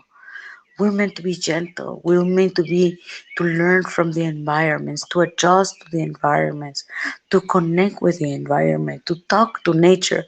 When we begin to see Mayan cosmologies, people say that there's polytheism and there's many gods. But when in reality there's only one God, and everything else is unfoldments of that great God. We have the God in the flowers, we have the God in the bees, we have everything is a special essence, a special sacred entity that's within. And so in no other culture we practice the Mayan spirituality is not a religion, it's a way of life. It's a way of life where we connect with the anemic energies of the universe. We connect with the winds, we connect with the earth, we connect with the water, we connect with the fire. We speak with the fire, we speak with the wind. And we work with this resonance created upon nature to help us, to guide us, to liberate us. A sweet caress of air might be the blessing on a hot day, but it also might be a call. So it is learning once again this amazing projection of stepping to step back to see the bigger picture, and how we can, I will say, I don't want to say manipulate, but we can arrange ourselves in nature. We can guide ourselves by nature. And that is the greatest gift that nature is at the portal giving each one of us. Is giving us the opportunity of that reconnection, that opportunity of knowing that when you talk to your plants respond. When you connect with the tree responds. And so it is a beautiful harmonic orchestra in this universe where nature is our home. Nature is our field. Nature is our mother. Nature is our land. We come from nature and we have forgotten because we're built on houses, because now we have boxes that we live in, beds that we sleep in, and we don't sleep on the ground or we don't sleep on the earth, that we have forgotten these connections. But it is the time. What's going to give you your energy, your healing, your guru is going back to the mother, laying down on the earth again, connecting with the soil, crying with your mother, giving it all your troubles, to allow it to come out of your bodies. So it is a sacred reconnection. We are moving from Homo sapiens to Holy sapiens. And this is the great remembrance. This is the great path. This is why this is happening and why the master plan is going. Each one of us is appreciating life once again, appreciating the life of an ant. He said it's important as the life of a bear. This is the recognition. How we have learned to destroy, kill so much, and without even really feeling. And that is because we're killing ourselves. We are have stopped feeling. So the permission is for each one again to feel again. Each one is for to reconcile again and begin to walk sacred on this nature.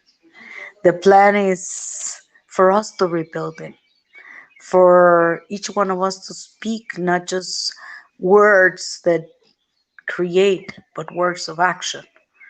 Because a little bit we can do, just like my family has done it for the past 30 years. Even every little project counts, every little candle works, every prayer works. And this is what we all have to begin to understand. The resonance you create. I create the resonance. I create the resonance that I am in peace with nature. And that is the resonance that is gonna come outside my field. And everyone that enters will feel that. But if you don't create that in your home, I'm gonna create the resonance of loving my children to enter my loving space. I'm telling you, each one of us carry that gift. And it's your own resonance, whether you put a little incense, whether you put a little bit of flowers, whether you decorate your altar with a beautiful crystals. That sweetness, that special touch, that special essence, that special prayers is your resonance. And that's how you protect yourself, with that magic resonance. And I was creating this amazing resonance with nature when I was in the Petén. I felt I was so so protected under that ceiba tree. I felt once again, I felt like I was alive. I felt like once again I was where I needed to be.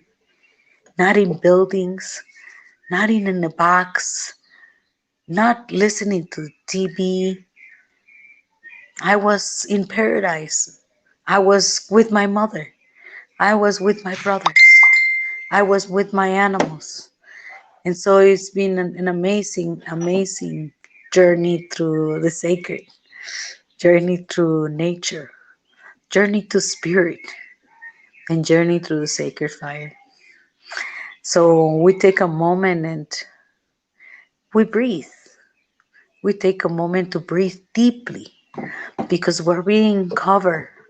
And so we need to take moments when we're in nature and breathe with our bellies deeply that life. Because the better you breathe, the more that your consciousness expands. And that expansion of consciousness is what causes you to begin to change different patterns in your brain, begin to different perceptions. You know, when we begin to investigate life as little children, we know the rose is the rose. And sometimes we don't even smell it because we know that it's a rose. So sometimes when we give names to things, it takes the essence. So I rather say I don't know what it is and let me go see what it is and live in the mystery of the unknown. So everything has a special taste, a special smell, special flavor. It is on learning what they teach us to learn. It is on learning everything, to learn once again that maybe all these teachings of hardness, of better and competitive and technology. I'm not saying technology is bad. I'm saying we can use it wisely. And we can begin to understand that also it's staying all day with a phone creates a problem in your body, in your neck. So it's recognizing and I think being balanced with everything that is going. But one thing that we need to be certain and need to be with, it's our Mother Nature. We don't know really what time's coming ahead, but isn't there? I don't think it's gonna get easier, my friends, but I think it's gonna get holier, and that gives us a chance. And I think it's the moment for everybody to return to the natural order, to the way things were meant to be, to that. Why do we take crystals out of the earth? Just because we want to have them in this place? Everything you need to have consciousness of what you have too much. Give it back to the earth. It's time to give back things. It's time to live a little more simpler. It's time to shed the old paradigms of Hollywood, of living that what makes you successful is having a wonderful job, a wonderful car.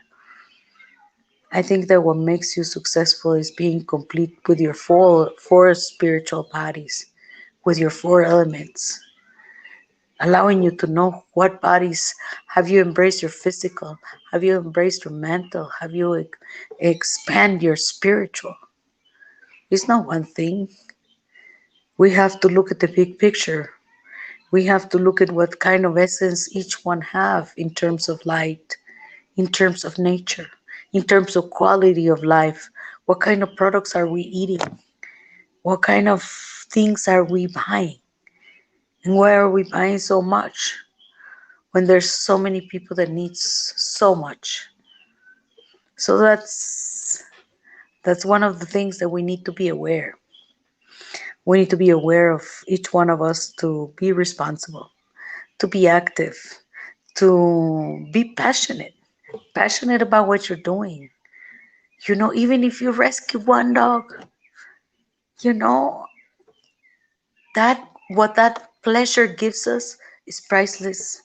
When we make someone feel so good, it's priceless. When the attention is not on us, it's priceless. When we give our attention, that's the best gift that you can ever give anyone. That's the way we heal. That's the way we come back.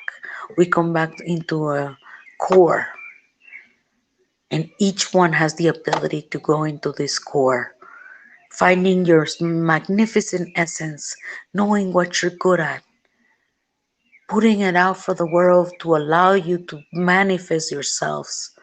You know, I work with a group of young people that they are finding work in what they love. They are creating their events in what they love. They no longer want to be part of that system and part of these buildings and part of this corporate and part of this company. They want to be able to be themselves. They want to be their authentic selves, their divine selves. And this is the goal. How are you going to be passionate about what you're doing if you're not doing what you love? How are you going to be proud of yourself if you're not doing what you love? So find what you're looking for and always remember that what you give yourself. And what you don't give, you take from yourself. So everything you give to the world, it comes back to you. Every small action, from a little penny to a gift, to a present, to a food, to anything. The law of life is give and receive. And that's how it is. It is the cycle of the attraction of that resonance that you're putting out. So if my resonance is, well, I want to be able to work on something special for this year, special for the earth, you know, I'm going to put that resonance out there. And I'm going to speak about that resonance. And that resonance is just going to magnify, and I'm going to find that special project that I'm going to work where I can help. I'm already working on my garden and planting a tree of everything. And so this is my project for this year. Recognizing, making, because I came to the jungle and I finally understood that my true friends was nature. I have decided to just change my whole garden and be able to communicate with these plants. Because I feel that when you begin tapping into certain worlds, the resonance begins opening you to that world. So it is the same with the Mayans energies, the Mayan sacred count of days, the Mayan calendars. The more that you begin tapping into a day being a diamond and being special, that's when the day begins to open that wonder and that synchronicity in what I call that resonance that happens, that coincidental things that you call upon. And so life can be created. We are creators. There's a saying, creer es crear. To create is to believe is to create in Spanish. So do we believe, the more that we believe that this is a new time, this is a new earth, this is an opportunity, the more that we're going to live it, the more that we're going to embrace it, the more that we're going to be on that reality. So the more that we say, oh, we're broke, the more that we say, oh, we're ill, the more that we say we're weak, all that our bodies are listening, our cells are listening. And this allows us for our mind to recognize that we are letting our voices guide our spirits and our minds and our bodies. So wake up. It's time to be courageous. It's time for us to pick up our resilience. It's time for us to begin to really recreate the world that we want for our children. Nature, the environment, this connection that we have within this etherical field. How do we connect? The Mayans connect themselves with the four elements, with the four races, with the four corns, and everything that pulls us together into that matrix is that etherical field where everything becomes like a synchronicity clock. We are synchronically bound to the planet, to the moon. We are lunar beings. When they say we're lunatic, yes, we are lunatic. We are also very influenced by the moon. And so to be able to understand these cycles and know that there's an energy, a lot of women don't sleep on the full moon. And so using these energies, instead of saying, oh, I'm not asleep, to begin to pray for that wise door to open, for that cave that holds all the secrets, for that place where we need to go inside. In the Mayan world, we believe that what you see around you is the Maya. It's also the world of illusion. In India, the world of illusion. But when you close your eyes, it's the world of self. So it's good to be with your eyes closed and just listening and the feeling, looking and digging for that inner soul and who we are in terms of light. Who is your light body? And what are you here in this planet to do? I'm sure that back in the days when we were nomads or you didn't have to wake up to be a businessman. You had to live for survival. To help survive and thrive to your people and your families and your communities. And so your job is not your life. It is part of your life, but it's not your life, and it doesn't define you. Your car doesn't define you. What defines you truly is your acts of kindness and who you are as a person. What you do, that you give, that you create in this world for those other ones to enjoy. That defines you. The way you think, the way you project yourself, the way you pick up the garbage, the way you're careful with the water, the way that you recycle, the way that you choose not to eat certain things because you don't want animal cruelty. That defines you. Your compassionate heart is defined by that. And so it's time to recognize the humanity that each one possesses, the sacredness that each one possesses, that we can create sacred out of everything. Sacred massage, sacred heart, sacred food, sacred bath, sacred sleeping, sacred sharing. You can add the word sacred to everything because we are sacred.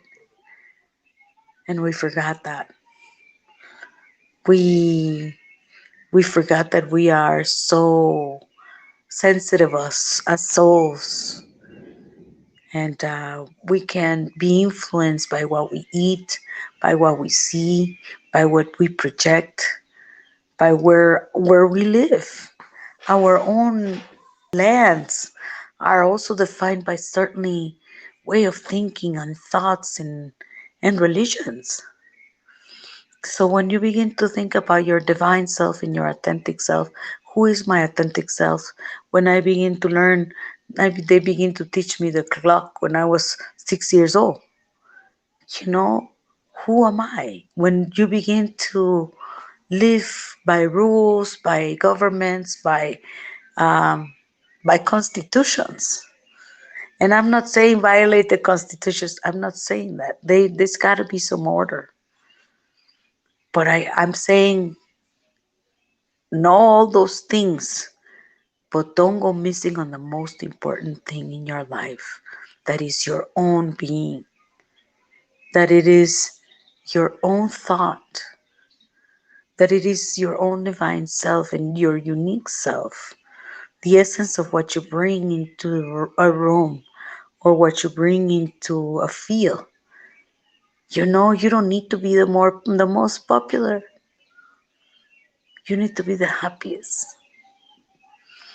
You need to be yourself. But in terms of, oh, I need this, what do you need to be happy in life? You need your health. You need your crops. You need your food on your table. You need your roof. And you need your spirit. And that is one of the most important things, because if you give your spirit, or you're leaving without your spirit, or you gave your spirit away a long time ago and doesn't interest you anything about the being, because you know what? We didn't come here, once again, I'm going to say that again. We didn't come here to work. We come here to know what we are as human spirits, what we are, why we love, why we hate, why we have pain, why we have tendencies, why we have things. That's I think that's one of the biggest investigations that you could ever ask for. That's a lot of work. But if you know who you are, and you could say to yourself, well, I'm a good person. I'm a person that's positive, that is radiating good energy. I'm a person that is not too complicated. And you can begin to find this within yourself. And this observation is not the observation of your neighbor. This is an observation of your own self. That's the responsibility that each one of us have. What are we putting out there in the world? Are we putting basura, garbage? Are we putting emotions? Are we putting critics? Are we putting drama? Are we putting chaos? I'm not saying that not to put this. This is part of life. But that doesn't define me. The chaos that doesn't define me. I am defined by what am I defined? By my colors. I guess that defines me. That the richness of life, the way that I see things in my eyes, and the way my perception has shifted from a 3D to a 5D, that defines me. The fact that a rose is much more than just a rose, but it's a divine being with a majestic geometrical shape. So I'm saying each one of us has the ability to shift, to grow, to evolve, to master, to refine, and to walk sacred, and to understand that the less impact on everything, even when we speak, and the less impact that you put out there, the more gentle that life, it becomes almost spontaneous. You know, sometimes we attach to words too strong, and those words come like big punches, you know. So it's a mastery, and this earth gives us this mastery gives us this song, gives us these harmonic tones that each one it's here to experiment, are here to feel, just like big storm is coming. We all have the ability to be one great universe of its own, with the greatest capabilities of inspiring others, of connecting with the natural order, observing that those cycles that our ancestors left for us, they were natural orders. Those faults that our ancestors committed are there to leave us warnings on how not to treat the planet, how not to make the mistakes that they make. But I guess that we are going to have to go through our own mistakes and through our own richness and through our own ability to understand what each one's place is at. So it's about going deep and knowing and trusting that there is a magic. Like I said to you, when I saw that quetzal bird on a day 4 wind, that is the birthday of feather serpent Quetzalcoatl, our prophet. I know I've never seen a quetzal in my life, and I know that that was a prophetic time. And I said, well, the feather serpent must have a serpent. So I said, if we see today a serpent, that means the prophecy is completed. And as we were leaving the park on Tikal, I called it. We were going in the car and the serpent just passed us by. I knew it. I trust my instincts. I trust nature. And I trust the prophetic times that we're living. I trust the messenger that came and gave me this message for me to tell you that there's also great things coming. There's also a great will of the human spirit and once again rebirthing into beings of light beings. So this is the moment that we all been waiting for. Why? Because we left this for us, written in the past. That's where we finding the keys. That's why we feel like we belong. And all of us light workers that are doing the help, bringing little help here, doing little help here, doing little ceremony here, everything from a small little tea candle, it works. So it's time to go into your own heart for healing, for prayer, for reconnection. We cannot do this for you. Each one has to do it for themselves. Each one has to reconnect. But I'm here to tell you that I am so happy that I have reconnected. That I am so happy that once again I'm dancing with the trees. Once again I am understanding the language of the plants.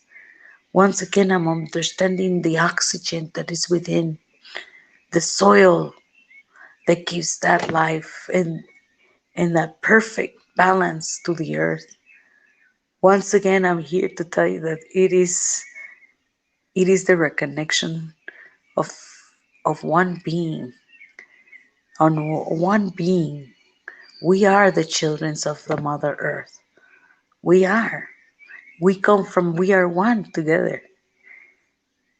And so on this Mother's Day, since today is Mother's Day, tomorrow is Mother's Day here in Guatemala, and I'm celebrating here with my family, I want to give a great Mother's Day also to our Pachamama, our Mother Earth, the mother of all mothers, the mother that is been waiting for each one of us to go back to her and nurture, and go back to her and breathe her, go back to her and reconcile and ask for forgiveness where we done. It's time to stop taking the petroleum. It's time to stop taking. She knows how to renew herself. She has done it before and she will do it again. We are little next to her as a living organism that holds so much life. She knows when it's time. But the time that each one has right now in these times of COVID, in times of chaos, is reconciling. We have to be with ourselves alone. And maybe this is the time for each one to go into the introsmission mode and begin to say, why is that we're alone? We're given the opportunity to find the magic within and the magic within nature. My heart feels happy, healed.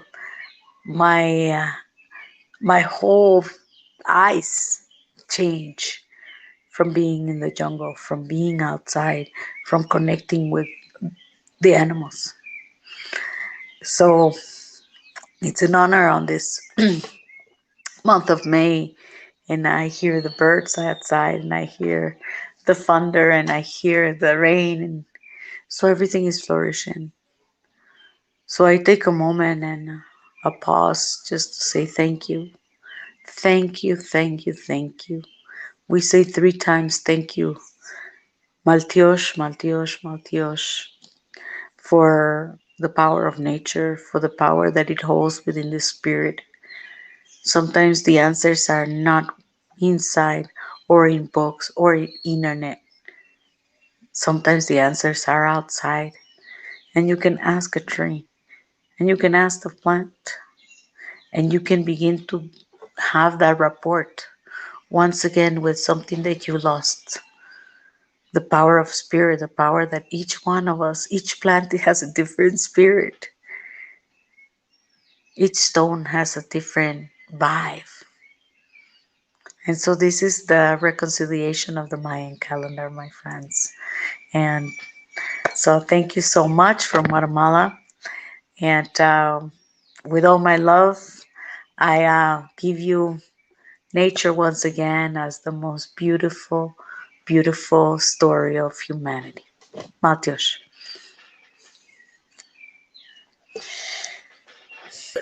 Matios, Matios, Matios. Mwah, mwah, mwah. You're amazing.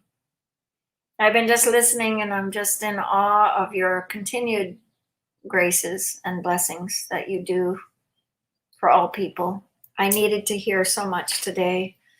The gift of how much the presence of Guatemala and the presence of the Mayan tradition and the presence is so aligned with me.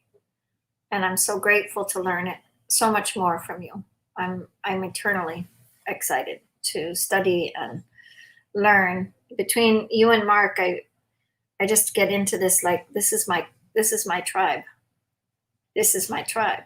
Because this is what I've felt my whole life, but I haven't had my tribe, you know? And I feel like I'm coming full circle with you and Mark, because it just opens me to that deep knowledge and wisdom that came innately. And I think it comes innately in many, in most. It's just that we forget, right? You know. We forget, and we forget the smell of flowers. We forget. And so this is the reconciliation. It's sweet, loving, it's tender, it's alive. It's bringing you the aliveness that we all need to really go beyond this third 3D world, you know, to go into that conscious evolution. So yes, we need to remember. This is Kurt. Do you know Kurt? Do Hello. you know each other? We don't, but I'm sure happy to be able to see you and hear you. You have such wisdom that, and you're so young. But then wisdom doesn't keep with just age. Some people never get it. Thank you very much. Yes, I'm so blessed. Shuni, really, thank you. Yeah, I think Kurt Kruger has given a tremendous amount of knowledge and wisdom here in the United States. He's been around a lot of beautiful people and teachers like yourself. So it's a really nice meeting between the two of you. I think it's going to be a nice connection. I know when we start thinking about how much each one of us do, it's the power of the connectiveness, the connectedness, the connected power of meeting together to be able to know that we're not here alone. and that we're not moving alone. And that circle approach is right here in this trine of 3 people, right? So there's that. Even more, other people and other beings, all our relations, are feeling what we're doing now. They may not know exactly what it is, but that vibration That's right. is touching everybody. That's right. Everything. And I walked up my trail today. The plant said we are breathing each other. And that's what we are doing. When we become conscious, that allows us to know that we are all one. And how can we harm us? We don't want to. And this is the beauty of the wisdom that we get to learn and share and really to be. That's the most important thing, because that resonates everywhere. Beautiful. Thank you, Shuni. Happy Mother's Day. Yes. How I many love kids? you. Happy Mother's Day. Mark is coming on at 3. Mark is coming on. So Mark Lund is coming on at 3. Okay, I'll make sure I watch him. He made the team in the Torch environment. Where are you located, Shuni? I am in Guatemala, the land of spring. Ciudad de Guatemala? ¿A dónde? En Guatemala, sí. Uh-huh. What it always surprises me is when a Latina or Latino speaks Guatemala, they will say Guatemala to a gabacho. Whereas if you're speaking with a Latino, hey, Guatemala! Sí, hablamos, we speak, we sing when we speak. I've Yes. taught in the Barrios of Los Angeles for about 37 years. And I never did get a chance to really learn Spanish, because when I was young in the Ciudad de San Fernando, in the San Fernando Valley near Los Angeles, no Latino wanted to speak Spanish. They thought it was denigrating. And it was really sad, because I could have known Spanish. I'm one of those normal Americans, which is real sad, that doesn't know another language. Absolutely. Here in Guatemala, we have 22 different Mayan dialects. Yes. So we have languages that are very, very old. Yes. You know, and it is really a blessing to still have these languages and to be able to have the Mayan code already broken and be able to know our kings and queens and Mayan hieroglyphics. And so it's an amazing country. Please come. Lynn, please come. You all need to come to Guatemala. I want to come in the fall. I said this. I want to come over in the fall. So we have to do the December. I think it was last year you wanted December. So we have to do December this year now. We can do December. We can do December, or we can do September 22nd. But definitely December is a much better date because it's dry here in Guatemala. And amazingly, you know, right now we're doing we're going to be doing we do events every solstice and equinox. But the best time to come weather-wise is on December. Oh yeah.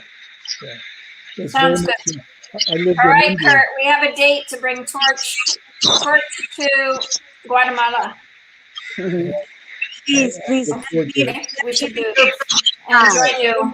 Yes, inshallah. Now, I want to invite you both to Denmark for the July Peace event. Kurt runs the Peace Lab, and he's going to be picking our peace theme this year. We'll pick the next person for the year that represents peace, health, environment, and tech for Torch.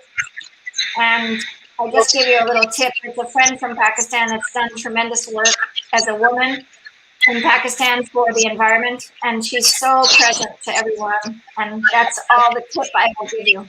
But he's been a really big light for the Torch for this year, and said yes to so many different events. So she will be honored this next year as our torch ambassador. Each year, this will be our 4th year. But my friend from Denmark invited us to teach. And so the Torch family has a chance to go to Denmark to teach for July 16th week. I'm still trying to coordinate it, but I want to just put that precept out that we're going to Denmark for Torch Peace.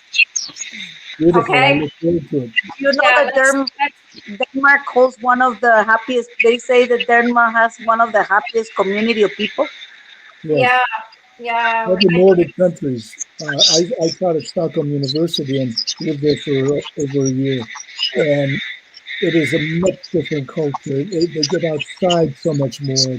They spend time together and everything. Yeah, that's the important thing. Time with family. That's it. So valuable. That's it. Yeah. And she was donated $2 million to buy this place. So it's a consistent place to go and teach. And we really want to support her because she's struggling with just how do you manage people within the space, right? This is a big deal. But it's an eco village for people to live and be part of. And so let's hope this manifests for us. I think it'll be really special. Yeah.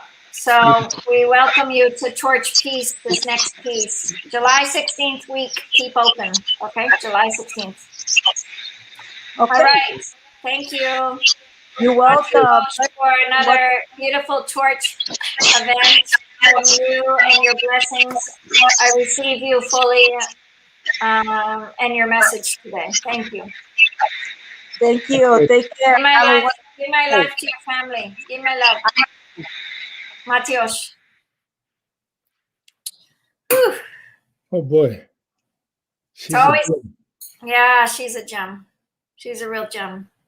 She's got the light just so present. And I just did a big, she does astrology, the Mayan astrology. Uh-huh. So I support her in that way, but we're part of the Jaguar Council, which she started.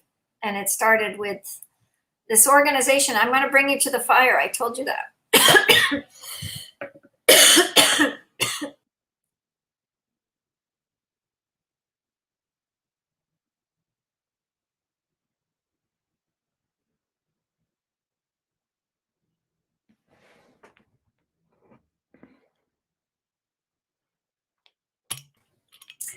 I've been caught off guard with this cough today.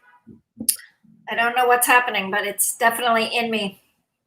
Well, I have a little infection on my finger that I had a little sliver in the finger and it got infected. So my wife just patched it a little bit because there was pus and so on. Yeah, I have this moment of time when I know, I've been putting a lot of energy in the last month and it's time to go in. And after this event is my inner environment. Yes. And, just letting my space, my new space come alive, and everything meld into this new presence. But I've spoken to 3 of my children. We're waiting for the birth of this baby, which was due yesterday. So my son is waiting. And, the gift of just that alone is so present in me today. And I'm just in another world. I'm in the other world. I understand. As Yeah. I went out for my walk today, as I went into different areas of my life today, my 3 kids that I spoke to so far, it's just so beautiful because I see their face. And I told them, all I need to do is look at your face today. That's all I want for Mother's Day. Because when they were in your arms, when they're first born, is the biggest grace. And it lasts their whole life. It lasts for the mother the whole life. And father, I think, too. But you look at them with this amazing, mystery of grace. It's like the biggest love affair you ever have, right? Your children. Yeah. It's such a big love affair. And I'm just so blessed. So, it's a beautiful Mother's Day for me to have this event, have you here. So I'll let you have the torch for a while. Mark comes on at 3, so he'll be a deep pleasure. You've heard him before, right? You know, I don't remember hearing him directly, but that doesn't mean I haven't heard him. You've got to go back and listen to his other ones that he's done for Torch. He's remarkable. He really, he brings an understanding of the mind. I met him through the Jaguar Console. Shuni has an astrology page, so I'll try to connect you to that. And this idea that Mark's in Brazil, and he's married to a Brazilian, so he's connected through me because my daughter-in-laws are both Brazilian, so my babies are both Brazilian, you know, they're all Brazilian, you know, of nature. So I'm having this deep, like, oh my gosh, I have to get to the Amazon, I have to get to Brazil, I have to go and be, so it's all brewing in me. It's all like, you know, it's this essence of your grandchildren. And you know, this will be my 7th grandchild being born, and you know, the safe passage is the grandmother's holding, you know, I'm just holding the space, you know, consciously, and I'm, you know, in my subconscious. And here's another child calling, and I'm going to answer it. Yeah, for sure. Oh boy, such a blessing today. Today. Every day is a blessing. Yeah, even in COVID, even in, well, I have a friend who has terrible pain. She's getting through it because she started practicing what's called peacemaker meditation. I was able to gift her that today when she made a call to me because of her pain. Imagine your hands straight out in front of you. Just then bring them towards you, towards your heart. As you're breathing in, mentally repeat, peace in everything. Everything with peace. Peace in everything. We bring it to our heart, and everything with peace. And peace in everything, because everything has a heart. Everything with peace. Peace in everything. Everything with peace. As we do this, our breath calms down. As we do this, our heart rate calms down. As we have peace in everything, everything with peace, those brain waves have calmed down so much that it takes away anger, it takes away fear, it removes all negativity. It's like a cosmic roto-rooter. It's like sweeping your mind of all the junk, getting rid of stuff you don't need. And then you can look on the bright side of life. Peace in everything, everything with peace. Peace in everything, everything with peace. Peace in everything, everything with peace. We just began our conversation with what is called setting sacred space. It's sacred because we're together. The hearts are connected no matter where we are. The vibrations that we set forth in our own energy field, we have an energy field. They can take pictures of it with Carillion photography. If you want proof of it, it's not just airy-fairy stuff. Like we can only see a little bit of the spectrum of light. We can only hear a little bit of the sound spectrum. Well, the techniques and technologies and everything can prove that things like what I just mentioned are true. We never had those abilities way back when, but the wise that you just heard earlier today, the elders, the wise people of anywhere in the world, Guatemala, Mongolia, Yucatan, wherever you are, doesn't matter.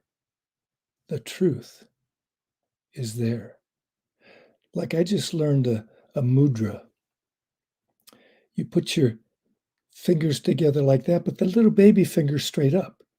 And then I want you to focus on your breathing. Just focus on it. Guess what? Because we have our fingers like it's almost like an acupressure point. And the finger up like this allows the breath to come in deeper. It's an old mudra. A mudra is from India. At least that's the name that they give it in India. And this mudra actually has correlation to China, where they have acupressure and acupuncture. And science can prove that your breath changes when they research this. It's like when I was with Swami Muktananda in Germany in 1976. We're touring Germany. He gave free programs on how to meditate. And on the last night, outside of Munich, Germany, he decided to get up at the start of meditation when people are chanting the mantra Om Namah Shivaya. And he decided to give Shaktipat, this awakening of the Kundalini. Once the Kundalini is awakened, this Shakti, this energy that's had been at the base of the spine, it goes up all your chakras. There's 7 of them. And you don't have to believe any of this, but again, their energy centers in the body can be photographed now. And these energy centers correspond in physiology to the endocrine system. Every one of them correlates to the endocrine system. He woken up everybody's Kundalini, and as he's walking out, he's chuckling. Why? Because he lit up the room. When I say lit up the room, I had never seen it happen before in such a grandiose way that it looked like I was in a mental institution. There's somebody bouncing on the floor. There's somebody screaming bloody murder. There's somebody sitting like a yogi, just totally quiet. A fat old lady, and I'm not denigrating fat or old. It's just a term. This lady did the Murya Asana, the peacock pose. Imagine just your hands on the floor. The rest of your body is in the air. She did that for the whole half hour of meditation. Half an hour in that position. It's called the flange pose in gymnastics. She had never been trained in gymnastics. She was not trained in just about anything. Her friend next to her, when they decided to come out of meditation, everything calmed down. The screamers stopped. The laughers stopped. The bouncing stopped. And guess what? The person said, I'd like you to share your experiences. She raises her hand. She says, my friend here dragged me here. She says, you're my best friend. You're coming to see this guy. He's leaving tomorrow. You got to see him. She had never meditated before. She had never done yoga before. But the person who was leading the sharing time said that particular yoga asana, this posture that they did, works on your digestive system. That's the power of the divine. The divine knows what your body needs. You know deep inside what your body needs. Socrates would ask simple questions, and he got the answers from the students. They may have been 40 years younger. I used to teach the same way. I taught 47 years in the barrios of Los Angeles, in the inner city of Los Angeles. That's Los Angeles, California, for those who don't understand a little bit of the pronunciation of Spanish. And this is important, keeping your language alive. The Guatemalan lady that was on before, she's also keeping the script, the calligraphy alive for her particular language, her particular way of speaking the Mayan language that she learned in her tribe. Those are all very, very valuable in the vibrations of Mother Earth, because everything is a vibration. David Bohm has a fantastic video. It's called Infinite Potential. Infinite Potential, you can look on YouTube and you can see it. David Bohm is the man who is like the heir apparent of Einstein. He was the one that took over leading the world in physics after Einstein. He got a lot of his wisdom from a guy named Jiddu Krishnamurti, a man from India, who always said, "You're your guru. Don't go and listen to gurus." Of course, he was acting like a guru. He was acting like a teacher, which is what a guru means. But a guru with a capital G means master. It's different than a normal teacher. Each one of you have had a master teacher, not because they taught you in a master's degree, but because they mastered the subject. They felt it, they knew it, they lived it. And when you meet a person who is so into history like that, it makes history come alive. Just like somebody can do that with math. And for me, math was like, oh no, please. But when you get a math teacher like that, or a science teacher like that, wow. And you know it. So we get to be able to be that. Each one of us is a gift from God. This is Mother's Day in America. The mothers gave a gift to life. They gave life to life. They're the guru of their children. They're the gurus of their family. They're the teachers because they're so connected with the heart. Men also are connected to their heart. We sometimes block it off because we get too controlled by the left brain. That's our education system. It's all geared toward the left. Left brain. Remember this. Give me back this information and you pass. Don't think too much about creating things. When I was 16, I had an idea of changing sound into light, back into sound again. So it would travel across space at the speed of light. Now we have technology to do it. It took enough people having a similar idea as little imaginal cells in a butterfly's cocoon.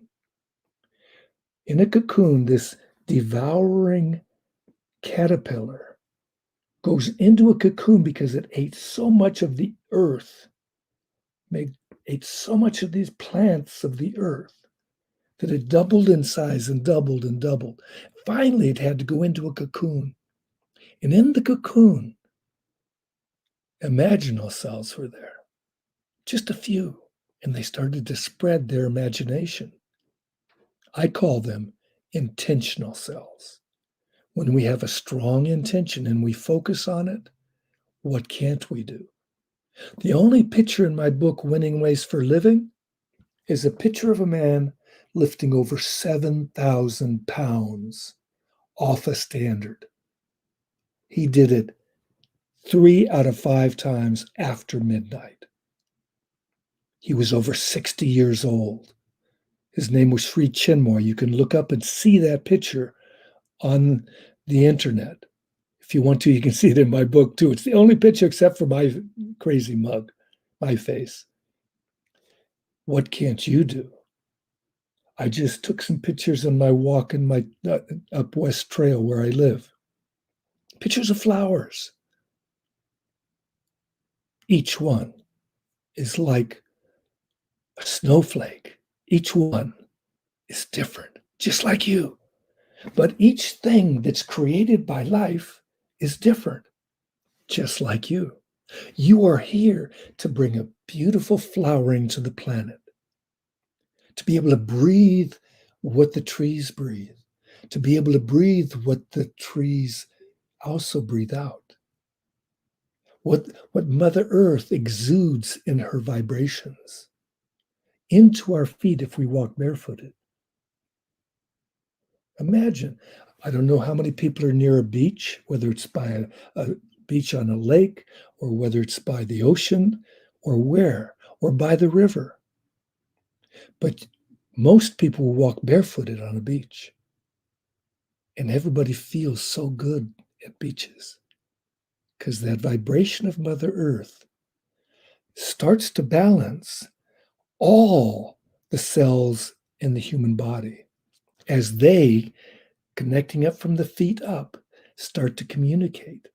Do you know what a healthy cell does?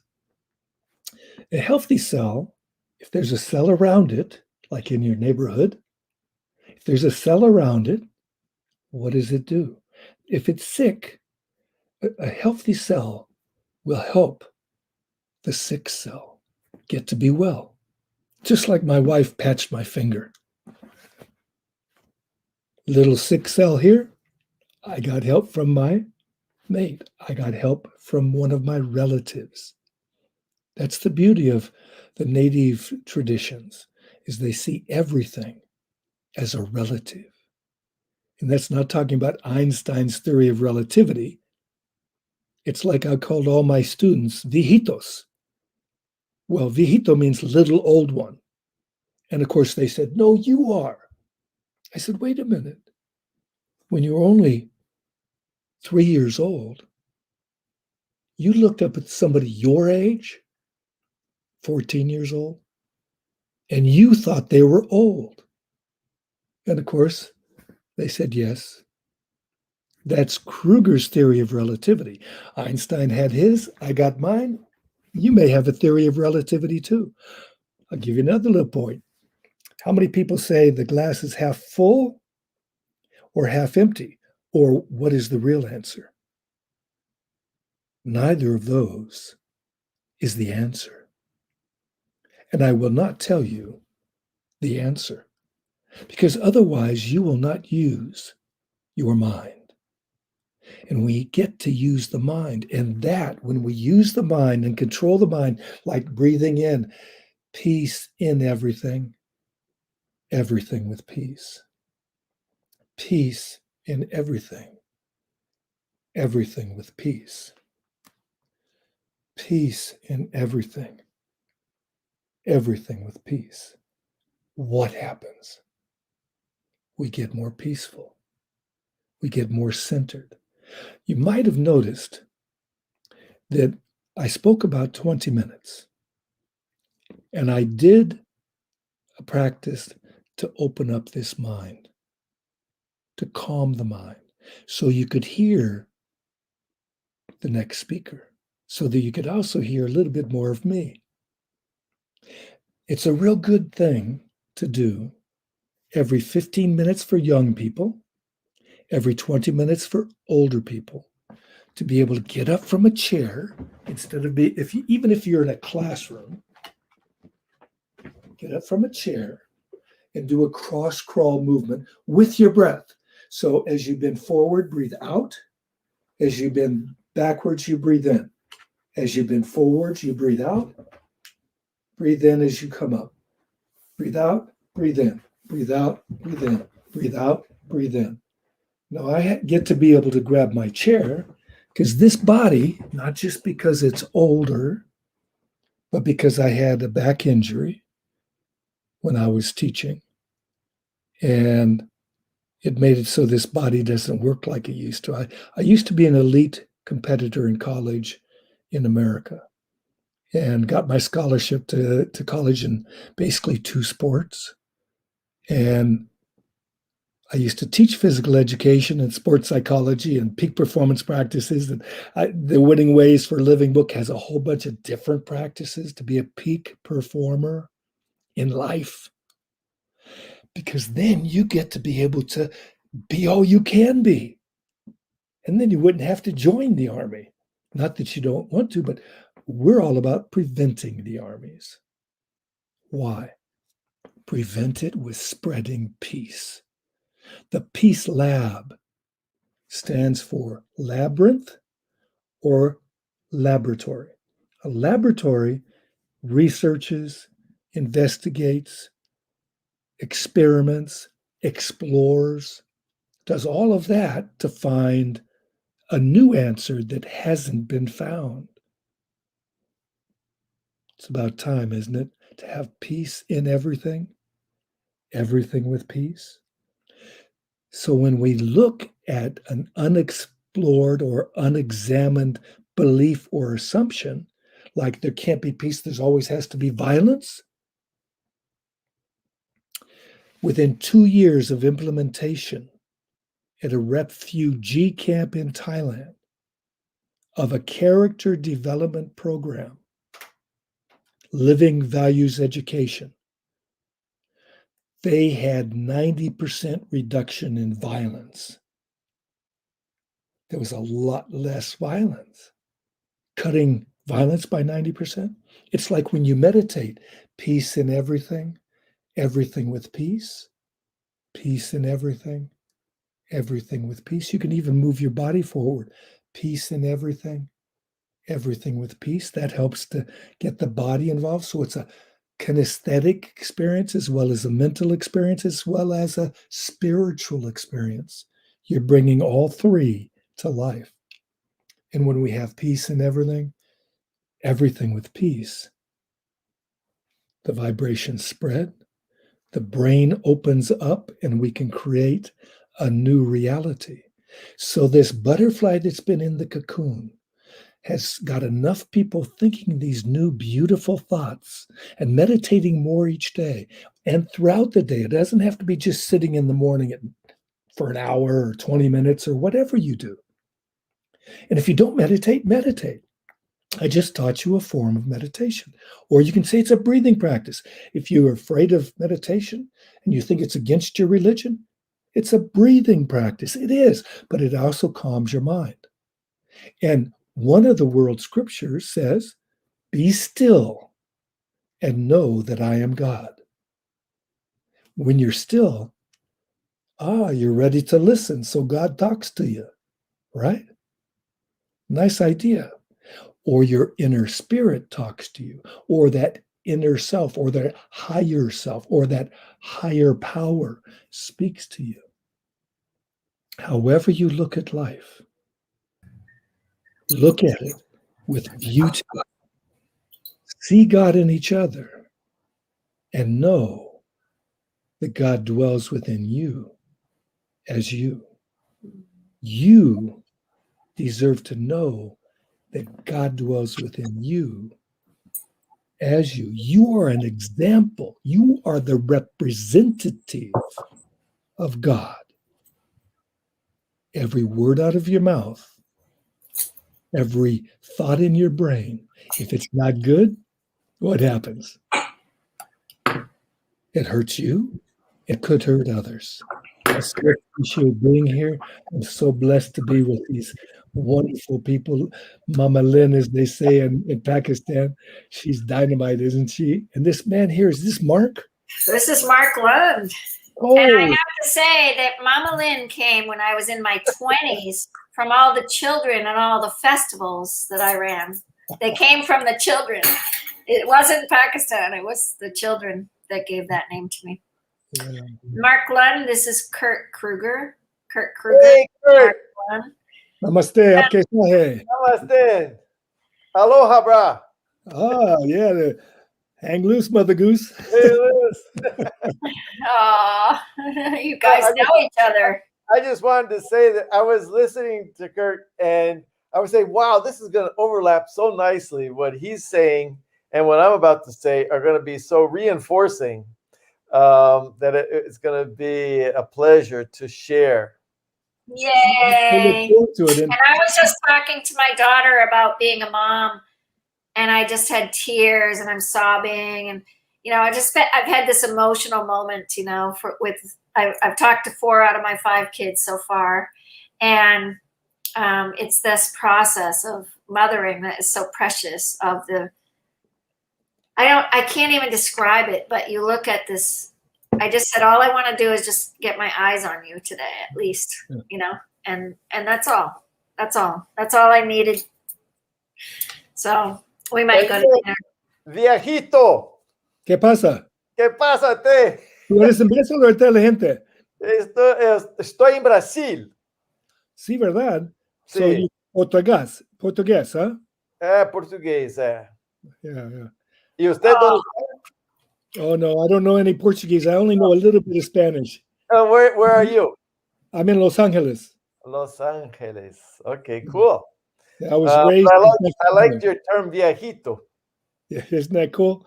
Yeah. Well, everybody is at some degree or another. I But was twice my brother's age at one time, at 30 seconds. I have an identical twin. I'll tell people that I stepped on his head and pushed out to get out first. That's He's got great. his stories too. Well, Kurt, we have a saying in surfing which goes along with your viejito tale, which is we don't stop surfing because we get old. We get old because we stop surfing. That's it. Yep. Totally. Woo! I surfed, Mark, in Hawaii, and I went out with my grandson the last day I was there, but I went out with my son one morning with all the surfers. I caught only one wave. I didn't stand up, of course, but I had so much fun. But the picture of my grandson and my son surfing together, long wave on Waikiki. Waikiki, yeah. They caught 2 waves, and it was just like they just went for so long, and it was so cool watching my grandson's face. Just that lit up child's face. He's 4 years old. And he's just like, so great, so great. So may we surf into this next section. We're gonna let you have the stage, Mark. I hope, Kurt, you take a peek and see what Mark has to say. Mark Lund is with us with the 3 environments, our theme. This is kind of our theme speaker, torch environment speaker. The 3 themes: nature, mental, and ethereal. And we just totally, I've been honored with this all for the last 3 days. Like we did it the 6th, the 7th, and then today. But Shuni just gave a great talk, and I'm honored to have you here with us. Yeah, and Kurt, thank you so much. Kurt continues. It's amazing what's happening, the connections. Yeah. It's time. The time is totally right. We are about ready to break through the cocoon. Yes. We're getting stronger right now. That's right. And then as soon as it's time, we break forth. We're strong enough. We have enough of the imaginal cells that created this incredible new reality that's going to be coming forth, that is forth. When we see it in our mind, it's already there. Yeah. No time. Amen. Woo! Imagine the cells. Yeah. I've studied a lot with Elizabeth Sarturis. I don't know if you ever heard of. Yeah. And Elizabeth's out in Hawaii, as a matter of fact. And today, my talk today is going to focus on Hawaiian spirituality, actually.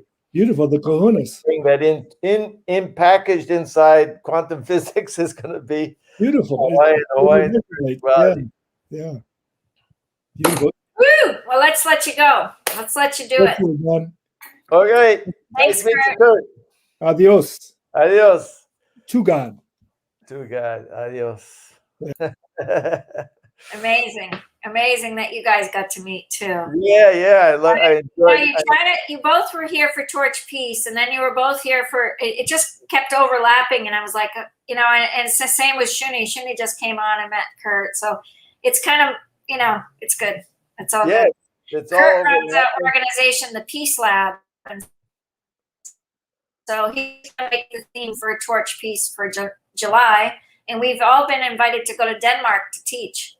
So this is kind of exciting. Wow, that's really cool. So, yes, there's an eco village in Denmark. So I'm hoping everybody will hopefully, I mean, with COVID, we don't know, but let's just open it up to the possibilities. Yeah.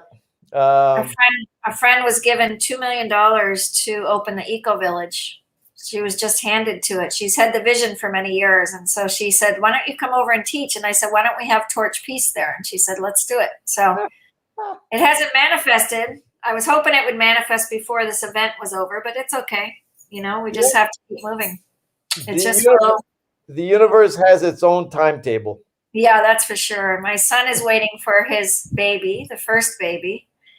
And the due date was yesterday. So the mama, Hanata, is from Brazil, and she was dancing for me and sending me a video. And she's so beautiful. Oh, she's so gorgeous. So I'll be there in 3 weeks and to see my new grandson. But well, like your son, I'm married to a Brazilian also. I know. We have 2 Brazilian daughter-in-laws. I have 2. So Marcela has 4 children already, but this is Theo and Hanata's first baby. So okay. Very exciting. So we're just putting it out there for them today to have a safe passage. Yeah. And as I said to my children, the only thing for Mother's Day is to just see them and know that the look of a mother's eyes when they hold a baby in their arms for the first time is one of the most precious moments. And you never leave it as a mother. You don't leave it. You don't leave that thought. It's always there. And it's just, I have beautiful children. Well, that was partly why I wanted to have my slot scheduled for today, because I think Mother's Day at all levels is like super important. The whole maternal concept is the basis of everything. So when you gave me the offer 6, 7, or 9, I said, give me 9 because I want to be on Mother's Day. Yeah, thank you. All right, I hand it over to you. Can I share my screen? Yeah. Share screen. Okay, I'm going to show you my screen. That's of my 5 babies out of my belly. Oh, wow, cool. For some reason, I'm not getting the share again. So do the share down at the bottom. Yeah, I did that, and it comes up share screen, and I do the share screen, and I click Now at the application window. Make sure you do the application window. Wait a minute, which one's the application? I'm going to do this again. Share screen. I click on share screen. I get the share screen, screen sharing tips. No. And then it says share screen. It should, when the first window comes up, there's a little box above that says application usually. No, this one only says share screen or video file. So press on share screen. I did. And then all that comes up is screen sharing tips. Screen sharing tips. Keep going. Keep press on that one, and then it should have the window above it. Okay. Are you in Chrome? I'm in Chrome. Yeah. StreamYard. Enter screen. Let's Good. And then do the window. Do the window one. Okay. Yeah. I think. Oops. You got it. You got it. I have it? Yep. I'm not seeing it. Okay, now I got it. Now what? Now you have to pick the right screen. This one.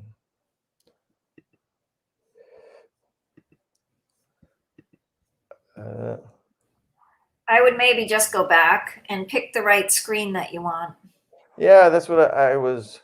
They're all on top of each other, so it's a little bit. Okay, let's try this again. Share screen, and then it goes to window. Yeah. Let me see. Share. And it should be just like.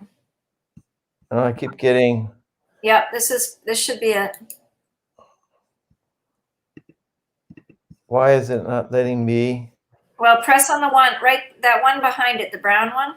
Yeah, the brown one's what I'm trying. I'm clicking on it. Press on it. It doesn't click. It's not clicking. Okay, then go back again. You've got it. It's just got it. You just got to be able to click the right one. That's all. Just pull it back down. Okay. Try it again. Okay. And I'll turn it off here. Remove. Okay, and then Share screen, share screen. just go slow.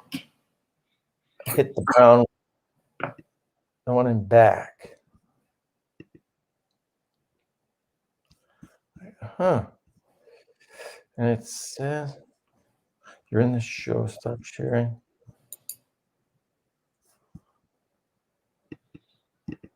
Why isn't it? Woo! Woo! This is what that was cool. That's what I did last show. So there is a way. You're just gonna have to keep playing. Isn't that awesome? That's kind of cool, but Super cool. we took some screenshots of that. I don't know how you got there again, but it happened last time. It was so much fun. let's see. Share. Oh, Okay, let's go back. Let me try to do it on mine so I can figure it out for you. Share screen, window. yeah, and the window comes up. Oh, wait a minute. I think I got it. Here we go. You got it. Dunzo. We're good. There you go. Sorry, everybody, if anybody is waiting. Sorry about technical. But I've seen so many, webinars and stuff like that. And it's more often than not that the speaker has a hard time for some reason getting logged on or connected. It's really just about, you're getting ready for a talk, and it's not easy to bridge both worlds, I think. It's like, it's just, you're in the ethereal in its essence. So I'm going to hand it over to your ethereal, beautiful Okay. Well, first of all, you did it. You did it. You put it. Yes. Woo! You did it. Your little image or your GIF is fantastic. I mean, if there's anyone that expresses what we're about to see, it's this image that you sent me. So I said, I've got to open with Lynn's image because this is so cool. It's so cool, and it's an app off of where we were. I don't even know where I found it. I don't even know how to go back to it. The funny part of technology that happens, and I said I have to do this, and so. Oh my God! It said, "Do you want to hide this?" And I said, "Yeah." Well, let's see. Can I? I'll hop off, and then I'll let you have the screen, or do you want me to stay till we get this organized? Yeah, maybe you stay till we exit full screen. See if I. You should have a little on the bottom. You should have a little arrow.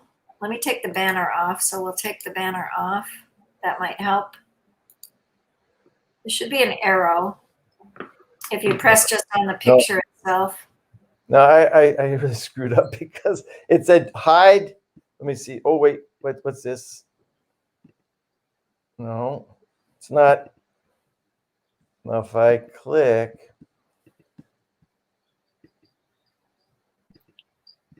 I was going great. What happened? It's okay. Let me see. Share. So exciting. Cancel.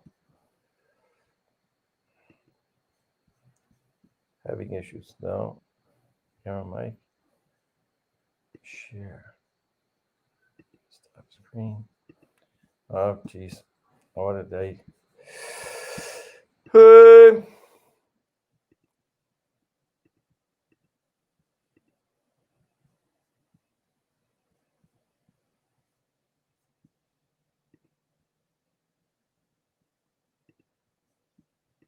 think we got it. Okay, I'm back. Okay, here I go. All right, take care. Hello, everybody. I just want to say good evening, good afternoon, good morning, wherever you are in the world. And I've been invited by Lynn to speak about the environment. And when she asked me, she said, "What would you like to say? How would you like to approach this?" And I said, "Well, I think in essence that there is the environment, the natural environment that everybody has their minds on, correctly so. Everybody's worried about. But I think there are, in essence, three environments that we have to keep our mind on. And so I brought this concept of the Triple Crown. And the first one is the natural environment, which everybody is pretty much aware of. As I say, ecosystems and so forth are very much in the media and very much needed to be so. But there is a second environment which is less discussed, although Kurt kind of went into it now, and that is the mind's environment. And then lastly, the least traceable of all the three environments is the ethereal environment, and ether as the basis of the ethereal environment. And that's basically, I'm going to bring these three together and show how they are aligned. Okay, so the first thing that we have is the ecosystem, and that ecosystem can be both inside. I look at it at three levels, the individual ecosystem, the collective ecosystem, and the planetary ecosystem. And so if we look at the individual, we have the possibility of drilling down within ourselves and finding another ecosystem within our own ecosystem. So, the cells and the organisms and the organs and the whole body, it's what trillions of cells. But at the same time, we are part of the external environment, the external natural environment. And that's one way to look at this. The second way to look at this is through the collective environment. And how is the collective environment going on? How are we all approaching the concept of the ecosystem as a group, as humanity, and so forth? That's super important. And then if you take the sum total of all that, what you have is the planet's own ecosystem. And so we in a sense we're the stewards of this planet, and yet the planet takes care of us. And if you take a look, the planet's system, the planet's ecosystem can be impacted by us. And yet at the same time, we can be impacted by the planet's own system, the planet's own cycles. And I think based on my study of mythology and the Mayan calendars and other prophetic traditions, we are at a very crucial moment now. Kurt was just mentioning the imaginal cells of the butterfly still inside the cocoon. And I think that we are at a imaginal moment. This is the moment that either we come out of the cocoon or we spend the rest of our lives trapped within. So right now, we are affecting the Earth's ecosystem, no doubt about that, but the Earth's ecosystem is affecting us. And this is an important thing to understand, these cycles that, as I said, the Mayan calendar and other traditions have studied for such a long time.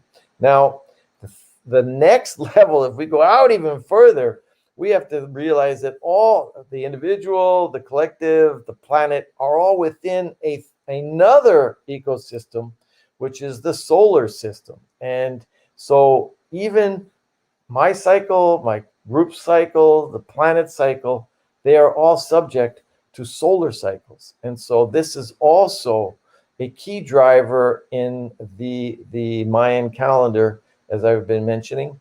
And science is beginning to understand more and more how subject the Earth is to solar cycles, not just heat and light, but particle forcing and other more subtle ways that it can trigger earthquakes and magnetic inversions or magnetic excursions. And so we are within an even larger system. So all these cycles are cycles within cycles, and they all make up ecosystems within ecosystems within ecosystems. So the second level that I want to talk to you about is the mind, okay? And just as we went at the three levels before, individual, collective, and planetary, I wanted to look at the mind through those same lenses. And so we have the individual mind, okay? I am in control of my thoughts at this moment, or I think I am, whatever. But I am also inserted within a group, the collective group. And so right now we have a perfect example of the collective mind impacting the individual mind. I've run into so many people that because of the pandemic, the news and all the pessimism and all the deaths has impacted their mindset at this moment. And so that's just a very clear-cut example of how and what can happen to our own individual minds with the way the collective, the group is thinking and what's going on around us. So then we go out to the planetary level, and the planet is, as James Lovelock said, is alive. It's an organism. And once I had to do I got a diploma in Chinese medicine, and for my thesis, instead of doing the liver or the kidneys or the meridian and stuff like that, I said, you know what I want to do? I want to approach the planet as a living organism. And I want to study it. I want to diagnose the planet. And so I went into that, looking at the planet as an energetic entity, and went at it from that point of view. This is not the first time someone has taken the planet in that sense. There was a French priest, paleontologist, very well known, very elite intellectual, and his name was Teilhard de Chardin.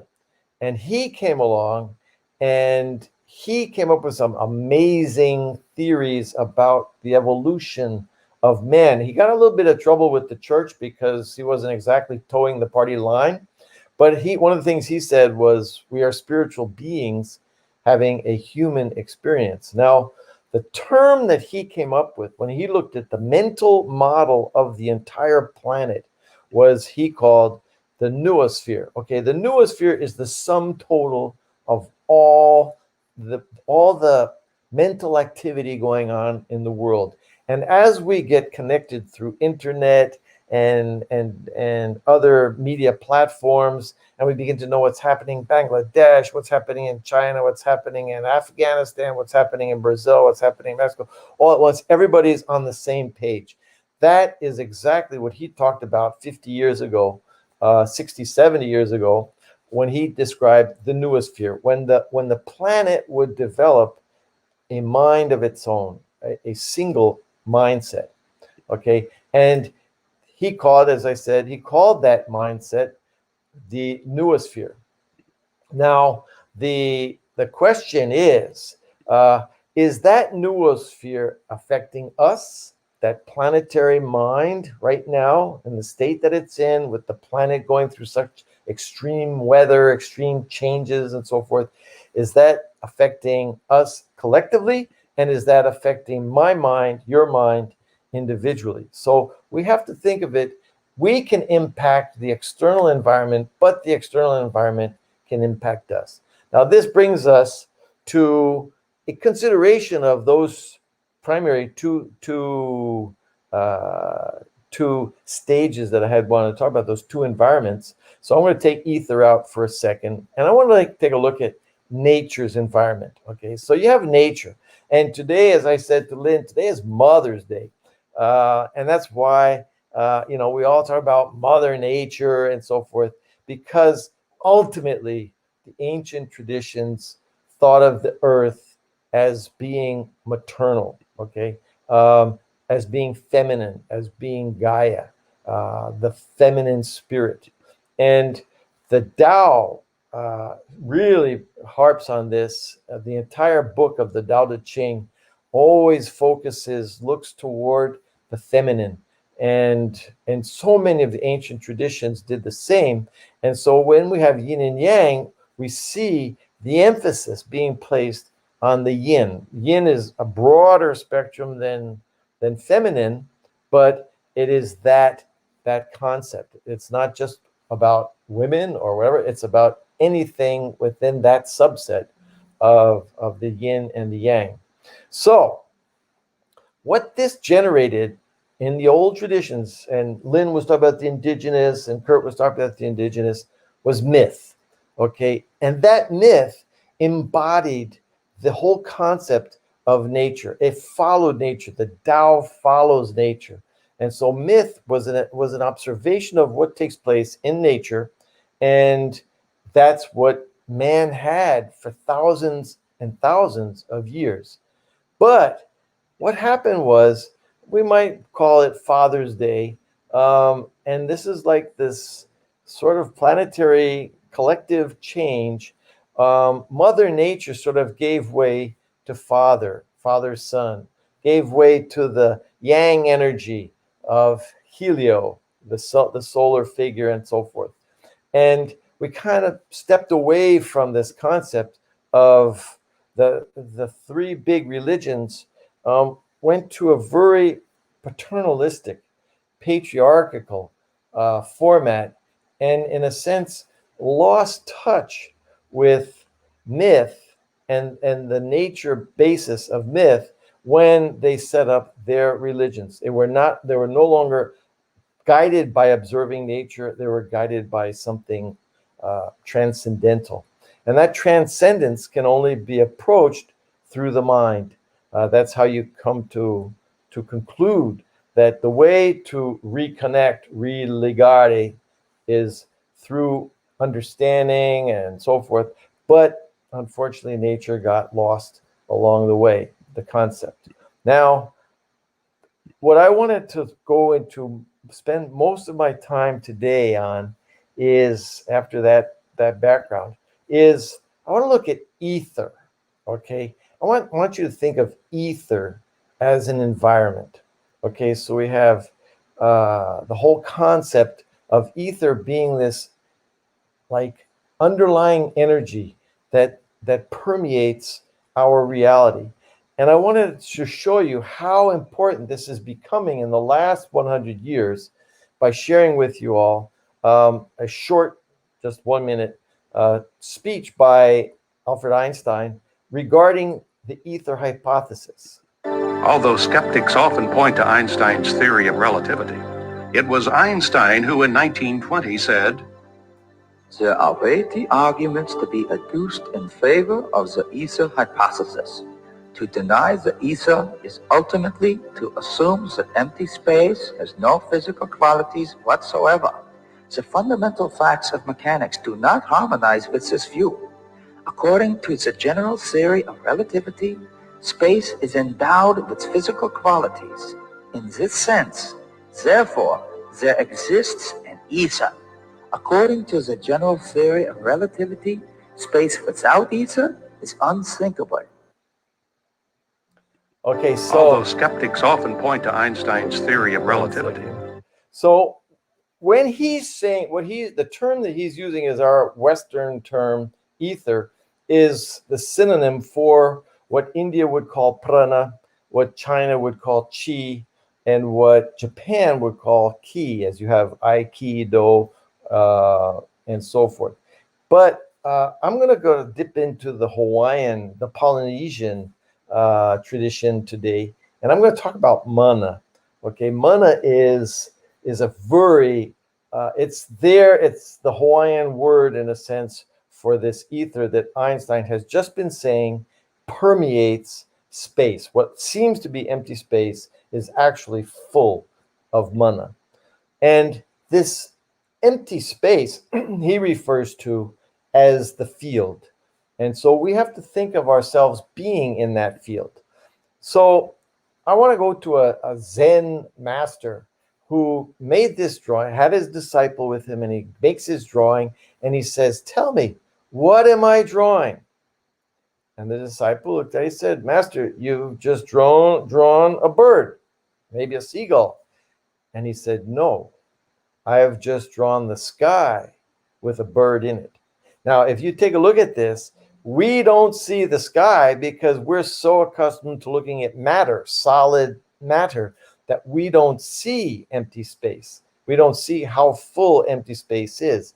And this is what he was driving at when he said, no, I'm drawing the sky. There's the empty space. That's one reality with a bird in it. Okay, so this is from the Zen tradition.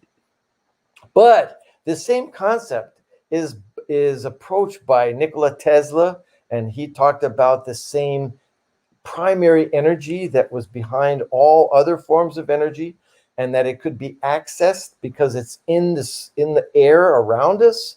It doesn't even need to be plugged in. It's just there. We just don't know how to reach it. Think of a fish out of water. He's got air all around him, but he doesn't know how to access it. We have mana, we have ether all around us, but we don't know how to access it. Tesla was beginning to crack that mystery of how do you access that energy and bring it into our dimension. This sort of triggered the whole concept within physics, within quantum physics, that these ancient traditions like Taoism and Hinduism and Buddhism and so forth, they knew about this ether, this prana, this mana, this chi, this ki, this energy that we're discussing. And one of the more recent, after Nikola Tesla, a recent quantum physicist who is coming to the fore, he's sort of like being rediscovered, is David Bohm. And David Bohm, in this film, this documentary, Infinite Potential, I would strongly suggest it. He said, space is not empty, it's full. It is the ground for the existence of everything, including ourselves. That's David Bohm. And if you take a closer look at the poster for this film, he says mystics have known about this for millennia. Modern science is just beginning to catch up. So this is not a new concept that I'm trying to bring here today, and hopefully I will be able to change or tamper with our mindset, because the way our mindset is set up today is kind of like looking through the wrong side of a telescope. Okay, so you have, as we look through this wrong side of the telescope, what we see is solid matter that exists, and everything else is empty space. That's our modern scientific construct. Fortunately, it's beginning to change thanks to quantum physics. And we're beginning to see, as David Bohm said, that space is not empty, it's full. Okay, so what we have to do, we talk about a flipped classroom. We have to sort of flip our mindset and look through the other end of the telescope, the correct end of the telescope, because then we begin to see the realer reality. Okay, and when we do, what we notice is that there are planets, there are galaxies out there, but between them is this space that is full of ether. And in a way, I draw the comparison to think of energy as consciousness, think of as consciousness as energy.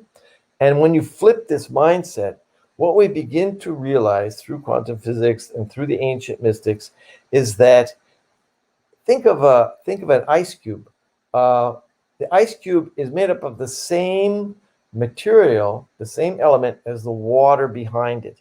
Okay, so we, in a sense, are in a sea of consciousness. Now, we might visually envision the planets and so forth, but they're like ice cubes. They're no different than the background that they are swimming in. Okay, so when we die, maybe we melt and go back into the ocean, or I'm an ice cube. A ant is a snowflake. A dog is a snowball. We're all made up of this oneness, of this one energy, which is the basis of consciousness. You can call it consciousness, you can call it prana, mana, whatever you want, this oneness that is behind us all. So I want to bring you the more recent of all these quantum physicists and show you what he's saying about about quantum physics and how quantum physics is discovering this flipped mindset. In ancient knowledge, in ancient civilization, in ancient wisdom, there was that unified view. It was usually in most of these civilizations gathered around one simple principle. A principle that said that at the base of creation, there is a fundamental energy. They called it chi, they called it prana, the Egyptian called it ka, and it was the source of all creation. It was at the base of all the physics we observe and the forces. Nothing could happen without that energy. Okay, so that energy, the names that we have seen, the different names, we can call it, as I said, we can call it ether, we can call it prana, chi, ki, we can call it mana, we can call it consciousness. It's this one substrate that's behind everything else. So I sort of dreamt of this image. Okay, I'm in my room and I'm not making any noise. Maybe I am, maybe I'm washing the plates or something like that. So I'm making some noise here in the room. The neighborhood is quiet right now, but in the background, there is the hum of the big city, of the metropolitan city of Sao Paulo. Okay, so that's like the substrate. And that's going on whether I'm making noise or my neighbors are making noise or not. That's there the entire time. Now, most of the time I don't hear it because it's so much in the background that my attention doesn't pick up on it. But if you get silent and you be still, as Kurt just said, you begin to discover this substrate of ether, prana, chi, ki, mana, consciousness. As he said, be still and know that I am God, from the Proverbs 42nd, if I'm not mistaken. Okay, so let's continue. So as I said, Lynn was just in Hawaii and surfing and so forth. And in Hawaii, the big things of the ancient times were the kahunas. And so the kahunas came along when the English Captain Cook discovered Hawaii in 1776. He asked them, he said, hey, tell me about Hawaii. Tell me about yourselves. Well, there's such a big disconnect between Hawaiian language and our modern language that everything got confused. And so we misinterpreted what the Hawaiians were saying to us, okay? So they talked about 3 levels of consciousness back then, but the word got translated as souls. And so the Captain Cook and his crew and everybody laughed and they said, oh, these primitive Hawaiians, they don't know anything. They think they have 3 souls. How funny is that? Well, what they were saying is exactly what Freud and Jung would come to say 150 years later, which is there are 3 levels of consciousness. This is what the Hawaiians were trying to tell us.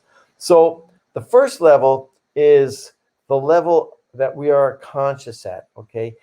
The Hawaiian word for that is uhani, and this is kind of like my self, my individual self, okay?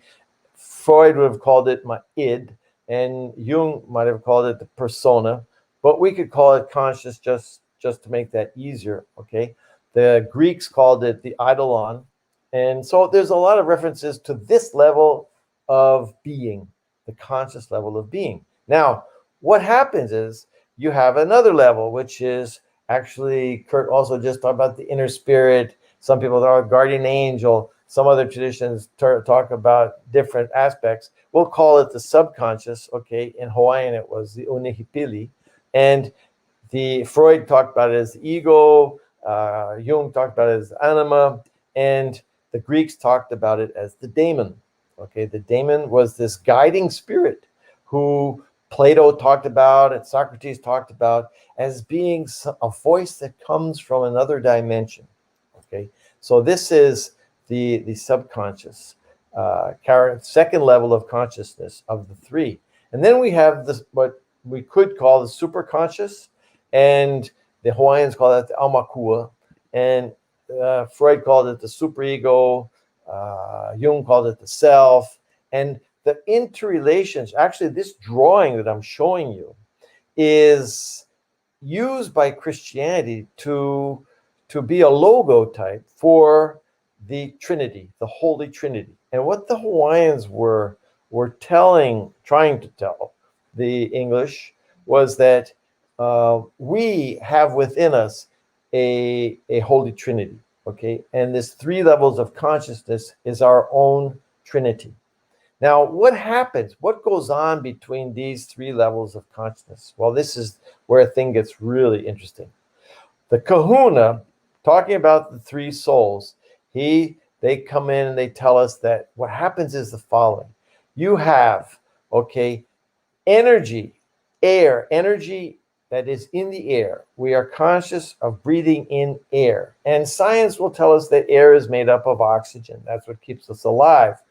But what the Hawaiians and these ancient traditions, the pranamana, ki, chi, etc., they would say is that embodied in the air, the soul of the air, the invisible essence of the air is this energy of consciousness, is this ether.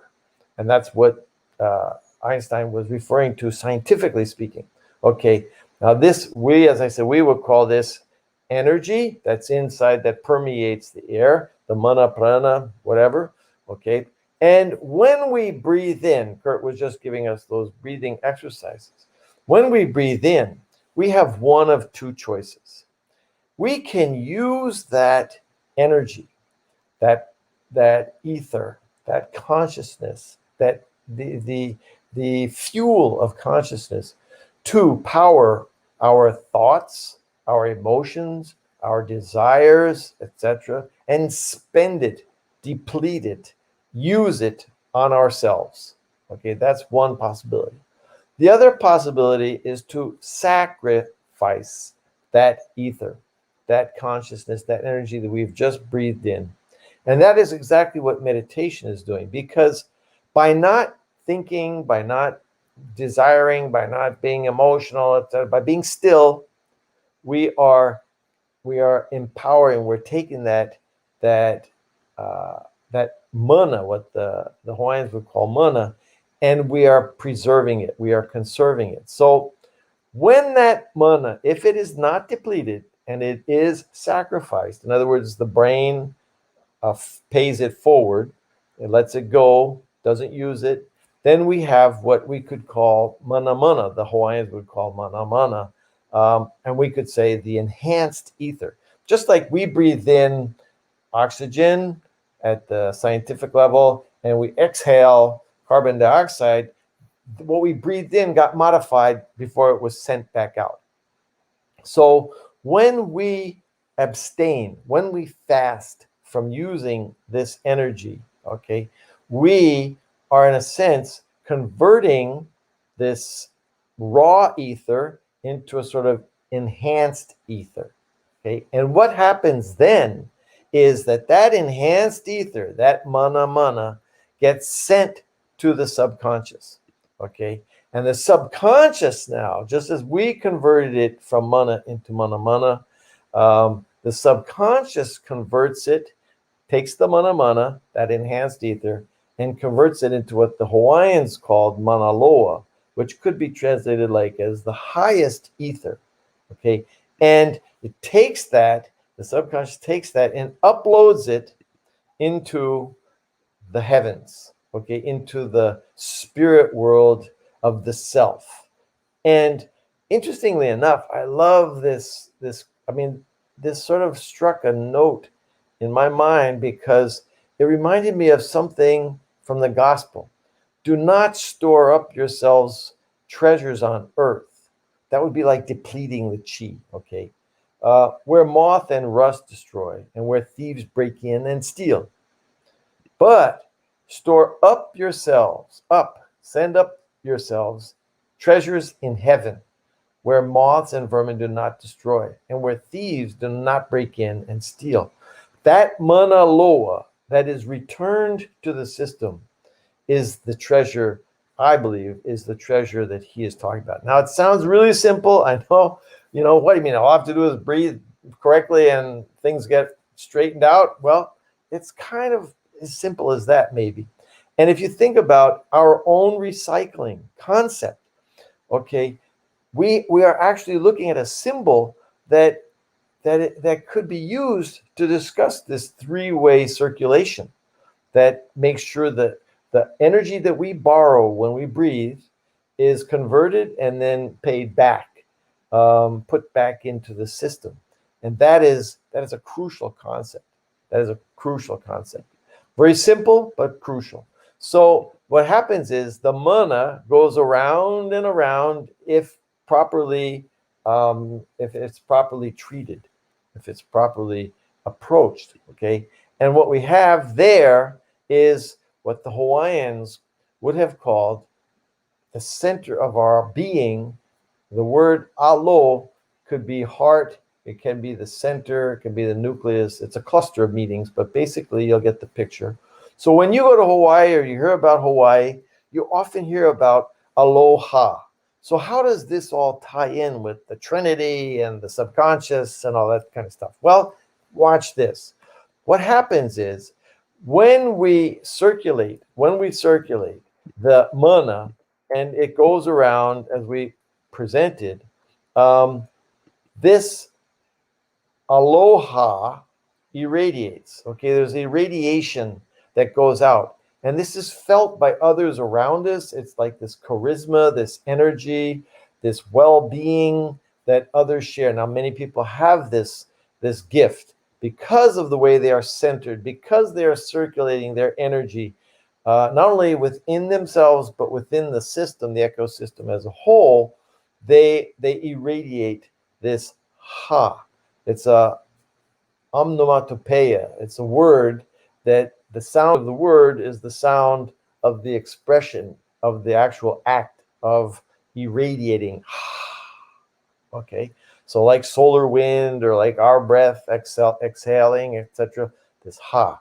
Now, here's an interesting thing.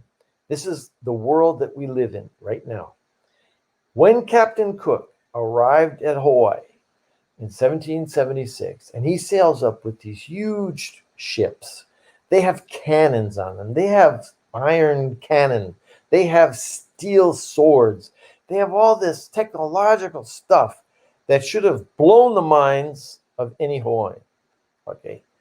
And that would have been, the nickname you would give to the white man.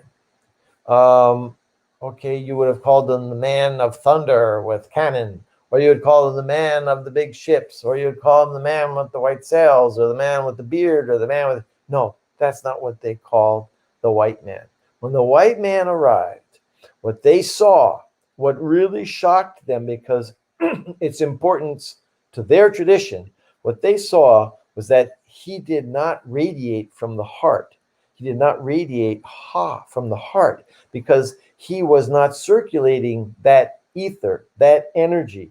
He did not understand it. He didn't even know it was there. Okay. So what happens is you get this word haole. And if anybody has surfed or even been to Hawaii, you'll hear the word haole a lot. But not many people understand what it truly means. It's used today to designate a foreigner. Okay. Somebody that's not from here. So if a surfer from one beach, let's say, Lynn was talking about Waikiki. If you surf at Waikiki and you go down to Ala Moana, you're a haole. Okay, if you go across the island to the North Shore and you're not from there, you're a haole. If you're from the mainland and you're not from the island, you're a haole. You're an outsider. You're a foreigner. You're sort of breaking in a sense. But that wasn't the original meaning of the word. I just showed you what ha means. Ha is that energy being irradiated from the heart. When the Hawaiian looked at the white man, Captain Cook and his crew, what shocked them was they could tell these people were not giving off any ha. They obviously did not understand the meaning behind breath. And Kurt was giving us the peace in, peace out, breathing meditation. Breath is so important in all the traditions. It's important in the Aborigines with the didgeridoo. In Australia, to be able to play a didgeridoo, you really have to dominate your breath. To be able to do pranayamas, you have to really know how to breathe correctly in terms of the yogic traditions. So all these ancient traditions, breath was super important. Now, when the white man arrives in Hawaii, what do they notice? He doesn't know anything about breath. He doesn't understand the importance. So oli in Hawaiian means lack of. So a haole is a person who lacks ha. He lacks the concept, the science, the knowledge, the wisdom of breath and of breathing and of circulating that energy throughout the body and throughout the ecosystem of the planet. So I'm gonna share with you guys what I'm gonna call. Kurt shared with us his meditational practice. Peace in, peace out. You can back off and lean forward, kinesthetic, as he said. I have a different one, and I want to share it with you. Think of. I'm going to call it since it's based on mana. Okay, I played with words and I called it manantra. Okay, a manatra, manatra. And so, how does the manatra work? Well, what you have is you breathe in through your nose, take in a breath. Okay, take in that breath. And while that breath is coming in, while that chi or that mana, the prana, the ki, the ether is coming in to your head, okay, you think silently to yourself, mana, while it's coming in. Okay, that's why you call it a manatra. Okay, you think mana. Then, as you let it out, okay, you now are going to think mana. In other words, the enhanced ether. Okay, that mana has been converted into mana. And so breathe in, and I'm thinking mana inside my mind. And then breathe out, and I'm thinking mana in my mind, silently. And lastly, in between the two breaths, there's that stillness. You'll notice that many sharpshooters, marksmen, before they pull the trigger, they pull in a deep breath, let that breath out, because at that moment that they've just let the breath out is it's the stillest moment they will have. That's when they pull the trigger. I've seen many basketball players on the foul line take the big breath, let it go, and in that stillness, they take the shot. Okay, so in the stillness of that moment between breaths, okay, that's when you say to yourself, okay, mana loa. And it's not up to us, not up to the conscious mind to upload that mana loa to the heavens, as a treasure to be saved up in heaven, stored up in heaven. No, it's a treasure that the subconscious takes over and sends up itself. So that part of this three-stage thing is not even really up to us.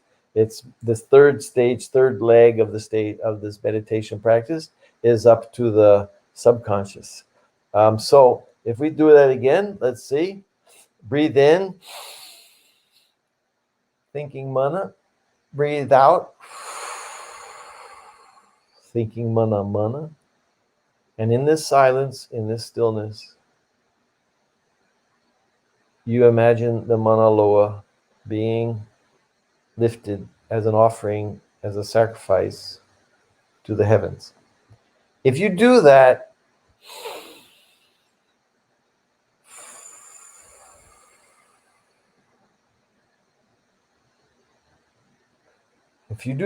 not just 20 minutes in the morning, 20 minutes at night, as usual meditational practices go, or something along that line, but do that all day long, at any moment. Okay, at work, you're busy, you may not be able to do it all the time, 24/7, but you can do it a lot more than you think. There's a lot of thoughts that we waste. We have like 6,000 thoughts a day. How many of them are productive? How many of them are necessary? How many of them could be exchanged for one breath of mana? Okay, and if we do that, we are giving back to the system that we borrowed from. We borrowed the mana and we're paying back with interest the mana loa. Okay, so that is the way that we will achieve ha. And ha, as I said, is charismatic. It will be felt by others, but inside ourselves, it will be a sensation of bliss. It will be a sensation of well-being that has no external driver. It just arises from within us, within our hearts. I had heard an interesting tale many years ago. I think it was from India. Like they have, I think it's the muskrat. And at some point in the muskrat's life, it begins to exude, hormonally speaking, a fragrance, a intoxicating fragrance. And they say, the way the legend is that the muskrat will go crazy trying to figure out where this intoxicating fragrance is coming from, because all his life he's been convinced, and he's been Pavlovianly conditioned to thinking that anything that my senses pick up have to be coming to me from the external world. Well, when he begins to smell his own fragrance, he presumes that it's coming from somewhere outside him. He looks for it. He can't find the source. He goes crazy and he throws himself off a cliff in a suicide act.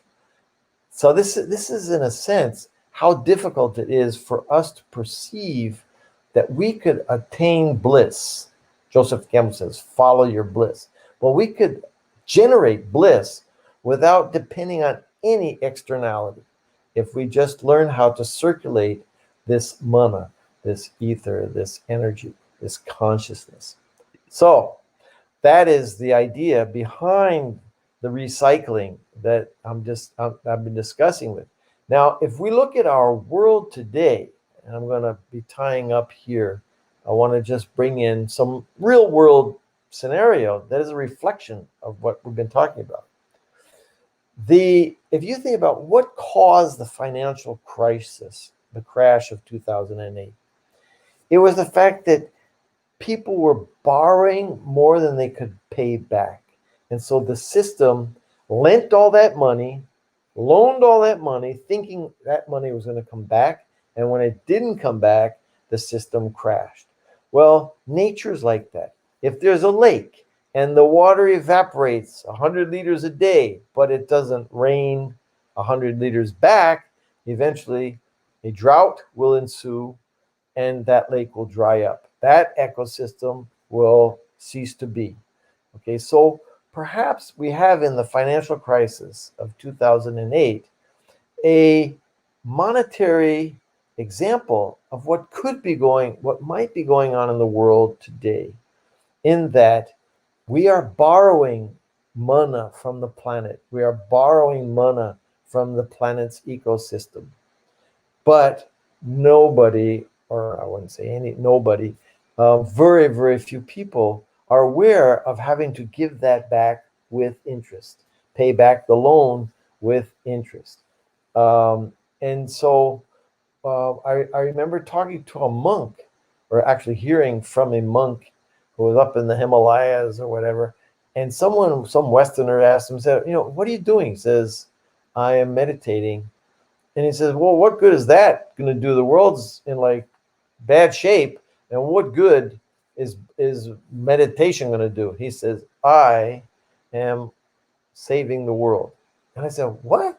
How could he sit there and think he's saving the world? Well, if we use this mindset, this concept of returning the borrowed mana, the borrowed ether, the borrowed prana, returning to the system, that's what he was doing. And he was pursuing equilibrium, contributing to the equilibrium of the overall system, the overall ecosystem. So when I think of the planet, okay, and I think of what we're doing with the planet, at the deepest level, where we're in a sense taking it to bankruptcy, okay, from the energetic level. And this begins, although very subtle and totally unperceived, this begins at the ethereal level of the ethereal environment. Then, if that ethereal environment is correctly addressed, you will have a proper mental attitude towards the environment, towards the ethereal environment, towards the mental environment, and towards the physical environment, the natural environment. And if you do so, then nature will flourish. But if you, in my opinion, if we try to solve the environment's problems at the natural level without starting from back at the ethereal level, which will help change our mental level, mental attitude, our mindset, it's going to be much more difficult to try to salvage the natural in this extreme scenario that the natural ecosystem is going through if we ignore the other two ecosystems. So that's why I talked about this as being the triple crown of environmental studies. When Lynn first talked to me, I said, we have an environment, we have 3 environments, and we have to be aware of how to deal at all 3 levels with those. So that is why I love this image that she sent, that she found, and I see in it, you see the physical, you can even see the mental, the subtle mental field, and then you see the empty, so-called empty space of the ethereal field, which is embracing this. It's this sea that we are ice cubes like floating in. And if we become aware that we have this sea all around us, and we perceive that I'm an ice cube, you're an ice cube, the dog's a snowball, the ant's a flake, whatever, and we see that oneness rather than this division, we can sort of pull these 3 together. And when we do that, we come to see that the earth is a living cell. And once again, I want to thank Kurt for bringing this up in his talk just before I began. And I'll add to that each of us, as in any living cell, each of us is a mitochondria. We are responsible for energizing this ecosystem and returning to it the energy that we take out of it. And if that doesn't happen, we're going to be in trouble. So that's it for tonight. I want to thank you all. And I want to thank Lynn for having me. And let's see, stop sharing. Whoops. So here we are. I'm back.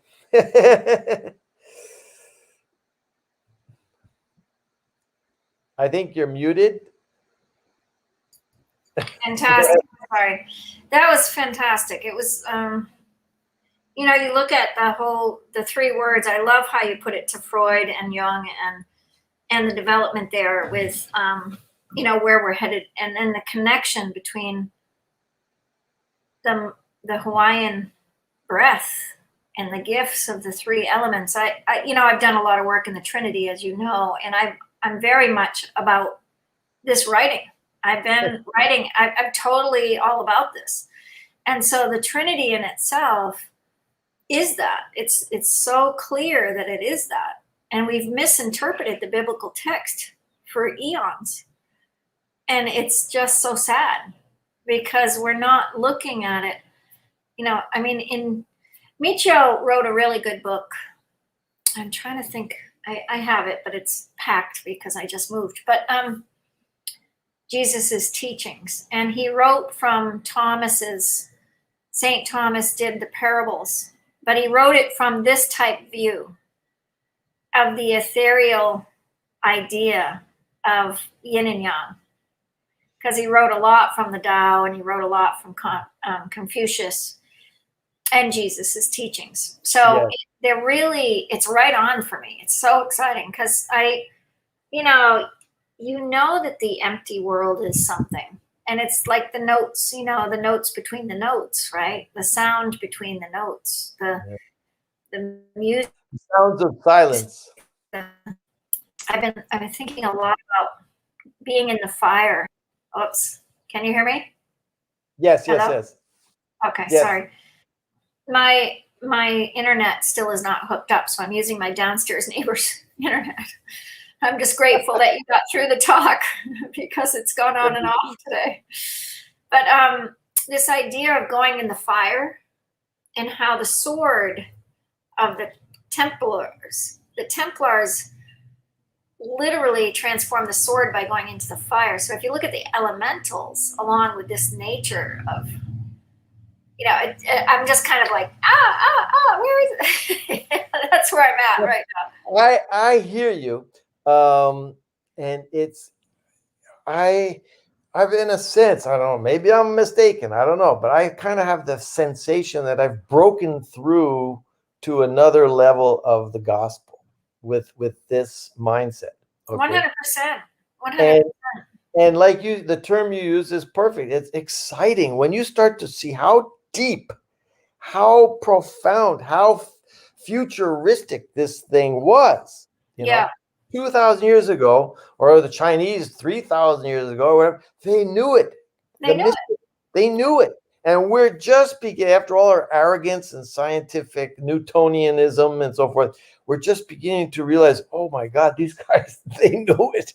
And so if you imagine Jesus having to speak to an illiterate crowd, as Lao Tzu had to speak to an illiterate crowd, he had to give them something they could handle. He had to give them something they could remember. And so he converts it into this myth, okay, this teaching. Oh, that's right on. Yep. And so when you take, and I apologize if anybody out there is like historical Jesus, but if you look only at the historical Jesus, you miss the boat. Yeah. If you look for this underlying wisdom that is behind what he was saying, and you interpret line by line, thinking that, hey, wait a minute, what he's saying is more than what he was saying, more than the words, right? You discover this depth, and you go, oh my gosh, look at this. Yeah, and it's in the scripture all the way through.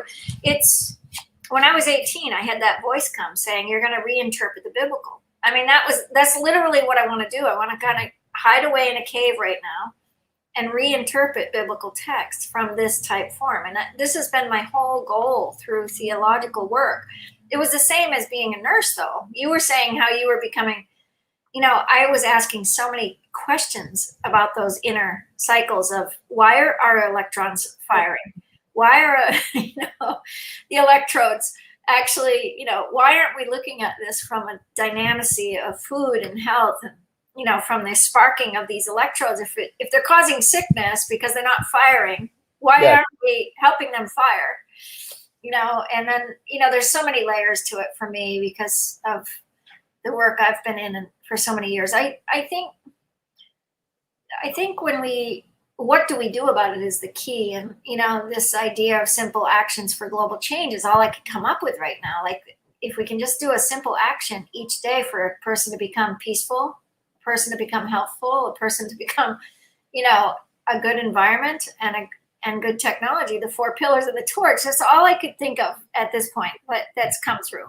Because if you can help one person with those 4 pillars to really dive in, including myself, I'm not being egotistical here, but when I have been in my prime of health and my prime of energy, Michio said he ate donuts and drank cigarettes just to be in society. He taught all about natural way and, this idea of the vibrational world, but he said in order to make one with people, he had to eat backwards on the food chain further just to make sense of it all.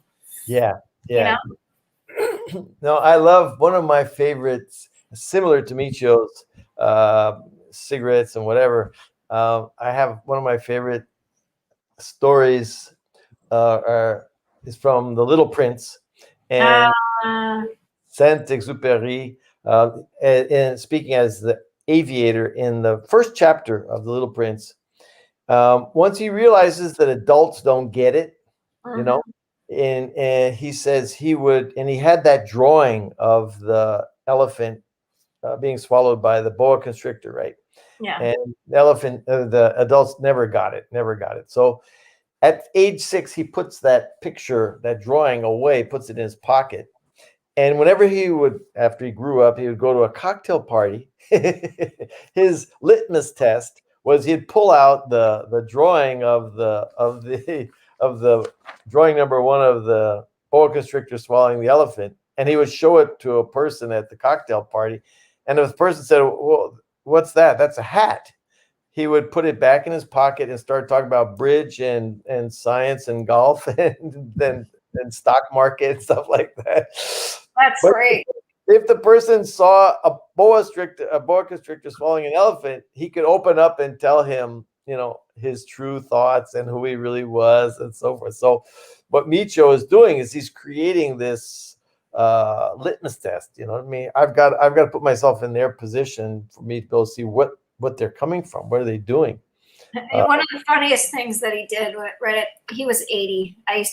Aveling died when he was about 76 or so.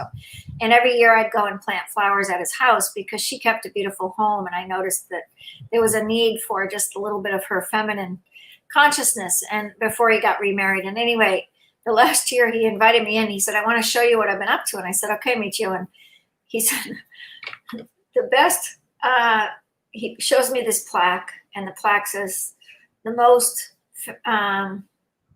highly rewarded businessman from the Republican Party." And I was like, and then he shows me the second plaque, "The most, awarded businessman from the Democratic Party."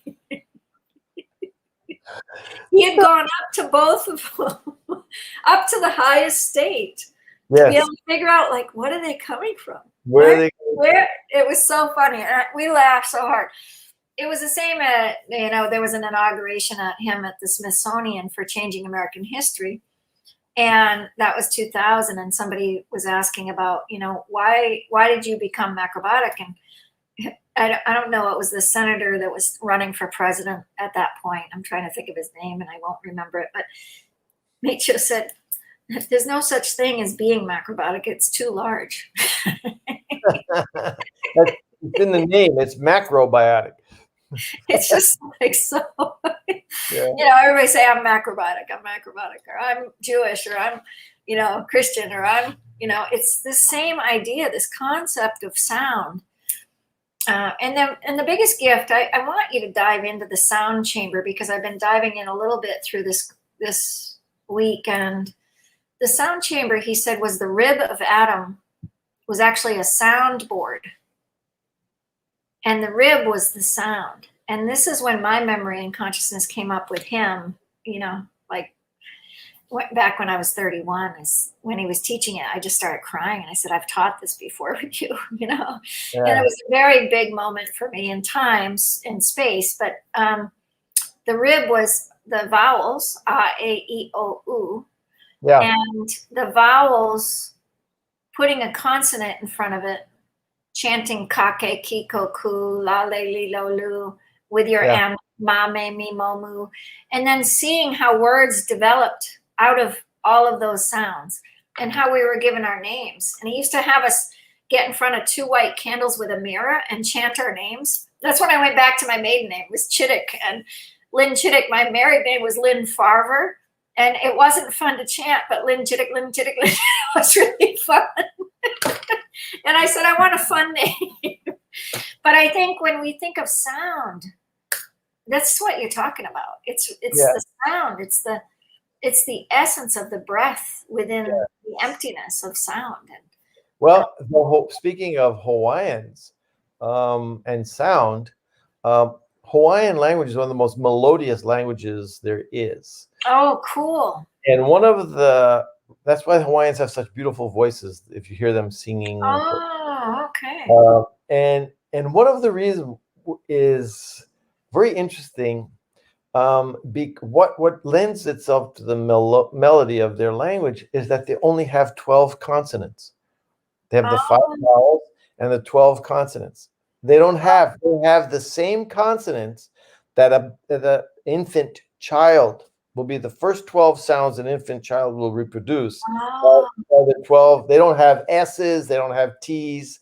They only they have the same sounds. And I think this is fascinating. Somebody's got to think about this one day. I said, could it be that they are so ancient that they are still infantile in their language, in a sense? Well, not that brings back me to Steiner, because Steiner said that people with autism were still in the etheric world. They were still closer to the etheric world. And so they were much higher consciousness than we were.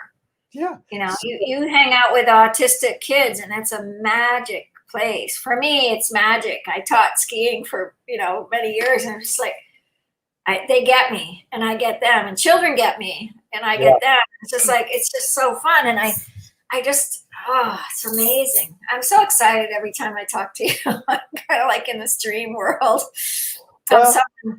Well, they understood sound. That's what I'm driving at, is the Hawaiians understand sound, and how sound is, let's say, that substratum.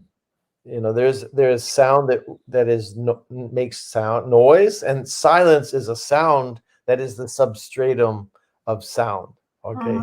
And it's the medium, it's the field through which that sound travels. Okay. Sound travels. Once again, going back to the gospel, I was always fascinated by Jesus saying, the kingdom of God is like a man who goes into a field and finds a treasure, that he goes home, sells everything he has, and goes to buy that field so he can have the treasure.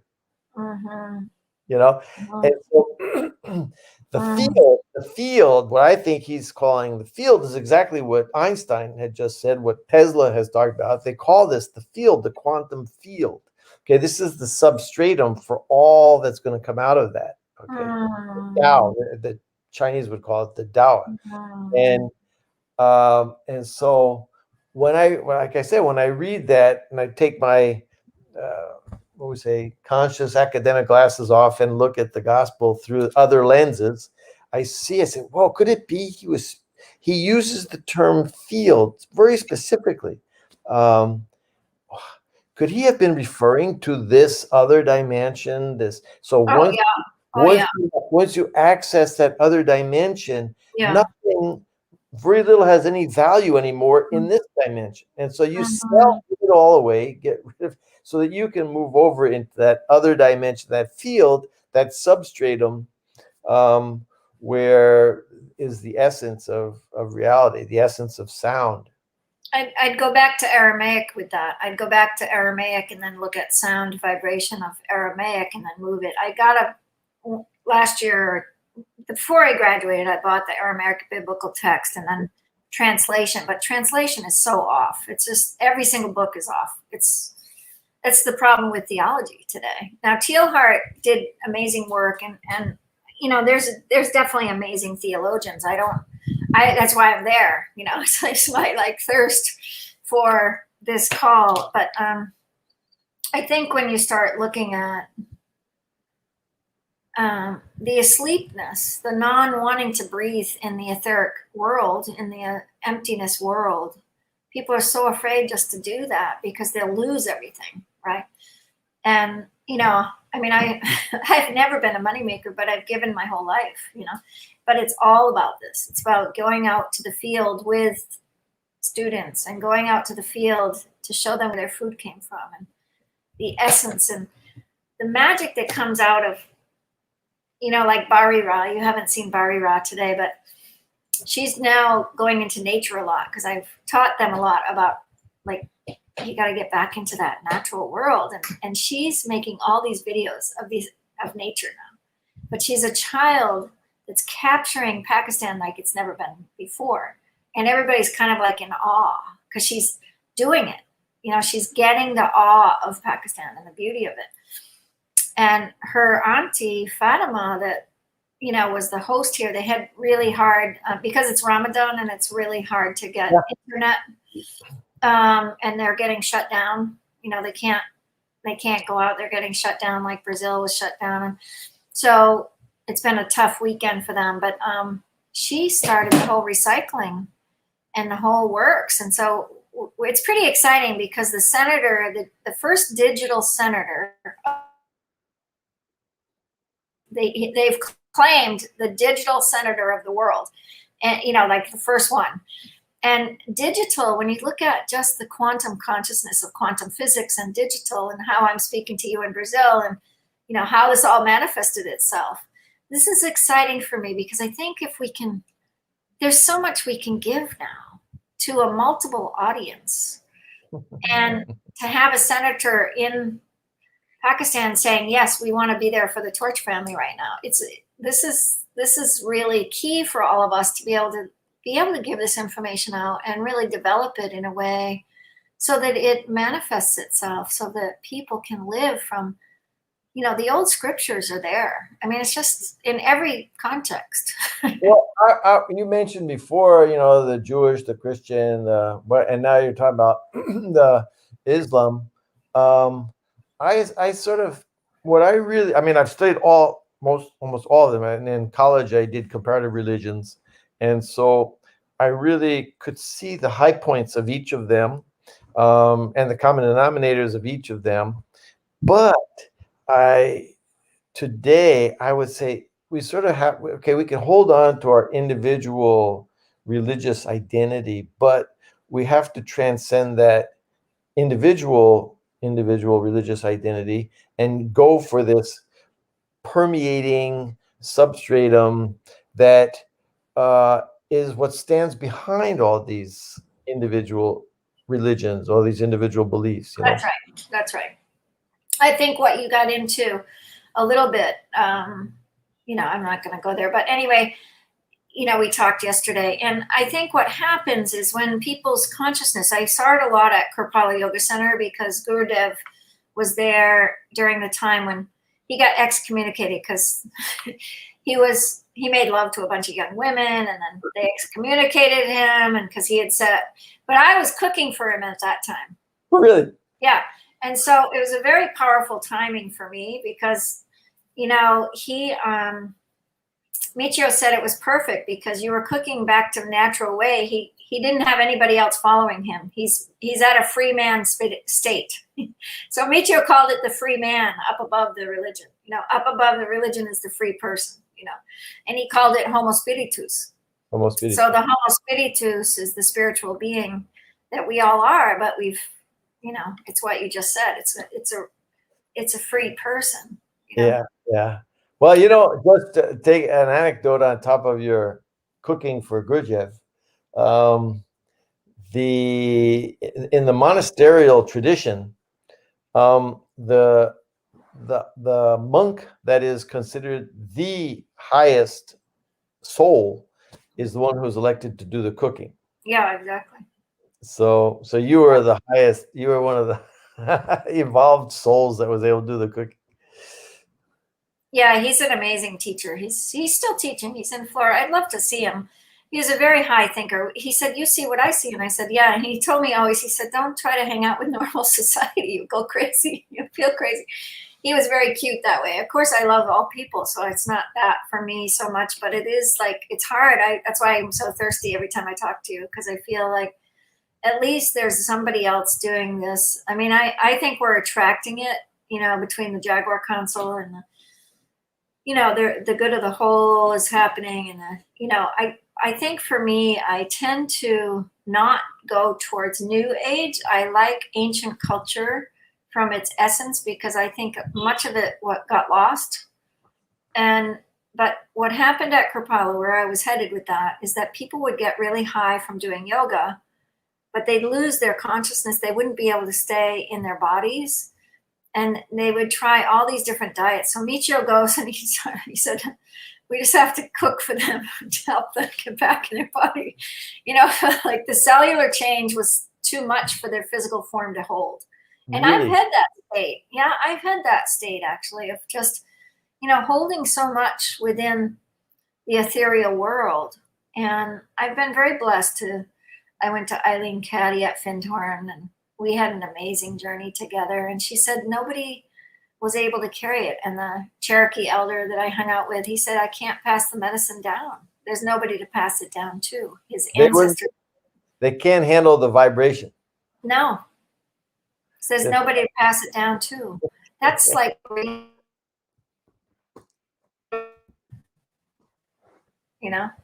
Yeah. Are you there? Oh gosh, Yeah. we lost it. Are you there? Flipped Okay. out. Flipped out for a second. I'm Anyway. back. Well, that's great, Lynn. Yeah, but I think that's it. Yeah, it's bail time. out. Thank Got you one for more having me. singing at 5 to end our journey here together. We thank you, Mark. Mwah. I'm coming to Brazil. I'm coming to Aloha. Brazil. I need to come to Brazil. Or we need to meet in Hawaii. Yeah. Bring Renata, right? That's her name. Yeah. Yeah, bring Renata. Have her show you around. The Brazilians have a lot of aloha. Yeah, beautiful. Okay. Good night. Take care. Take care. Aloha.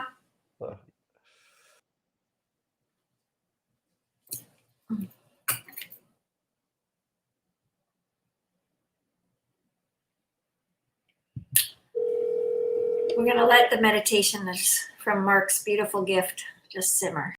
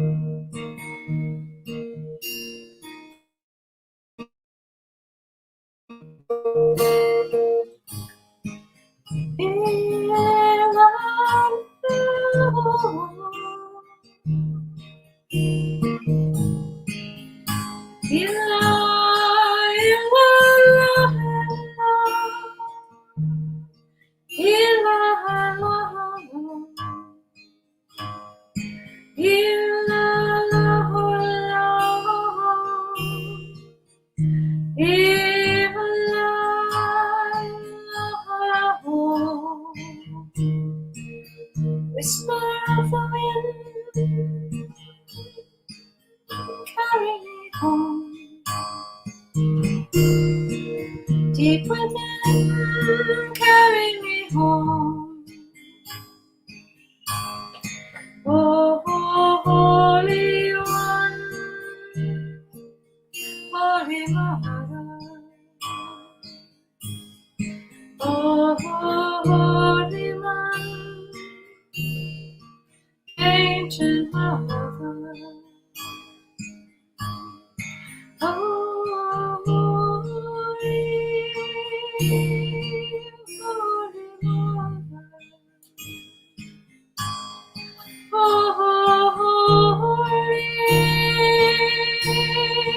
Holy Mother.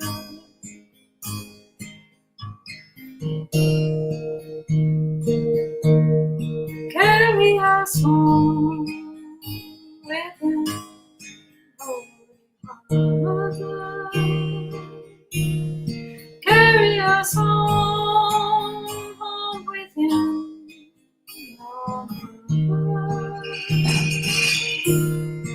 Holy Ancient One, Holy Mother,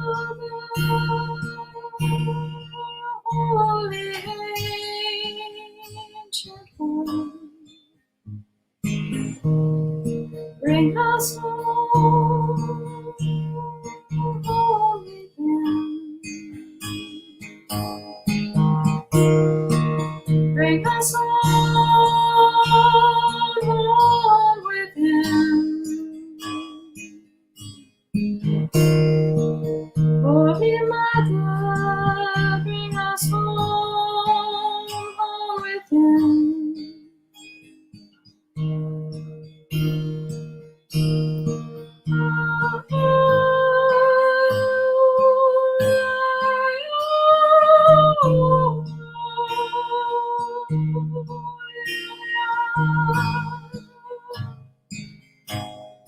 Holy Mother,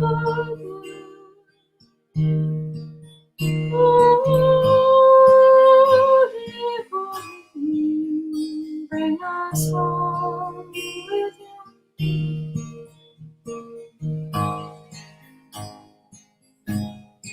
Holy Mother, bring us home within. Holy Ancient Ones, bring us home within.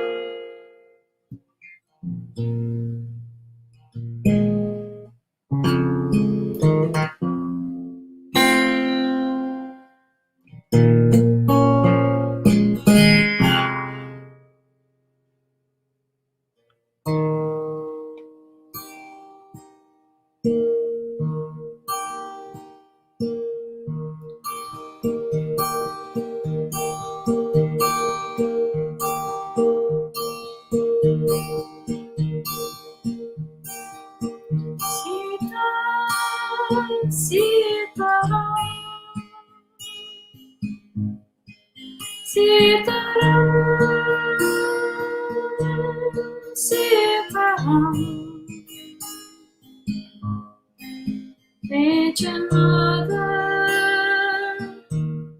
bring us home again. Nature Mother, only within.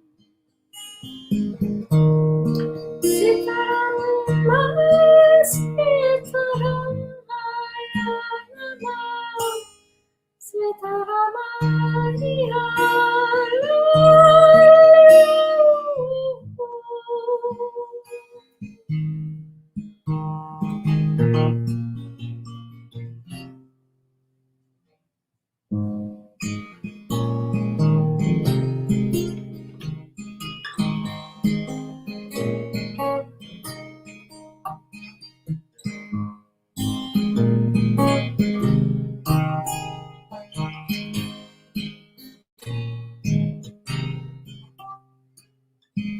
come again, come again. Come again, come again. When the earth will hold you in arms, holy ancient mother, come again. When the earth will hold you in arms, dance upon the green, dance upon the green again, dance again. Come again, my sister, when the earth will hold you in her arms. Granted be thy wonder and thy glory. Oh, come again, come again. Come again. When the earth will hold you in her arms and dream so. Love me, lady, go.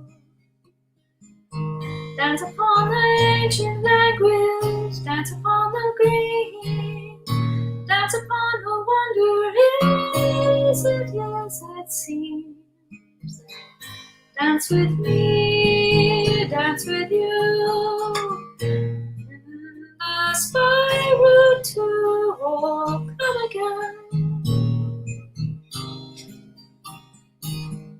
When the earth will hold you in her arms and sing a song in the language we all know, and dance upon the window of timelessness with me.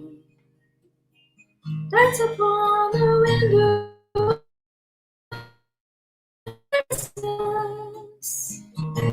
with me, and I witnessed and I saw the seeds that grow. Oh, come again, when the earth will hold you in her arms.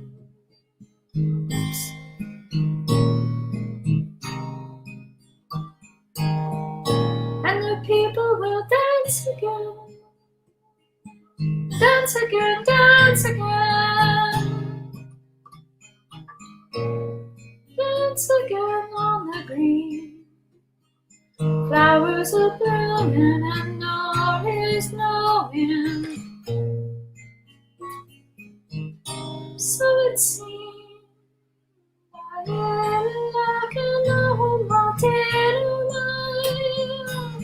acá ni non mani tu acaro motele nei no ni amali tu makino shetama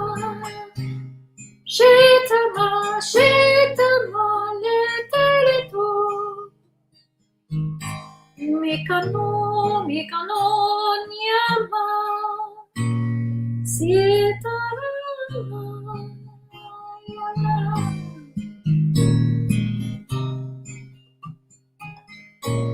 Come again, dance upon the green. So it seems we dance.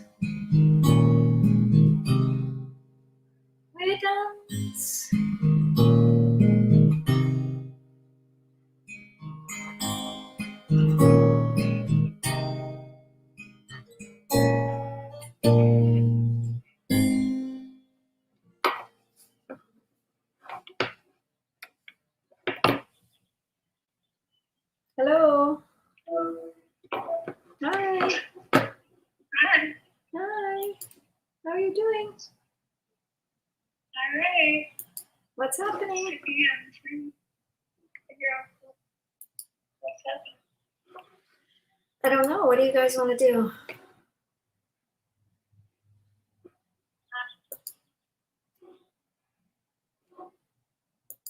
Do you want to come?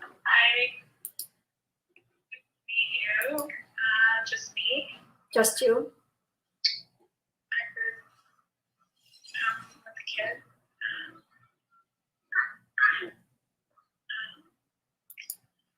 Ready to come here.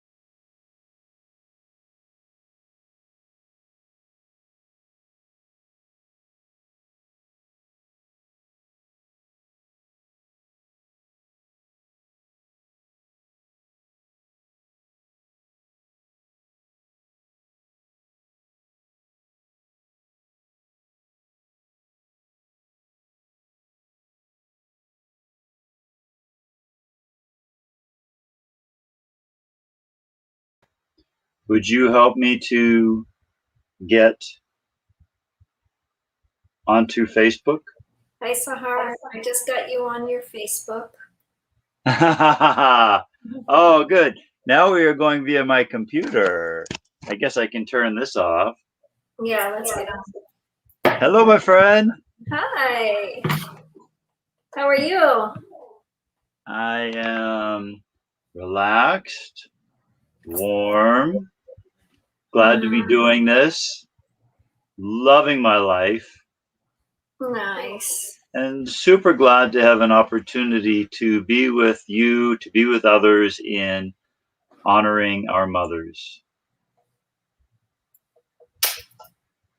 Aho. Aho. Happy Mother's Day, Lynn. Thank you. Thank you. I'm very blessed. I'm tender. I'm feeling the breeze on my skin and just being gentle. Mm. And this is a beautiful end to our torch environment. So you're on. I got to sing a little bit. Got my guitar out of the storage. I just moved into Fairfax, so I live in the middle of Fairfax. Very nice. And I'm a little bit in boxes, but I'm a little bit just kind of moving through. I'm working a lot, so I'm grateful you're here with us. Thank you. I have a little space, and it's very sweet. I have a little space also, and it is also plenty of space. It's all relative. By some standards, it's small. By other standards, it's large. It's just all relative. For me, totally comfortable, absolutely home. Yeah, I'm really feeling it. I'm really feeling it. I'm so glad you are. Yeah. There's some shedding, but it'll be nice to do it. It'll be nice to shed more. So it's beautiful Mother's Day. We just had a beautiful event from Mark Lund. He came from Brazil and did a beautiful event for us. So if anybody's interested, it started at 3:00. So if you want to go back on the slide. And here we have this beautiful man, Sahar, that's ending our torch environment. Closing circle. So when you get done, we'll just leave it. Literally, no one will come back. It's gonna be the deep depth of sound of this beautiful earth. And Mark's message was the idea of the Trinity within the emptiness of the world, and what mana, the traditional Hawaiian cultures, brought forth within understanding of the breath. And it was beautiful. It was a really nice entryway to your sound and your music.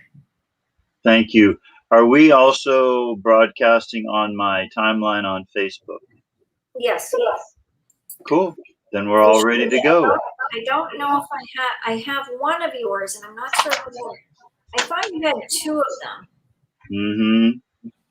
Waves of Kindness is not yours, but Sahar Eric Pinkham. you can see yourself. Say again. You're on Sahar Eric Pinkham. Great. Beautiful. Well, then I will begin, and thank you so much for doing this amazing work you've continued to do right on through for years now. Yeah, it's 4 years coming up in July. We're going to Denmark for Torch Peace, so I hope you join us. Beautiful.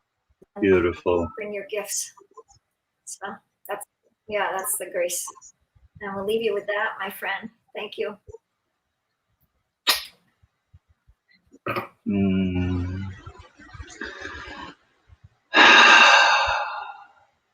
Such a beautiful opportunity to be able to honor with gratitude our mothers. There. That we have this day to just reflect for some time with gratitude, with appreciation. on the one who brought us into this world, the one who gifted us with life. And we do it with gratitude. That for me, gratitude is the fuel of a good, happy, healthy, vibrant, inspired, alive life. Gratitude. And I have a couple quotes on gratitude. From Melody Beattie. Gratitude makes sense of our past, brings peace for today, and creates a vision for tomorrow. Gratitude unlocks the fullness of life. It turns what we have into enough and more. It turns denial into acceptance, chaos to order, confusion to clarity.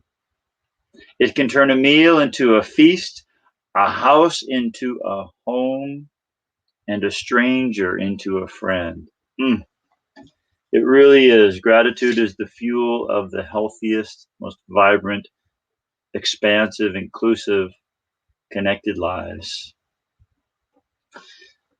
So today I want to invite you into a meditation, a guided meditation, where we reflect on our mother, our physical, biological mother, and the earth. And so for that, I invite you to make yourself comfortable, to relax,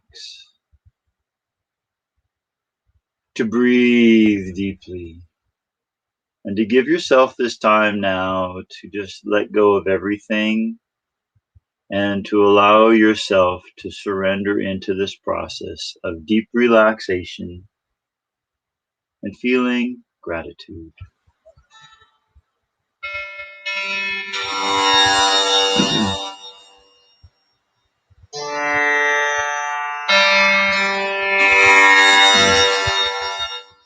Allow the meditative sound of this instrument, the tambura, to wash over you.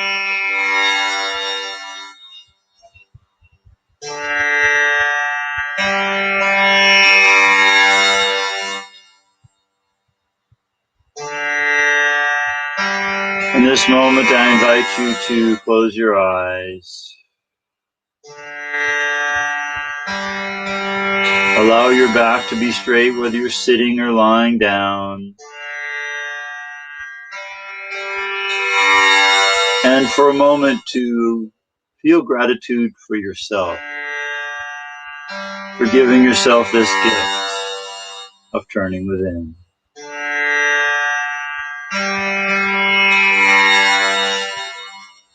Breathe deeply.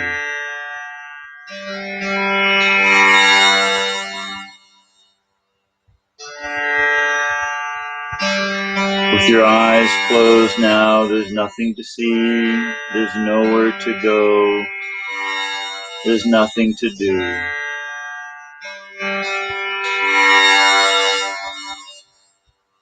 Allow your deep breathing to give your body and mind a message to relax.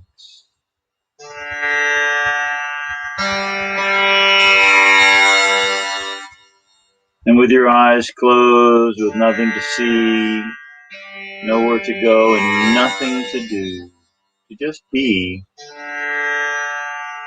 I invite you to allow your consciousness, your awareness to drift down beneath your eyes like a pebble descending gently down into a pond.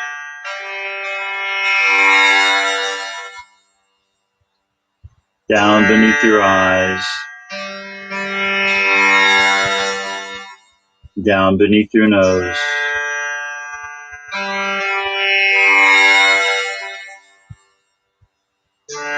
down beneath your mouth,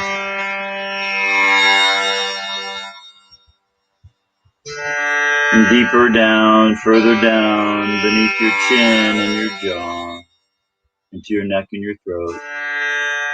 all the way down into your neck and your throat, and feel a deepening peace. Feel yourself dropping into stillness.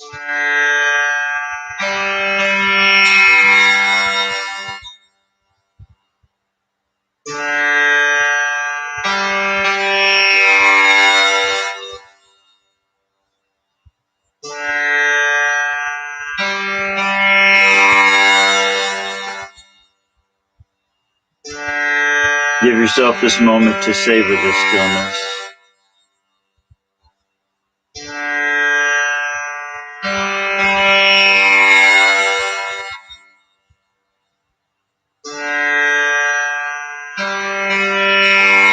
As you breathe slowly and deeply, you feel the rise and fall of your abdomen,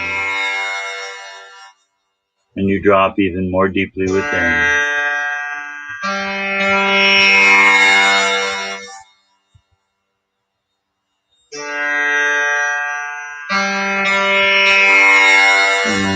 Give yourself this moment to just savor the sweet stillness.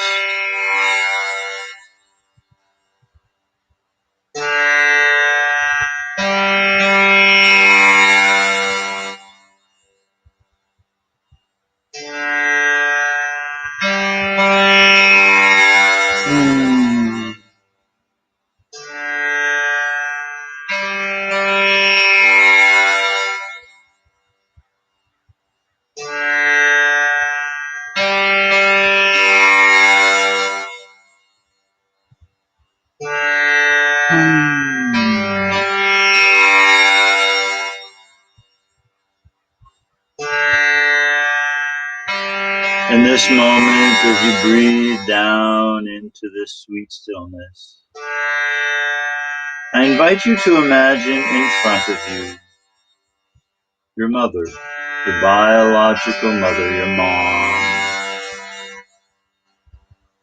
standing in front of you, just as she is, just as she was, just standing in front of you now.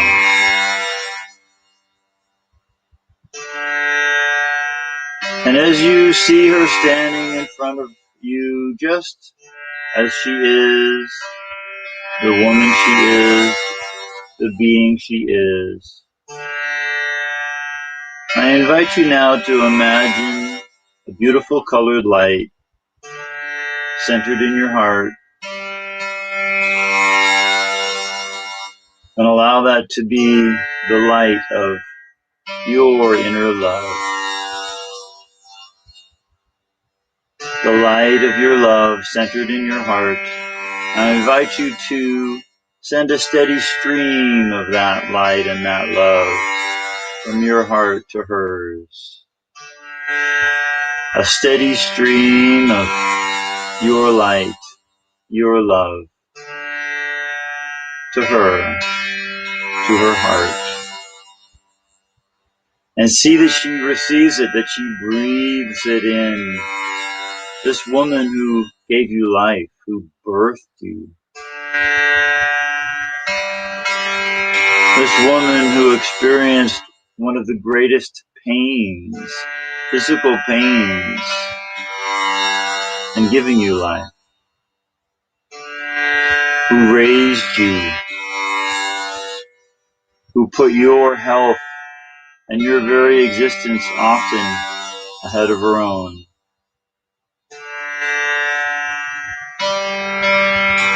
Feel your gratitude for her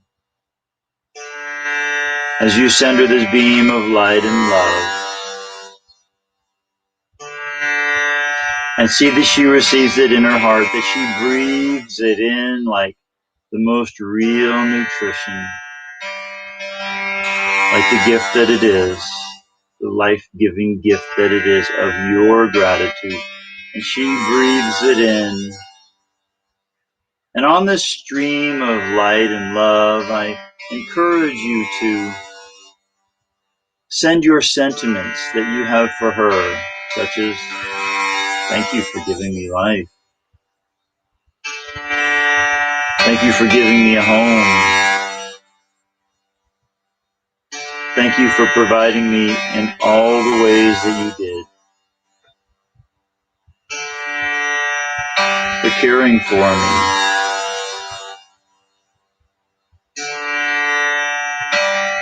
Thank you for helping me when times were difficult, both with me and with you.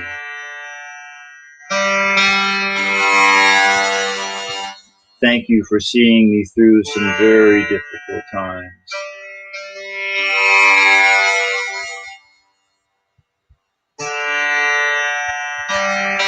And thank you for those times of great challenge. May they even have been days and times of challenge with you. I recognize that those challenges that I experienced brought me to my leading edge, brought me to that place in me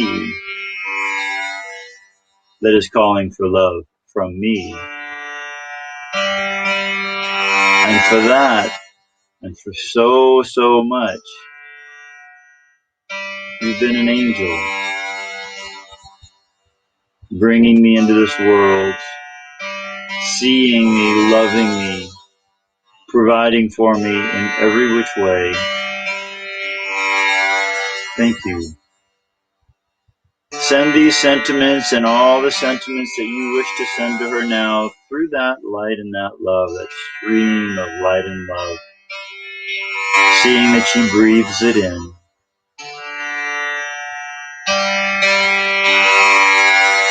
I'll be quiet for a moment as you send her your own personal sentiments.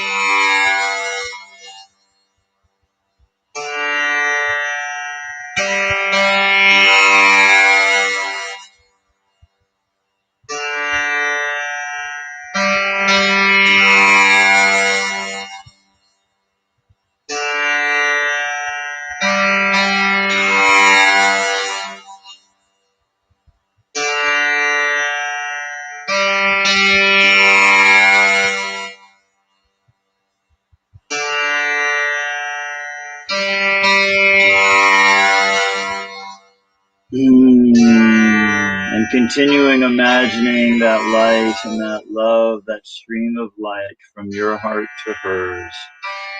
See that she breathes it in deeply, not only filling her heart, but filling all her internal organs. Bringing life, vitality, health to all her internal organs, to her heart, her lungs, kidney, liver, bladder, intestines, stomach, all our internal organs receive this light, creating greater health. See this light filling her torso, filling every vertebrae on that wonderfully intricate spinal column, strengthening and adding greater flexibility to her spine.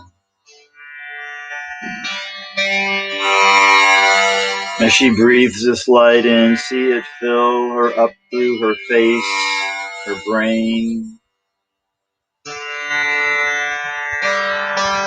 And see it flow into her shoulders, down her arms, out through her hands, down into her pelvis, and down into her legs, all the way down her legs, adding greater strength, health, aliveness to her legs and her entire being. See that she receives it.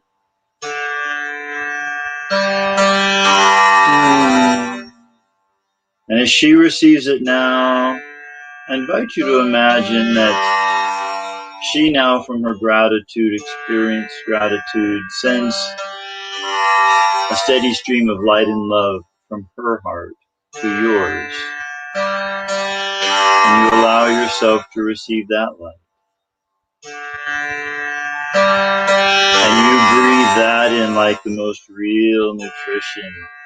Like, oh, that which you have yearned for so much. And as you receive it,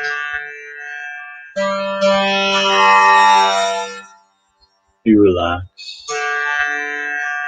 You feel soothed. Just receive that now. And as you receive that you also continue to send her a steady stream of light and love.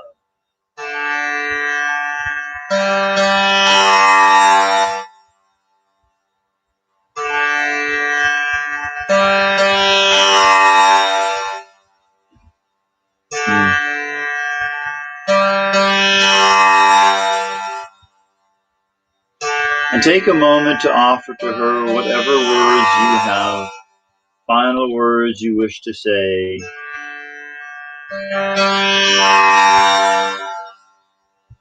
And whatever wish you have for her, just send that now.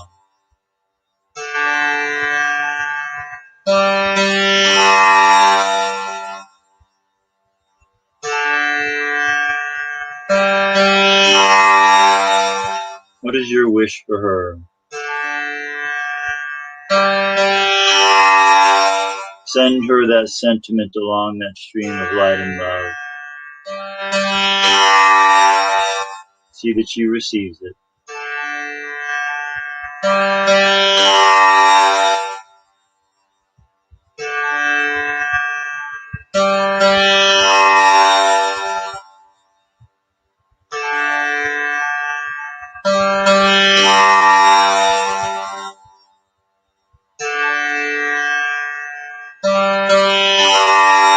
And I invite you now to imagine her surrounded by a beautiful cosmic bubble of light. This bubble of light keeping her safe. This bubble of light taking her on her journey home. Her journey home. To herself. And as you see her surrounded with this bubble of light, this cosmic bubble of light and love, you see her joyous, vibrant, alive, and inspired. And imagine this bubble of light now ascending up through the ceiling, through the roof, and up into the sky. This beautiful bubble of light taking her on her path. Call this her bubble of light of her higher self. And this is a path created just between her and her higher self. As you imagine her ascending up, if you feel any expectations, disappointments, regret, resentments, anything that holds you to her, I invite you to imagine those expectations as cables connecting you to her. And just gently sweep your hand across those cables, severing those cables, that you may completely offer her freedom to walk her path.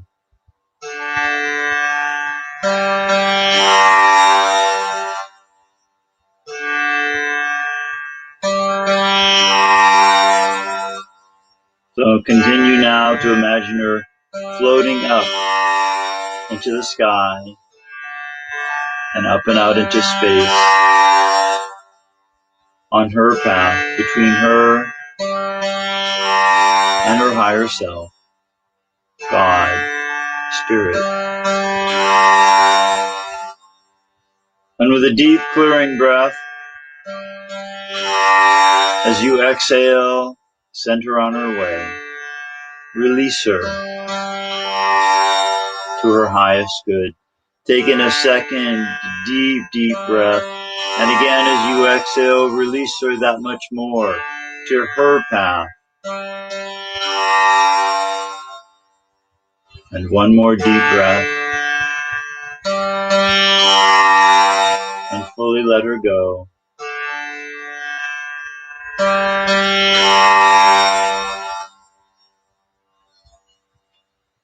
And breathe deeply and come home to yourself now. Come home to that place of peace within you, that place of gratitude within you. Gratitude for her. Gratitude for you loving. Come home to yourself. Thank yourself for loving.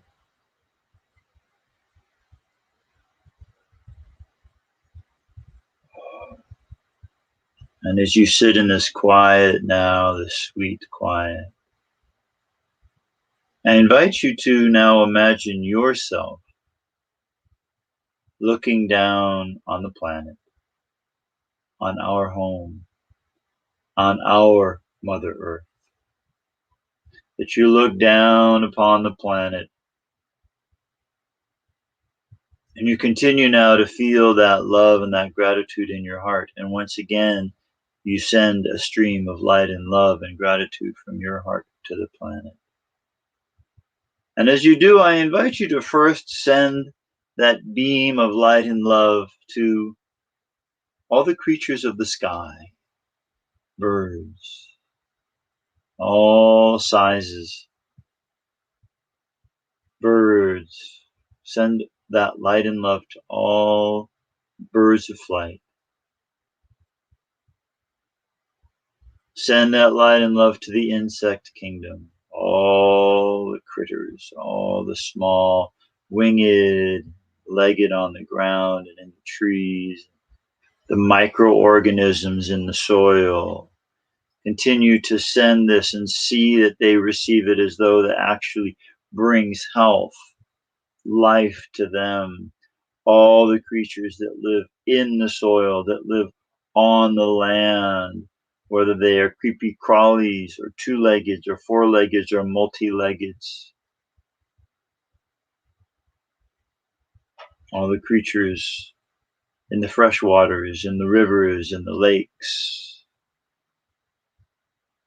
and in the oceans. And all of humanity, seeing all people everywhere receiving your light and your love, and it just uplifting them, that they feel greater joy, gratitude, love.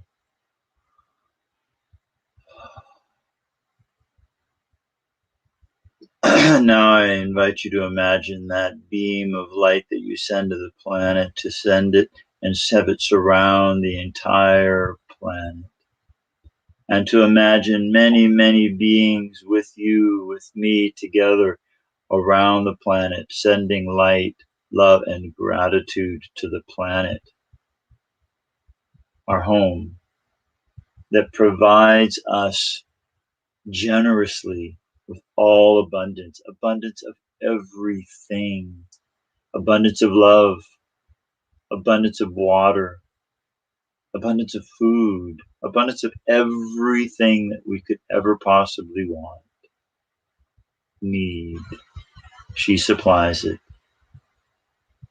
To send light and love and gratitude to the planet now.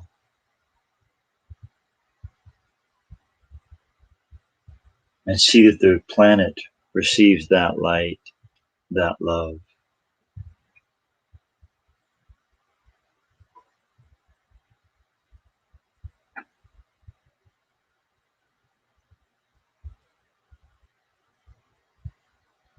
And now take in a deep breath and come home to yourself. Come home to the peaceful center within you.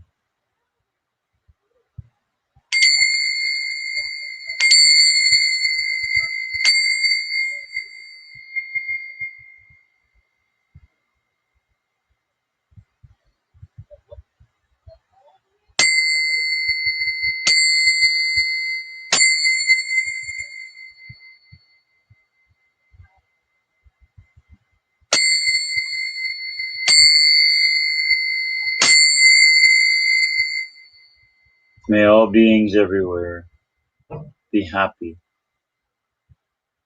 May all beings everywhere know peace. May all beings everywhere be free. Oh, so it is. Thank you for joining me. I wish you peace. I wish you happiness. I wish you freedom. I wish you joy. I wish you abundant aliveness. Thank you for joining us for this beautiful weekend. Good night.